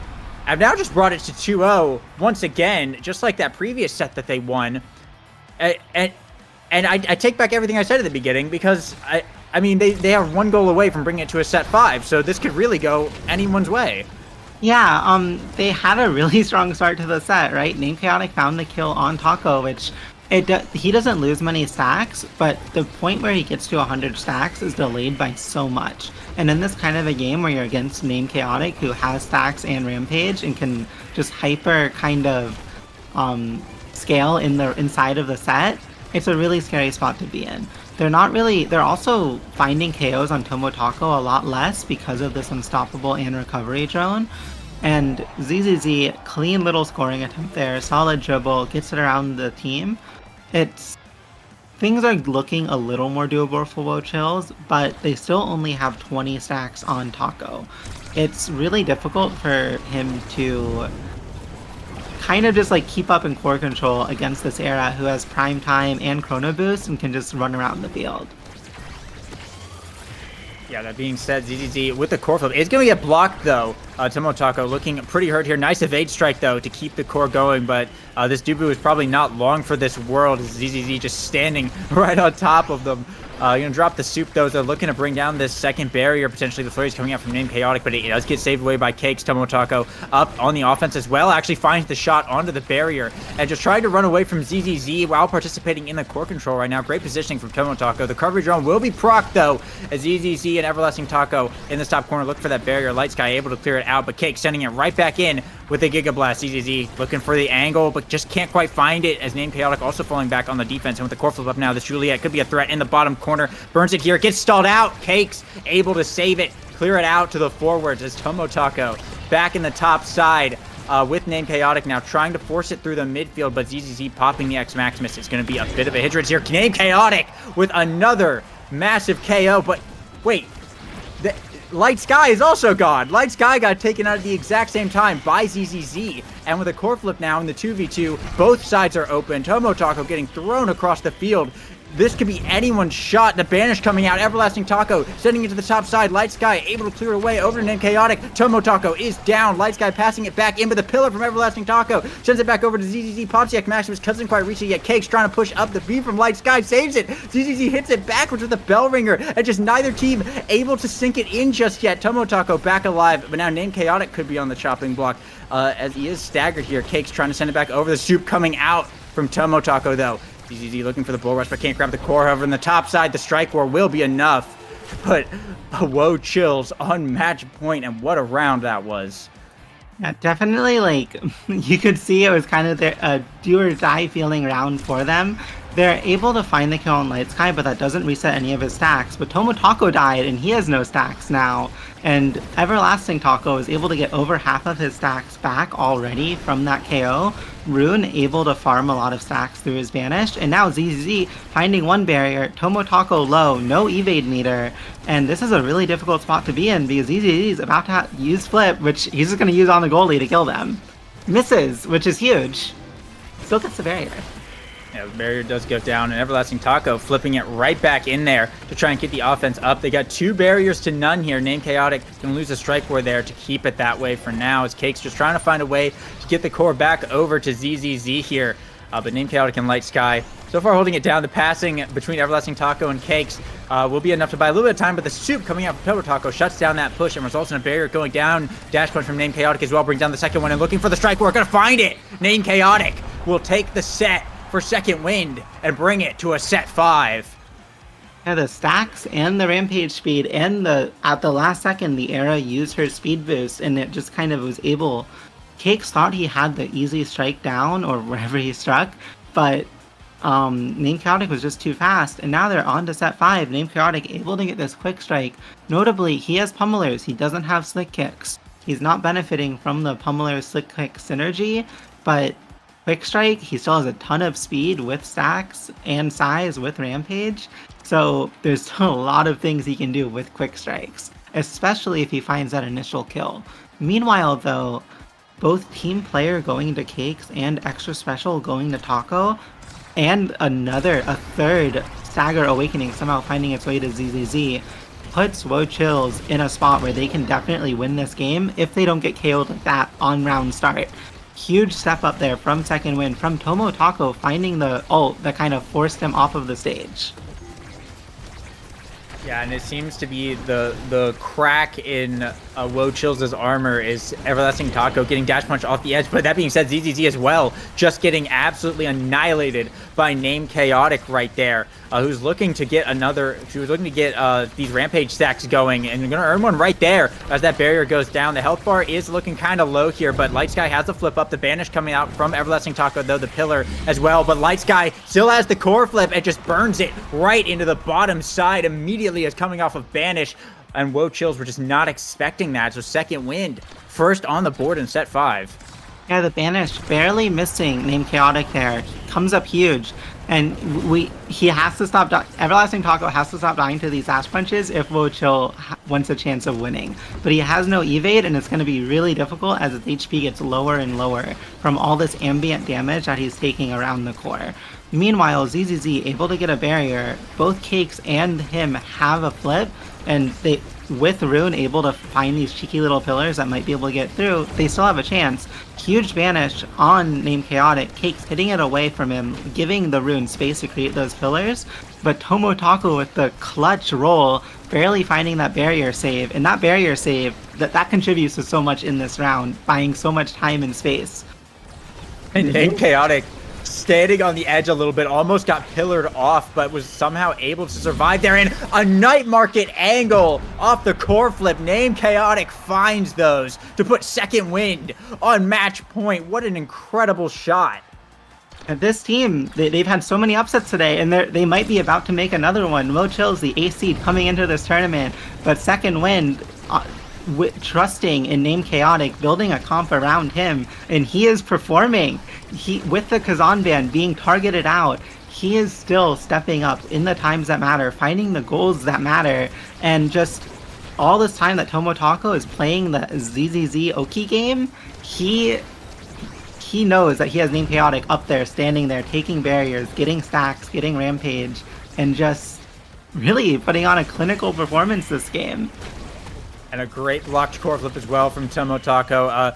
He is looking kind of staggered here. ZZZ looking to reset that recovery drone potentially. Cakes on the top side, walking up with the barrage. Name Chaotic and Light Sky able to speed boost up there though and shut that down. Is now back in the hands of Name Chaotic, looking to push this barrier from the bottom side. But Everlasting Taco is on the defense, brings out the banish and the double pillar. Name Chaotic will live for now and manage to yoink an orb away from Cakes. But it could be a little bit rough here for this Juliet. It's ZZZ popping the X Maximus, bringing the barrier and doesn't even need to flip. Just gonna be able to walk right up and sink it in as Wochills going to put themselves on the board and stall this out for a little bit longer here. The second wind is still on match point, and Light Sky is going to have a core flip up this round. It could go either way here, but I mean, we've seen how lethal Light Sky's core flip can be, you know, when they're in a good position to use it. So this could just potentially be the game, but both barriers are down for the side of second wind, and Light Sky forced to burn that flip defensively, and no barriers are going to come as a result of it. So maybe Wochills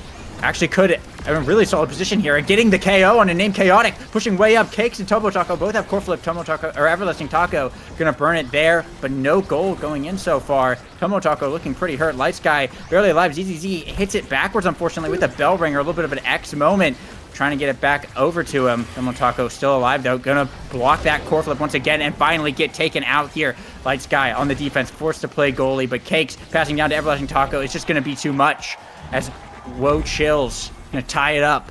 Match point. In match point, this is it, set 5.5. ZZZ saving that goal enabled them to get the kill on Tomo Taco and reset the stacks. This is huge. All the stacks for second wind is gone, and Mo Chills is finally not dying to dash punches, but they have no evade, so it's still a really scary situation for them.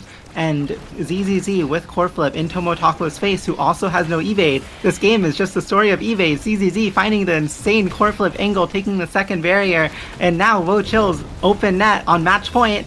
ZZZ sinks it in. Wo Chills advancing on into their qualifying match. Great comeback and great set 5.5 after such like an unfortunate game against Bang Bang.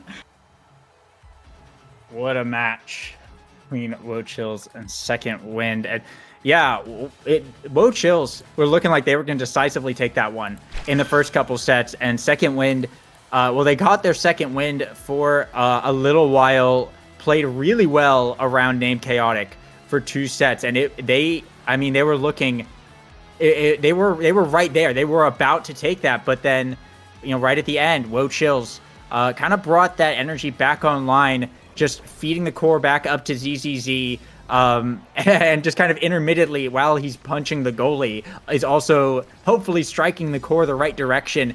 And it worked. 10 goals from ZZZ, 8 KOs as well, and 7 KOs from Named Chaotic, who found so many really solid dash punches against all members of Wo Chills, but a really solid game overall. And yeah, Wo Chills moving on to face Corpse Control in losers round 3.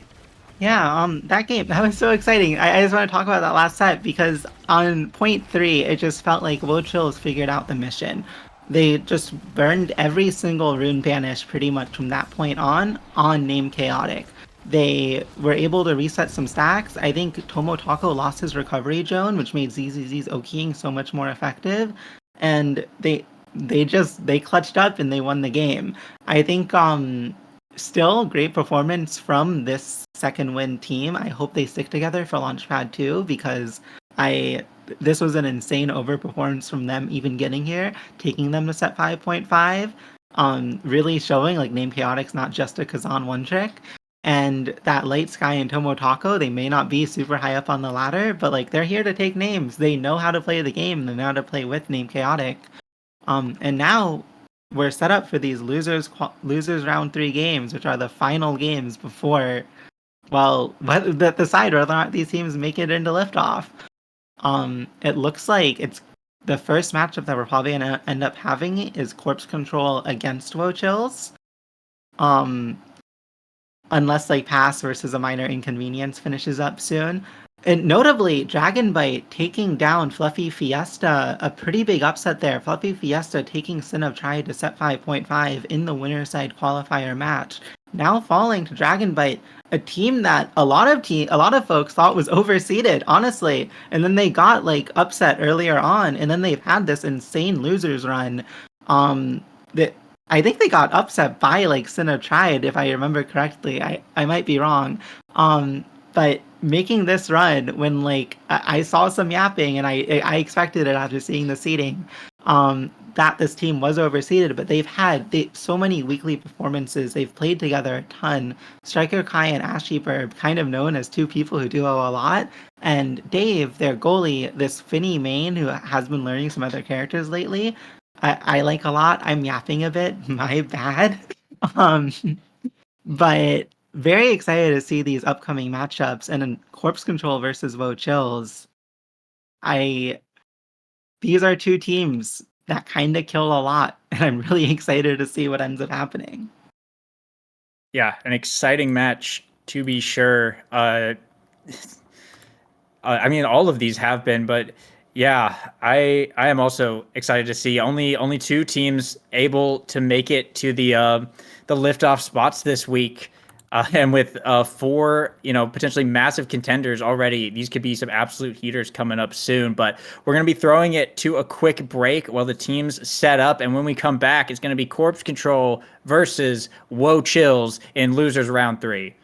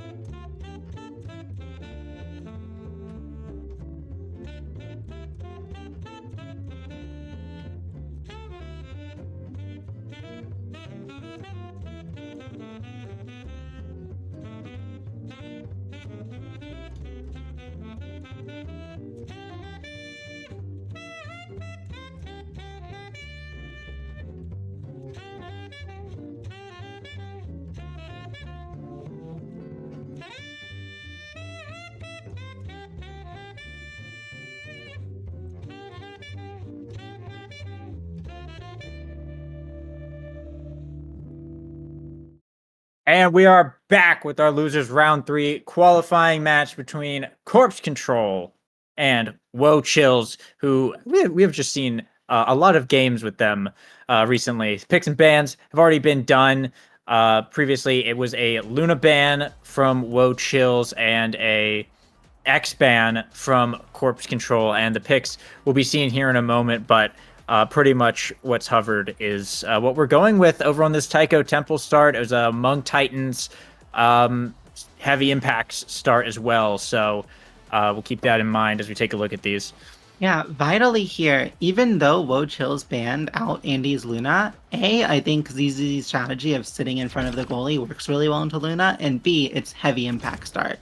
They picked away the Mako from Andy, his second most played pick, but Andy just hops onto the Vice, which has a very similar game plan to the Luna, plays it out a little differently, but this is kind of a spot that you want to be in if you're Corpse Control, but also Woe Chills has some really good answers. They have, most importantly, the Now from Everlasting Taco, which is going to just give them so much more survivability and a way to, like, kind of not die, because the only real damage is coming from that Vice with heavy impact, and to a degree Carmine and Zack Smack will also help Wait, Andy took Among Us over Heavy Impact.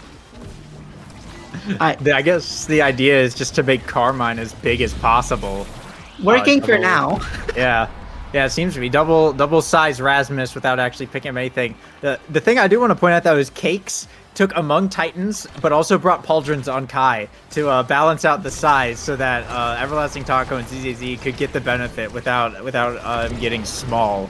So I think that's kind of interesting. But already we're seeing a bit of a violent start to this match with Everlasting Taco getting taken out once again, and Cakes looking pretty beat up here, as well as Carmine and Zaxmac pushing that goal line. They have 2 barriers up to none in a solid position. Andy gonna pop the supernova in the bottom, but just getting the core back over to the extra large Carmine over here, tossing the hook to the hop side, but Cakes is gonna find the clear down to the bottom, trying to get it through, but Carmine just holding this bottom lane so well. They can't find a way to get it through. Gonna go to the top now, but against this Juno on Zaxmac, it could be equally as difficult as they're trying to get it back over to ZZZ. They will get 1 barrier here. Blessing Taco trying to look for more. ZZ has a core flip, uses it to kill Andy though. And once again, just the patented strategy of kill the goalie and then try and make something happen. Carmine does have a core flip up as well, burns it here and gets it right into the bottom side as Corpse, you know the team, Corpse is gonna be on a quick set point. Yeah, Corpse Control living up to the name, finding a lot of really good kills around the core and controlling the core because of it. Still here, finding the secondary on ZZ who has no evade. Mako forward, kind of seen as a good Taiko Temple pick, and also like ZZ likes to play it on this very Oki style, and normally it's not that great into range goalie because they can stop the Mako from like kind of settling with the core and bringing it up slowly. More seen as a good forward into melee goalies. However, because of like all this damage that Corpse Control is able to do, ZZZ is just like really never able to set up the core, and it's a good first round from Corpse Control. And Carmine just finding the really clean little score, the score every Rasmus player wants to do, which is just that little dribble off the bottom, line up your primary, sink it in, hit the primary on the goalie and the core. Really good, really clean. And now with that first round win, we're looking at a quick strike. I really want to see the quick strike from the Rasmus here. Already has the double size, goes the Demolitionist instead, which it's viable. The Kai is now forced kind of to deny the quick strike from the Juno. She ends up going 1-2 punch, which I would have liked to see Chrono Boost because Dash on Juno is really strong, but whatever.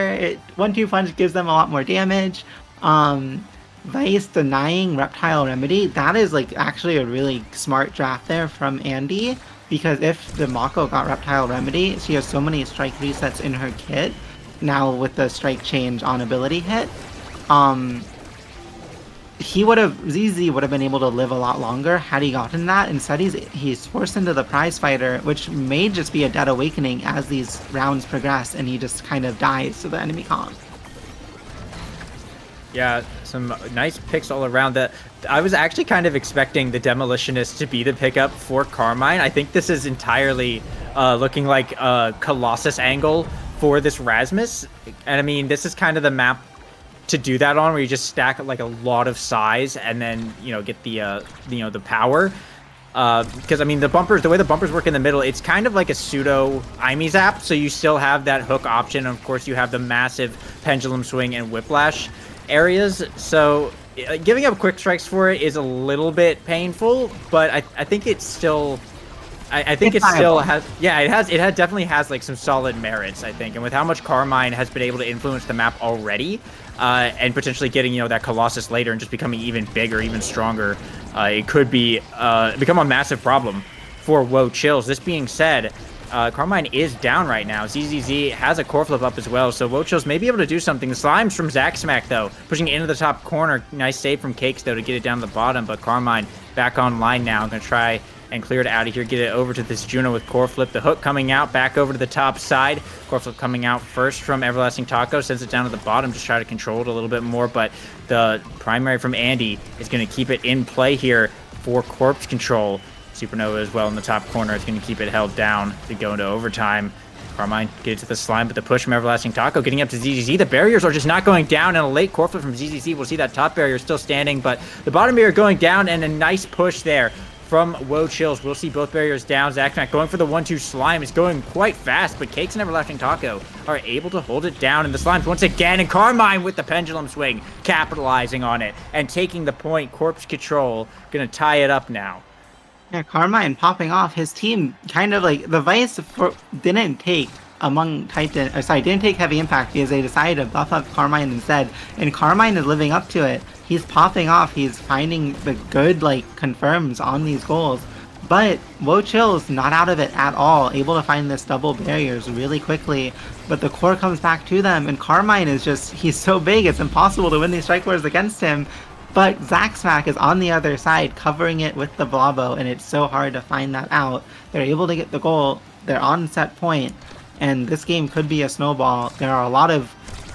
There's not many Awakenings that's gonna completely bust Woe Chills out of this game, unless if Now gets Monu and a Vice is forced to deny it or something. And meanwhile, there's just so many stacking Awakenings on the side of Corpse Control, who quickly finds the double barrier. Zaxmac gets the score, and it's just Cakes doesn't use the core flip, and they win the set. Yeah, Corpse Control looking really, really strong right now, and Carmine being the MVP. Should Colossus there it is, showing up. Colossus and Recovery Drone both are there for the size Awakenings. I imagine it would be a Colossus pick, but there are some Stagger Awakenings, and there is actually Stacks as well, and it will be a Stacks pick. Carmine deciding that the size is in fact enough, and is now going to opt for that speed. Hotshots going over to ZZZ to deny the Juno. I was going to pick up Aerials instead, a little bit more dash enhancer in that midfield. Spec training deny here from Everlasting Taco. Not huge on now, but does deny it from the Vice, who's going to go for the bulk up anyway, which is probably the better pick since Andy already has the Reptile Remedy. So, he's got the healing, he's got the power now as well, and then just Cakes picking up a little bit of that peak performance here. Yeah, and the stacks on Carmine is so vital. He has so much size already, you can definitely argue Might is good, but now that he has this speed and he's able to just run around the map with all this size, doing anything he wants, it is so difficult to play against Erasmus, who basically has this god build and is ready to pop off. Meanwhile, the Everlasting Taco denying the specialized there, like you called out, Andy had Reptile. Bulk up is so good here, he has so much power now. And it's not just on his ult. These primaries that he's constantly shooting are doing so much damage. And I think people focus on Vice ult, but her primary is so strong, and it's so important to how the rest of her kit functions. But Carmine, getting a little low there, able to step away from the core, go get an orb, and now has flip at half stagger, full stacks. Woe Chills has a really good offense here. They may even get the goal.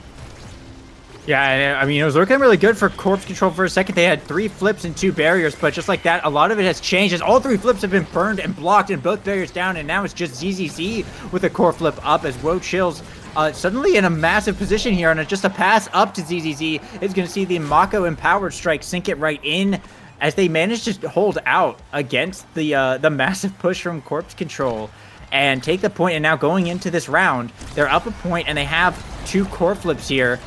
Cage immediately coming out from ZZZ, 1 barrier going down as the offense just continues straight from kickoff. ZZZ taking a lot of damage, but the spec training now just going to heal him right back up. Carmine able to get a barrier here in return. Pendulum swing for a second one as Andy teleporting up to try and go for the goal, but doesn't find anything, and it's actually Carmine who gets taken out in the tussle down there, as now Woe Chill is going to have a little power play of their own to try and bring down this barrier. Blessing Taco keeping it in. The barrier does go down. A nice little angle there. Andy going up, getting over his X-Mac. Carmine off a respawn is going to find the primary, though. It's Corpse Control. Going to fire right back. Yeah, that was such a good barrier take by Taco, but quickly answered by Carmine, who had just lost his stacks. And getting that point, not going to set point, like if Ocho scored, they would have been on set point, is so big because it gives Carmine time to get back the stacks that he just lost. And it just, stacks on stacks is such a big power boost when you have it stacked. he actually walks into the Mako secondary there, takes some damage for free, resets his stagger regen, and that is an unfortunate misplay in terms of playing the KO game, which sets him up to potentially die to Woe Chills and get his stacks reset again. Basically, Carmine needs to be able to play this KO game extremely well and not die, or else Woe Chills is going to slowly build up these advantages. Corpse Control still has a lot of different ways to play the game, and like the Vice does a lot of dagger building damage, but it's hard for them to score without Carmine popping off and having the speed to do so. Yeah, Carmine is kind of the heart of Corpse Control's offense right now. Andy and Zaxmac are just really there, to back up the big Rasmus. So if Carmine, gets taken out like we've been seeing, it just becomes incredibly difficult for Corpse Control to do a lot. And right there, Woe Chills were able to kind of capitalize on that downtime and really get themselves in a decent field position and eventually score. And now they're on a set point, looking to drag it out to this late game set 5 to turn it around. Cakes has a core flip up, burns it right here for a barrier. Carmine off the rebound is going to go for a little bit of offense of his own. Gets stuck in the cage here as Everlasting Taco going to be able to clear it out, get through this midfield. Zaxmac also has a core flip up now as well as Woe Chills closing in on this barrier. Zaxmac burns the core flip. Everlasting Taco staggered to the top side. Andy with the Supernova is going to find the KO as now a power play here for the side of Corpse Control. Andy teleporting up. He's going to eject button back though. Leave it over to Carmine and Zaxmac to try and bring down this barrier. Cakes is holding for now, but a strike war from Carmine will find the barrier and bring that down, open up the goal. Andy looking to send it back in here to find this point, teleporting up, gets behind Cakes and finds the shot as Andy gonna bring us to Corpse Control to a match point and set point for Woe Chills. Yeah, and they might just find this qualification for liftoff. Corpse Control seen as an outside chance, a team with a real possibility of making it, but not as one of the favorites. Showing up big on the day, but Carmine dying, losing those stacks as DZZ, who has 3 prizefighter stacks and takes both barriers. This is a great spot for Woe Chills to be in, and they could just finish it right now. Woe Chills. That was chilling, I think. It was so chilling. Whoa. Whoa. And the Mako primary there, just finding so much space, able to confirm the goal. It's really hard in those situations when the core is in your face as a Vice to do anything. Some people think Mako does well into range goalie, and those situations are why. Now Vice forced to go the Stinger. Not really forced, honestly, with how ZZZ plays. He probably wanted the Stinger, and he's going to do so much more damage with that. Mako able to just guarantee a lot of hits and proc the Stinger a lot. She doesn't really have many multi-hits outside of her ult, but her abilities are really easy to hit. Meanwhile, explosive entrance on Taco. Now he has like this Chrono Boost explosive entrance thing going on. Monumentalist is still in the draft. If they win this set, he can get like these giant explosive secondaries along with like having the heavy impact CD regen and just the speed. It's really insane. Corpse Control really needs to end the game on this set. They're looking like it. They might. We'll have to see. I mean, these sets have been going a lot back and forth here, this entire game. So I think it's really anyone's match, especially when it's getting dragged out this far. But it is a really solid build over on the side of Everlasting Taco. So like you say, if this does go to a set 5 and Manu shows up, it could be a Woe Chills win here. Being said, they do have the power play going. Cakes and ZZZ have their energy up. Giga Blast coming out into this bottom side. Andy gonna burn the Supernova there, so won't have it potentially for later. Cakes just trying to get it through, but Andy teleporting up in the midfield and Carmine back online. Could see Corpse Control make something happen. Cakes with the core flip, but Carmine with the hook sends it all the way around and sinks it in. Cakes can't get back in time. What a shot from Carmine to put Corpse Control first on the board. Carmine, he's getting focused every single round. Woe Chills knows the win con, kill Carmine, but Carmine keeps coming up with these clutch plays, even though he basically has a dead awakening right now in the stacks on stacks. And great flip there from Zaxmac getting the barrier, but quick return by Woe Chills getting both barriers. But Carmine, he gets the core and he does it again. He gets the barrier, and now this is a hard spot to be in, and they get the goal. Corpse Control on match point, possibly finding their way into liftoff. Woe Chills is going to have to reverse sweep this set, and it's scarier against a Rasmus that's only stacking more.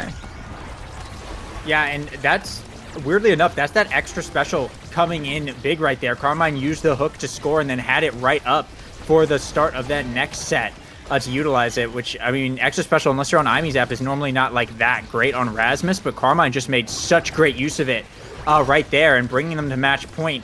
This could be what really shifted the tide, was just the use of the hook. But Carmine and Zach Smack pushing this top side. Core flips as Everlasting Taco moving at light speed for a second. Still alive, but they're looking for the goal. It will be Zach Smack that finds it with the slime. And that's Corpse Control moving on to liftoff. Yeah, Corpse Control, the entire team popped off. I've been singing the praises of Carmine, but Corpse Control picked their comp. They picked Awakenings to enable him. Zach Smack and Andy both played great. They had so many important moments that game. Zach Smack was able to constantly keep the core up and give Carmine these chances. Andy kind of forced to sit back there and play against ZZZ, who is always just going to kind of nullify you and try and take you out of the game. But he still played the situation pretty well and was able to have a lot of impact. But really, that was the Carmine show. He had the most redirects in the game, well, except for Cakes, one less, and Cakes had Quick Strike. So Carmine that was an insane performance. If that core flip goes in, if Wo Chills gets that first goal without that hook from Carmine saving it, that last set could have looked completely differently. But they got it. Carmine got the hook, and now Corpse Control finding their way into liftoff, and Wo Chill's gonna have to try again in Launchpad number 2. Yeah, and Corpse Control as well. Earlier in the losers round 1, they were actually the team that upset and knocked down Shion's shop in the losers bracket, which, you know, they were kind of a favored team to take a spot in the winner's side. So, you know, clearly Corpse Control is a team to be watching out for come liftoff time. And I mean, with that performance, not much else to say. I mean, that they just looked absolutely solid. But that being said, we're going to be going on to our other match in a little bit. It's going to be a Minor Inconvenience versus Dragon Bite, looking for this other loser spot side. And during the break, you were mentioning there's a lot of lore here for each of these teams individually. You got Xeno Gemini versus Striker Kai coming up. And there's just some neat narratives going on with what they've been doing kind of throughout this tournament and even before. So I'm excited to I'm excited to hear a little bit about that. Yeah, there's so much to talk about with these two teams. I know I'm going to start off by talking about just the lore matchup of Xeno Gemini and Striker Kai, who are both on Core Requiem. Twisty also on Xeno Gemini's team, a Minor Inconvenience, subbed for a few games for Loki. So like all these three players have played together in, I think, Westy Wednesday before, in NASA. This is kind of like a grudge match. Ashy Burb, I think, was a sub on the team too. So basically, like, 4 of the 6 players in this lobby have a connection to each other. Meanwhile, now let's talk about like the specific story of these teams. A Minor Inconvenience, their main goalie, the Golden, quit the game yesterday. As of last night, they weren't going to play in this tournament, but Xeno Gemini came in at like 2 a.m. and was like, I'm here to play. I got you, Twisty. Twisty subbed for him back when they were in NASA together, and like they got some important wins as a result, and he's paying back the favor. This team, they were seeded like 9th after Xeno Gemini came in, and were kind of upset, I think, early on in the bracket, but they've managed to claw their way back, beating in their last game Pass, also known as Shizonculus Supremacy, which was the 3rd seed coming into this tournament. They've had like this really insane run. Flowers, someone who I have been recently coaching a lot, has really wanted this win. She is really dedicated and was really bummed last night when she thought her team wouldn't like be playing. But now she's here in the qualifying game playing against Dragon Bite, who this is another team with so much story behind it. Striker Kai and Ashy Burb, known duoers, they play a lot together. I think so many people, when they saw this team seated as high as they were, and then they got upset pretty early on, were like, okay, yeah, that makes sense. They kind of sucked. And now they're here, in 1 game away to be cleared for liftoff. And Dave, known as a Finny One Trick, been learning some new characters recently. But you have this team that has a Kai one trick and a Finny one trick, and whichever one gets through, they will pop off on. I'm really curious to see which bullet a minor inconvenience chooses to bite. Yeah, that's gonna be really interesting. Yeah, both these teams are.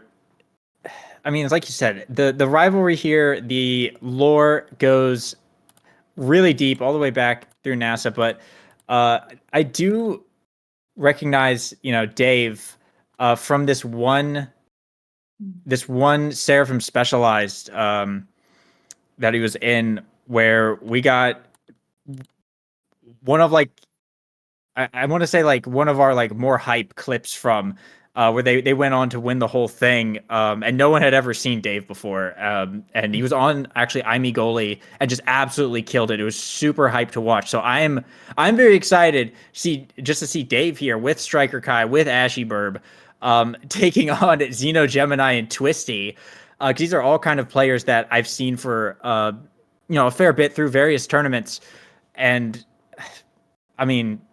I expect nothing less than one of the hypest matches of the day to end it out. Yeah, and I need to get into the new lobby, but so Dave is like this new goalie, right? Who's up against Xeno Gemini, who has been like, it said there in queue. I'll probably join in a second, but anyways, Xeno Gemini, I get like this classic legacy goalie who has always been seen as a really good hold it down goalie versus Dave, who actually, like, as far as I know, is more of a core control Finny player.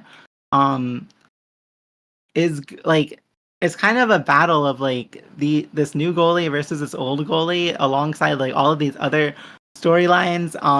Something else that's really noteworthy about these teams, just as a final fun fact, Dave is like 15, Twisty is like I think 16, 17, and then Flowers is like 16. Both of these teams, if they like manage to make NASA or NASL, would be some of the youngest teams in the league. And I really like the younger like team narratives, and I think like that would be really cool to see. And I think in these high pressure situations, it's really nice to see how they manage to just stack up and deal with it. Yeah, that's a good point. As well. I mean, going all the way back to the Boomers Zoomers tournament, where the Zoomers kind of just swept the floor with the older players. As someone who got swept in that tournament, yeah. Yeah, I mean, there's definitely a lot of potential, for those younger players, just to, I don't know, the kids these days, they just be loving their video games. You know how it is. But yeah, it's an interesting thing to point out, I think, as well. But looks like we have the picks locked in, as well as the bans. We do have. I'll be real, I totally forgot, but I did see a Finny pick come out from Flowers, so they did end up taking that away from Dave.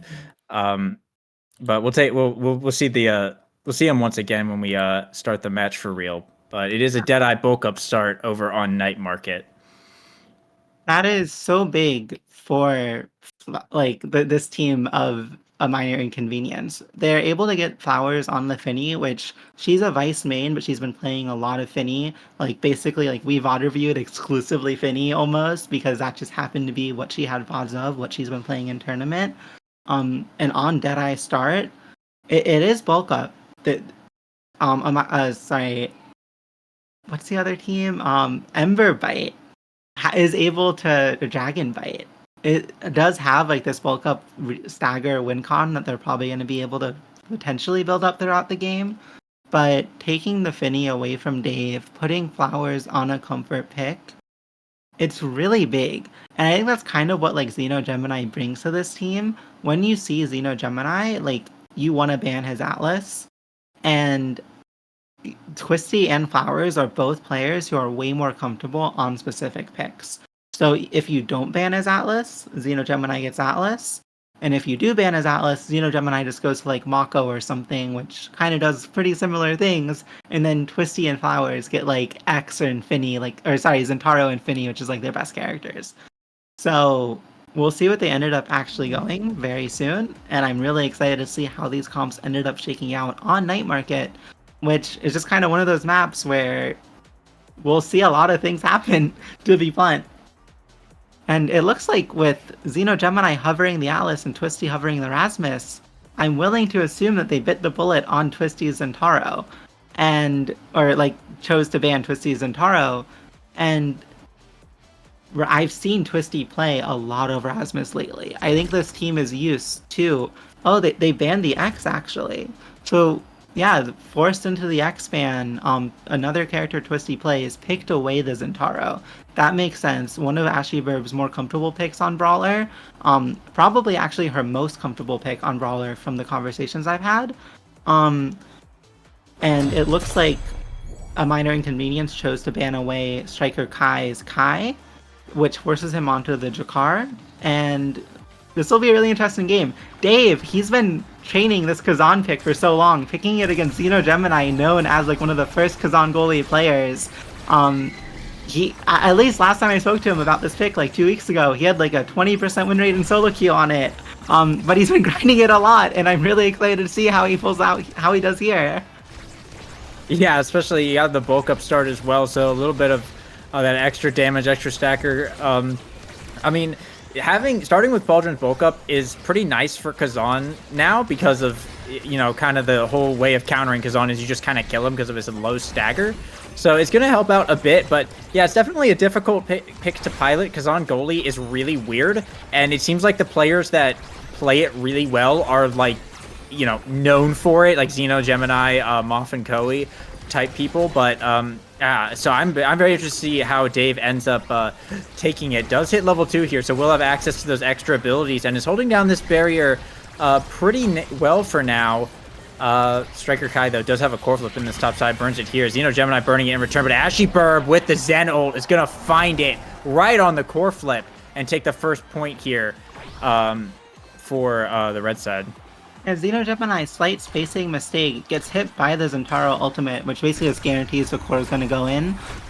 Great play by Ashy Burb, and I actually DM'd her before this game, and apparently their last game went really close, and they ended up clutching it out, and she feels really comfortable in the clutch. I'm expecting this game to go really long, and I'm excited to see what happens. The team of Dragonbite really wants these rounds to go a little longer, because when the core is in overtime and it's going really fast, that's where Kazan wants to be and where Atlas does not want to be. So a minor inconvenience is playing to their win con. They're getting so much damage out and they're ending the rounds really quickly. Finding this kill on Striker Kai and somehow managing to secure that on Ashy Burb. Dave is in a 1v2 as Kazan goalie, which it's really hard to win, and he's actually doing it. Insane plays, has the flip. The Finny secondary able to push kind of helps out Dave there. And now Ashy Burb and Striker Kai are back. It's almost overtime. The Kazan goalie is about to get really scary. Yeah, overtime Kazan goalie, pretty terrifying. They do get a barrier here, but once again, Striker Kai getting KO'd for the second time, and Twisty with the barrier is going to open up the goal in return. Dave had to burn the core flip there, so still in this 2v3 for a little while longer. Striker Kai is back online here versus Flowers in the midfield, trying to get it over to Ashy Burb. Can't find the Zen primary, though. It's going to get back in the hands of Dave. Ashy Burb getting stuck on the night market middle, can't find the dash, but will get in her hands anyway. Striker Kai right there to back her up. You know, Gemini has a core flip. No angle to be found there. Getting it back over to Twisty, but Dave with the hook sends it right back in once again. And this is just the Kazan goalie that we see all the time. It's on one side.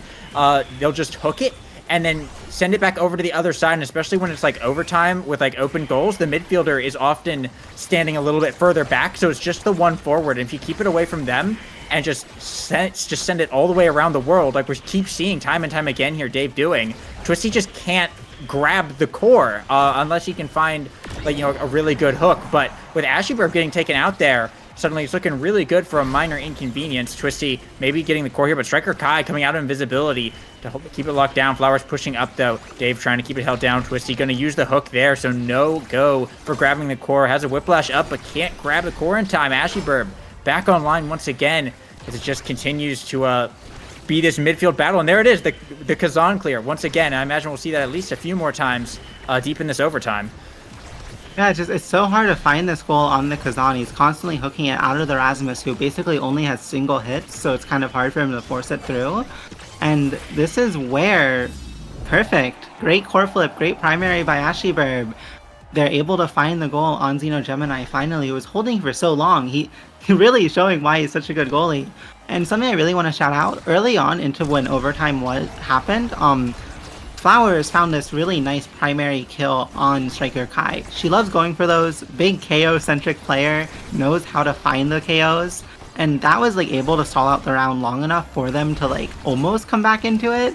But we see how hard it is in overtime once that hits for a minor inconvenience to find these goals against Dragonbite. And they're able to find this KO on Ashleyburb, which is huge. You want to find these KOs and get Striker Kai extremely staggered before overtime hits. Because then, maybe, if you're lucky, you can confirm it. Flowers looking for the back pass into the Rasmus hook. She's trying to be creative this game. I'm seeing it. I like the energy. She's going to probably figure out some of these plays soon enough. Striker Kai, though, extremely low, forced to evade. And actually, Striker Kai, infamous Vicious Fan Brace player, opted into the slick kicks this game. Meanwhile, Twisty, also an infamous Vicious Fan Brace player, also opted into the slick kicks this game. So, really interesting dynamic there. And now that it's overtime, yeah, it's back into being the domain of Dragonbite. Corflip coming out from Xeno Gemini, though, to send it back over to Flowers, but Striker Kai is proven to be a bit of a menace in the midfield, as per usual, with these shotguns. Dave, great save against Twisty's Whiplash. Use a backwards hook and the long strike there to keep it out of this Rasmus's hands. Flowers trying to send it back in, but Striker Kai is still able to get it out. Twisty not going to be able to grab the core with that hook. He's going to get back in the hands of Ashleyburb. The Finny ult coming out, but not enough to get it through. Striker Kai pushing up, but going to pay for it. Getting hit the Finny card and getting taken out there. Now it's a 2v3 with an open goal. Xeno still has a barrier to work with as well. Sending it back over to Twisty, but the core moving a bit too fast for the pendulum swing to land. Now Striker Kai back online for the side of Dragonbite. Dave pushing up the hook from Twisty. Gets blocked by Dave. It was a great dash to intercept that. And now Flowers is trying to get back over to Twisty, but Striker Kai and Ashleyburb are just interrupting everything that Flowers is trying to do right now. Core flip getting burnt from Flowers and Ashleyburb, but it ends up kind of bouncing off the middle and not really going too much.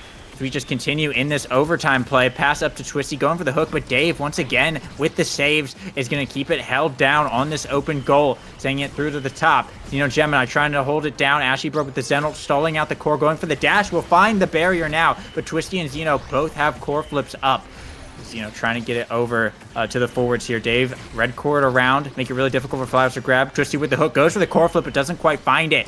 Now back in the hands of Xeno. Ashleyburb looking to push up. A shot to the top against the Atlas primary will find it and seal the deal for Dragonbite as they take set one. Yeah, Ashleyburb comes in the clutch and finds a strike war against the Atlas primary. Big play. And something I want to mention, Ashleyburb on the Magnetized Souls. She DM'd me about this, actually. This is controversial. I disagreed with her. I think it was probably a number of folks in chat disagreeing with her. But she likes the Magnetize on Brawler. She doesn't find the core very often. Striker Kai, kind of a core hog. Not her words, mine. And this Magnetize allows her to still get speed and participate in plays, and especially as Zentaro, find plays off of the middle using her dash. And gonna be able to find the heavy impact here. Great Awakening draft for really both teams. Both teams are able to find things they really want. But Twisty with the Rampage, he's gonna be playing against it's hard. Flowers has Stinger, so like both teams have a lot of damage sources, but Drakar found Rapid Fire, and Reverb is still out there. Drakar is a character that's kind of all about shotguns, and when he gets Rapid Fire, he becomes that much stronger. He's not going to be able to get heavy impact, but Ashleyburb was able to, which is insane value. And we'll see what ends up happening there. I think both teams walked away with drafts they're pretty happy with. Yeah, these are definitely really solid drafts here for both sides. And yeah, as well, like you said, Drakar, all about shotguns. Everyone always kind of like underestimates how much damage Drakar actually does because of just the way it's dealt is kind of passively every time he fires that shotgun and hits someone, especially, you know, bulk up rapid fire. You don't have a lot of time to get regen off, and if he wants to, he can really kind of like whittle people down. And especially with, you know, the Zen and the Kazan, there's a lot of potential KOs to come out really from both sides. But Looks like we're in a similar situation as we've been last set. Both sides open well into overtime now, well, just as we hit overtime now. And both sides just trying to find a way to capitalize on this core, but it moves quite fast. And both teams tend to have a little bit of trouble of really solidifying core control for a long time. That being said, core flips getting burnt from Striker Kai and Xeno Gemini there. Dave and Flowers have theirs up as well to potentially face off against one another.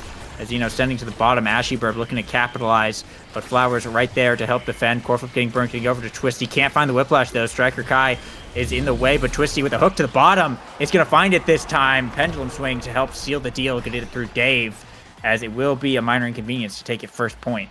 Yeah, great shot placement there by Twisty. He puts it right in the middle of Striker Kai and Dave, who kind of used their primaries to cover like the opposite side they were on. So like the side they were on, and it's really funny that like Twisty was able to see that like little crack in their defense and take advantage of it. And now it's vital, right? Twisty got 2 Rampage stacks. He's actually benefiting from this Awakening, and no one's really trying to damage him on the side of Dragon Bite. So he's going to be able to keep on having these stacks, and as the set develops, he might just be able to make a lot of use of it. But right now, he's getting a lot lower. Atlas ult, huge. Didn't have to use it for anything else that round, so just has it up. And the game's kind of devolving into this lull state. It's going to be overtime soon, which advantages Dragon Bite, but that doesn't mean that a minor inconvenience can't score. But they finally find the kill on Twisty, resets the Rampage stacks. Now it's overtime. This is exactly where they want to be. Yeah, I mean, this kind of, as you say, it's evolved into a bit of a lull state, as we've been seeing. But this is what Dragon Bite ultimately wants. Is they seem to be able to capitalize on it better. Twisty hasn't quite been able to land as many hooks as you would like. Striker Kai has kind of been able to stand on the core and eat a lot of them to allow Dave to get some of these clears as well, because that's really the big threat to the idea of send the core around the world, right? Is Rasmus hook is just going to go the other side and pull it in. But that being said, Twisty actually burns it there to find the KO on Striker Kai with a nice strike war.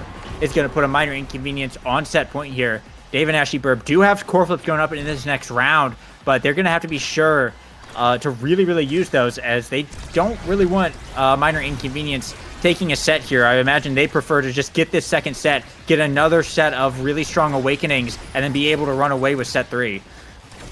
Twisty and Flowers kind of coming alive here, finding these vital KOs, vital barriers, and all this damage. The forward duo is going insane. They're killing their own counterparts back to back, or well, their mirrored counterparts. Anyways, point is, Dave, unable to find the clear, gets the most unfortunate night market angle, comes right back. Flowers wins the strike war, and that first set, it looked awful for a minor inconvenience. But that second set, they came back in. They started scoring. They learned how to break down the Kazan goalie's defense and also find a bunch of KOs. And now both Xeno Gemini and Twisty instantly hovering that team player, knowing you need to deny it from the Kazan, who meanwhile does get Might of the Colossus. He has Powerhouse, he has Recovery Drone. There's still I think 1 size awakening left in the drafts. Don't quote me on that.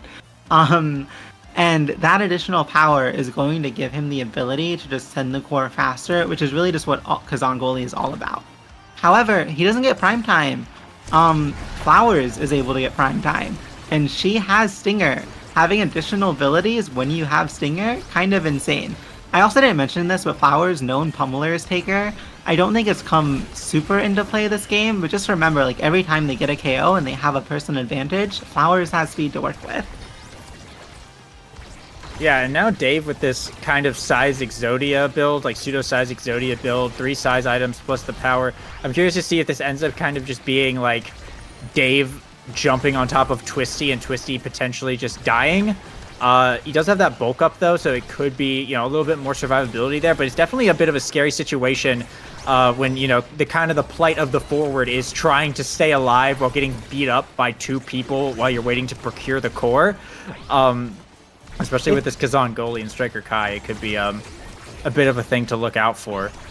The one notable thing about Kazan goalie is that it's really hard to do damage as him, because, like, how he defends, it's just very, like, there's not many opportunities for you to get damage off unless like you're getting a good primary that just like kind of hits all of them.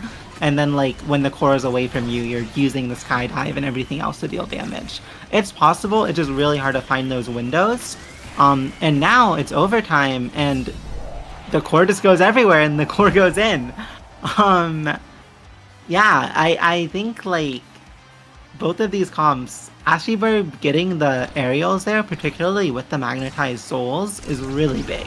Because now she's able to make so many more plays off of the midfield line, which is like kind of what she's looking for with this magnetized souls. And meanwhile, like Striker Kai with the double stagger awakening, reverb is still out there. If he gets reverb if they win this set and he gets reverb, it's such a scary spot for a minor inconvenience to be in.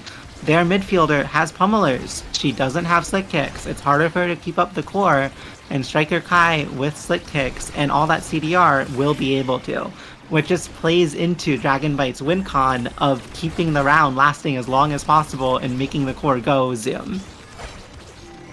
Yeah, now Ashlyburb with the dash, the long dash will bring down that second barrier. Striker Kai has a core flip up, but so does Xeno Gemini as Dave looking to send it back in. Twisty in the midfield can interrupt that pass, but trying to send it back in now. Flowers, though, pushing up on the midfield as well, getting it over to Twisty. Dave, great hook to get it over to Ashlyburb. And now in this top corner, the Xeno coming out, trying to bait out Xeno's core flip, but not going to fall for it. However, the core getting down to Striker Kai will mean that that point's going to go over to Dragonbite as Xeno's still going to hold on to that core flip. And Dragonbite on set point right now. Yeah, looking for like I think every set so far has been a 3-0. Looking to continue that pattern. This game is so back and forth, and like we're just seeing, there's just rounds where a minor inconvenience is able to confirm the goal, and rounds where they're not, where they're able to get the damage, and rounds where they're not. And now with this scaling stagger from the side of Dragonbite, it's just looking harder and harder for them to get that damage, and I'm not sure what awakening is really left for them that's gonna like possibly break this game wide open. We'll see.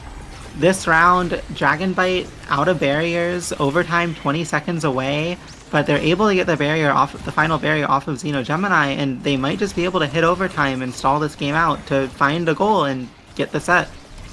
Yes, being said, Flowers and Twisty still up in this bottom corner right now. Striker Kai having to fall way back to make that save, but will save it indeed. And now Twisty with the whiplash is pushing up. Dave is going to find a way to save it, though. And the core flip getting burnt by Twisty is actually pretty big there for the side of Dragonbite. As we go into overtime, Ashlyburb able to get it past Gemini before the Atlas expanse. We'll see Dragonbite take the set, and that overtime speed kicking in just in time to make the core go just a little bit faster to get behind that expanse. And this will be Striker Kai getting the MVP 1-2 punch and missile prop on the board here. It's potential really solid picks. There's actually Stacks going to be the pickup going over to this Drakkar. Pretty good. It's hard to kill him. If he doesn't die now, the game might just blow open. Critically, Xeno Gemini taking explosive entrance, but Ashlyburb didn't want that. She already had aerials. That was an unnecessary deny, and that's gonna cost them because there were other awakenings that Xeno Gemini could have got in that draft that would have been really impactful. Meanwhile, I think like Red Dragonbite was just able to get so many valuable awakenings there. Kazan getting Chrono Boost, obviously not the best. I think the hooker. So both Kazan dashes, you can kind of stop them where you want. So I don't think dash range is necessarily all that bad on Kazan. It's just not like the best thing in the world. And really like Twisty is able to get Hot Shot, which will help him find a way around Kazan a little bit more. But it's a difficult spot to be in if you're a minor inconvenience. They managed to pull back the reverse 3-0 on set 2. Or not like the reverse 3, like, you know what I mean. The counter so 3-0. Exactly. So they may be able to pull out here, and that early kill on Ashlyburb, pretty big for that. Now advancing on the barrier. Yeah, now in a 2v3 here. Xeno has a core flip up as well if things do end up getting dicey, but Ashlyburb back online to keep the barrier alive. Going to go for the Xenolt in the bottom side of Striker Kai, getting knocked around a bit. Had to play for his life a little bit as we get into this overtime.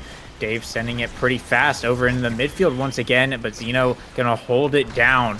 And back over to Flowers. Dave with the hook, trying to send it into Striker Kai, but Twisty now running up, going for the hook. Flowers trying to send it in, but Striker Kai keeping it away from there.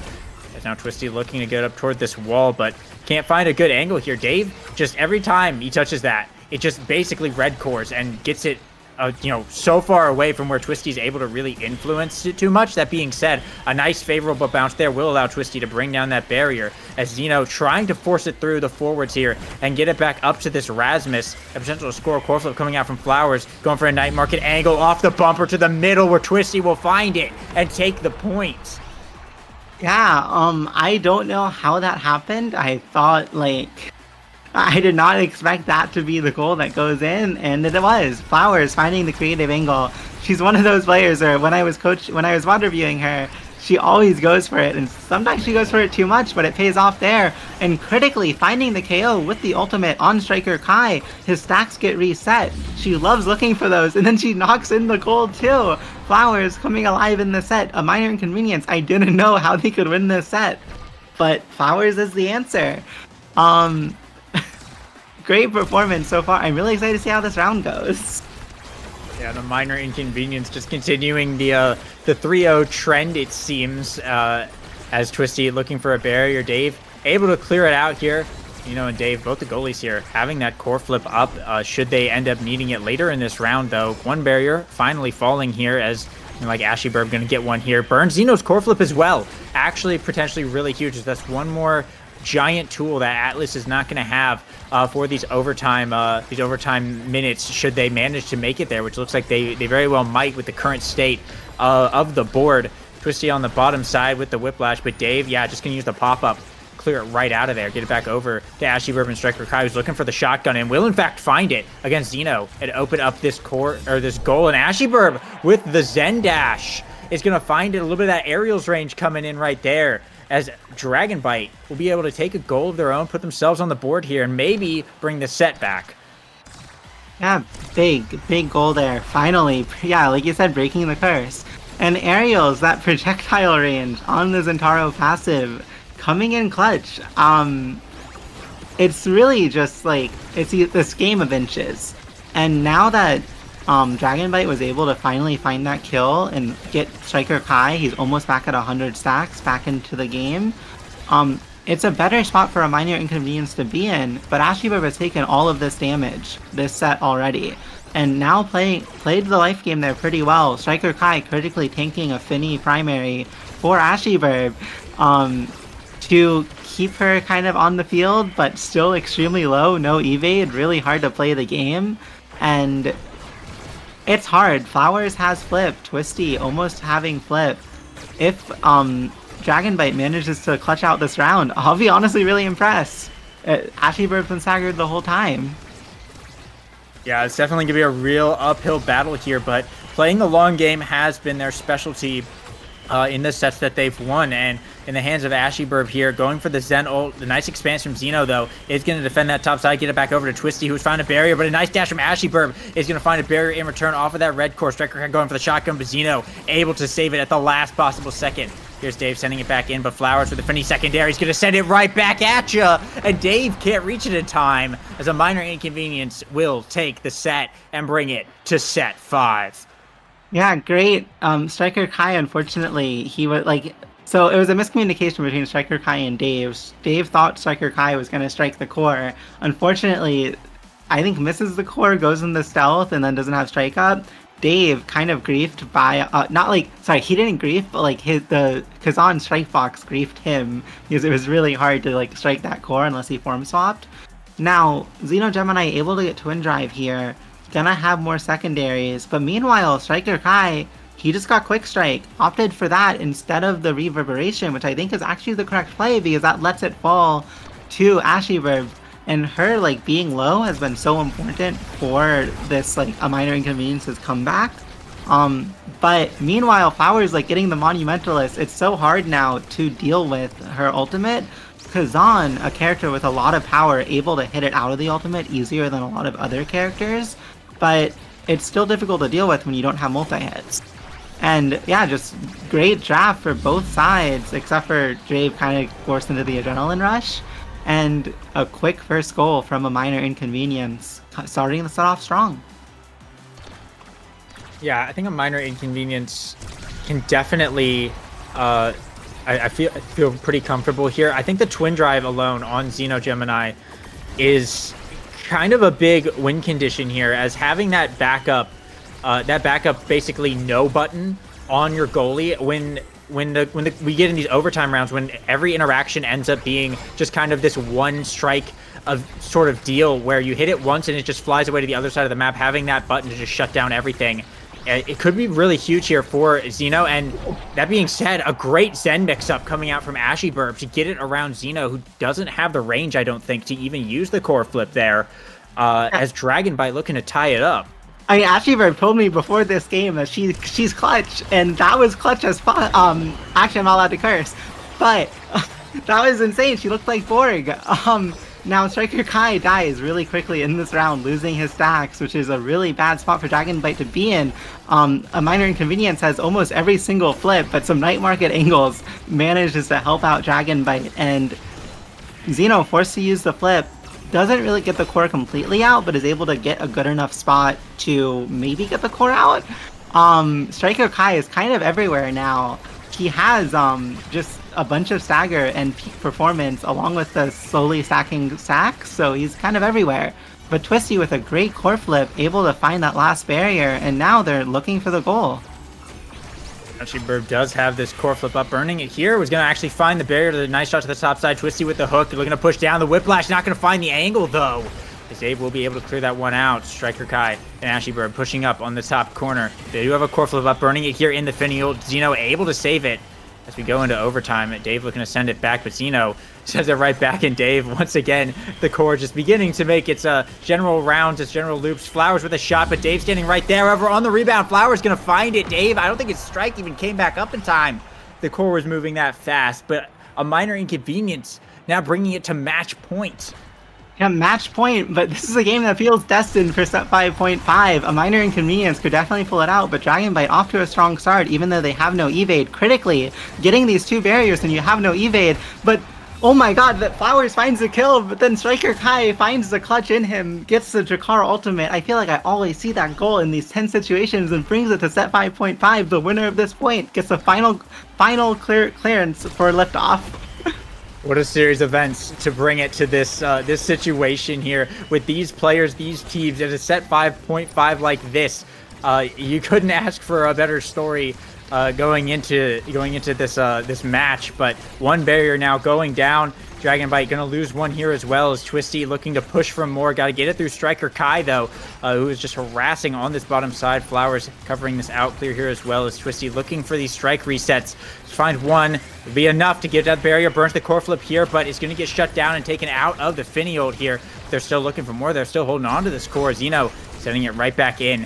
And now in the midfield, Twisty just slowly, methodically kind of working his way up. Core flip coming out from Striker Kai, but no barriers going down off of it. Hook from Twisty, looking for the strike in the bottom side, but can't quite find it. Flowers pushing up as well, has the core flip, burns it here. Looks for the night market angle, but it is able to be blocked by Dragonbite.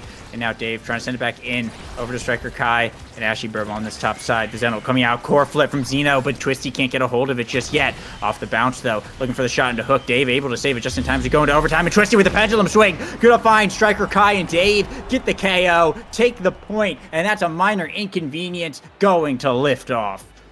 Such a close game, a game of inches, and a wonderful performance from Twisty and Flowers. Twisty in that last point, just destroying that corner offense, getting the core up, finding the barrier and the goal. Flowers constantly finding these clutch KOs. This team, they had Xeno Gemini come in last minute. Xeno Gemini, who is known as like just, even when he was in NASL last season, considered a goalie who could have easily been in NASL.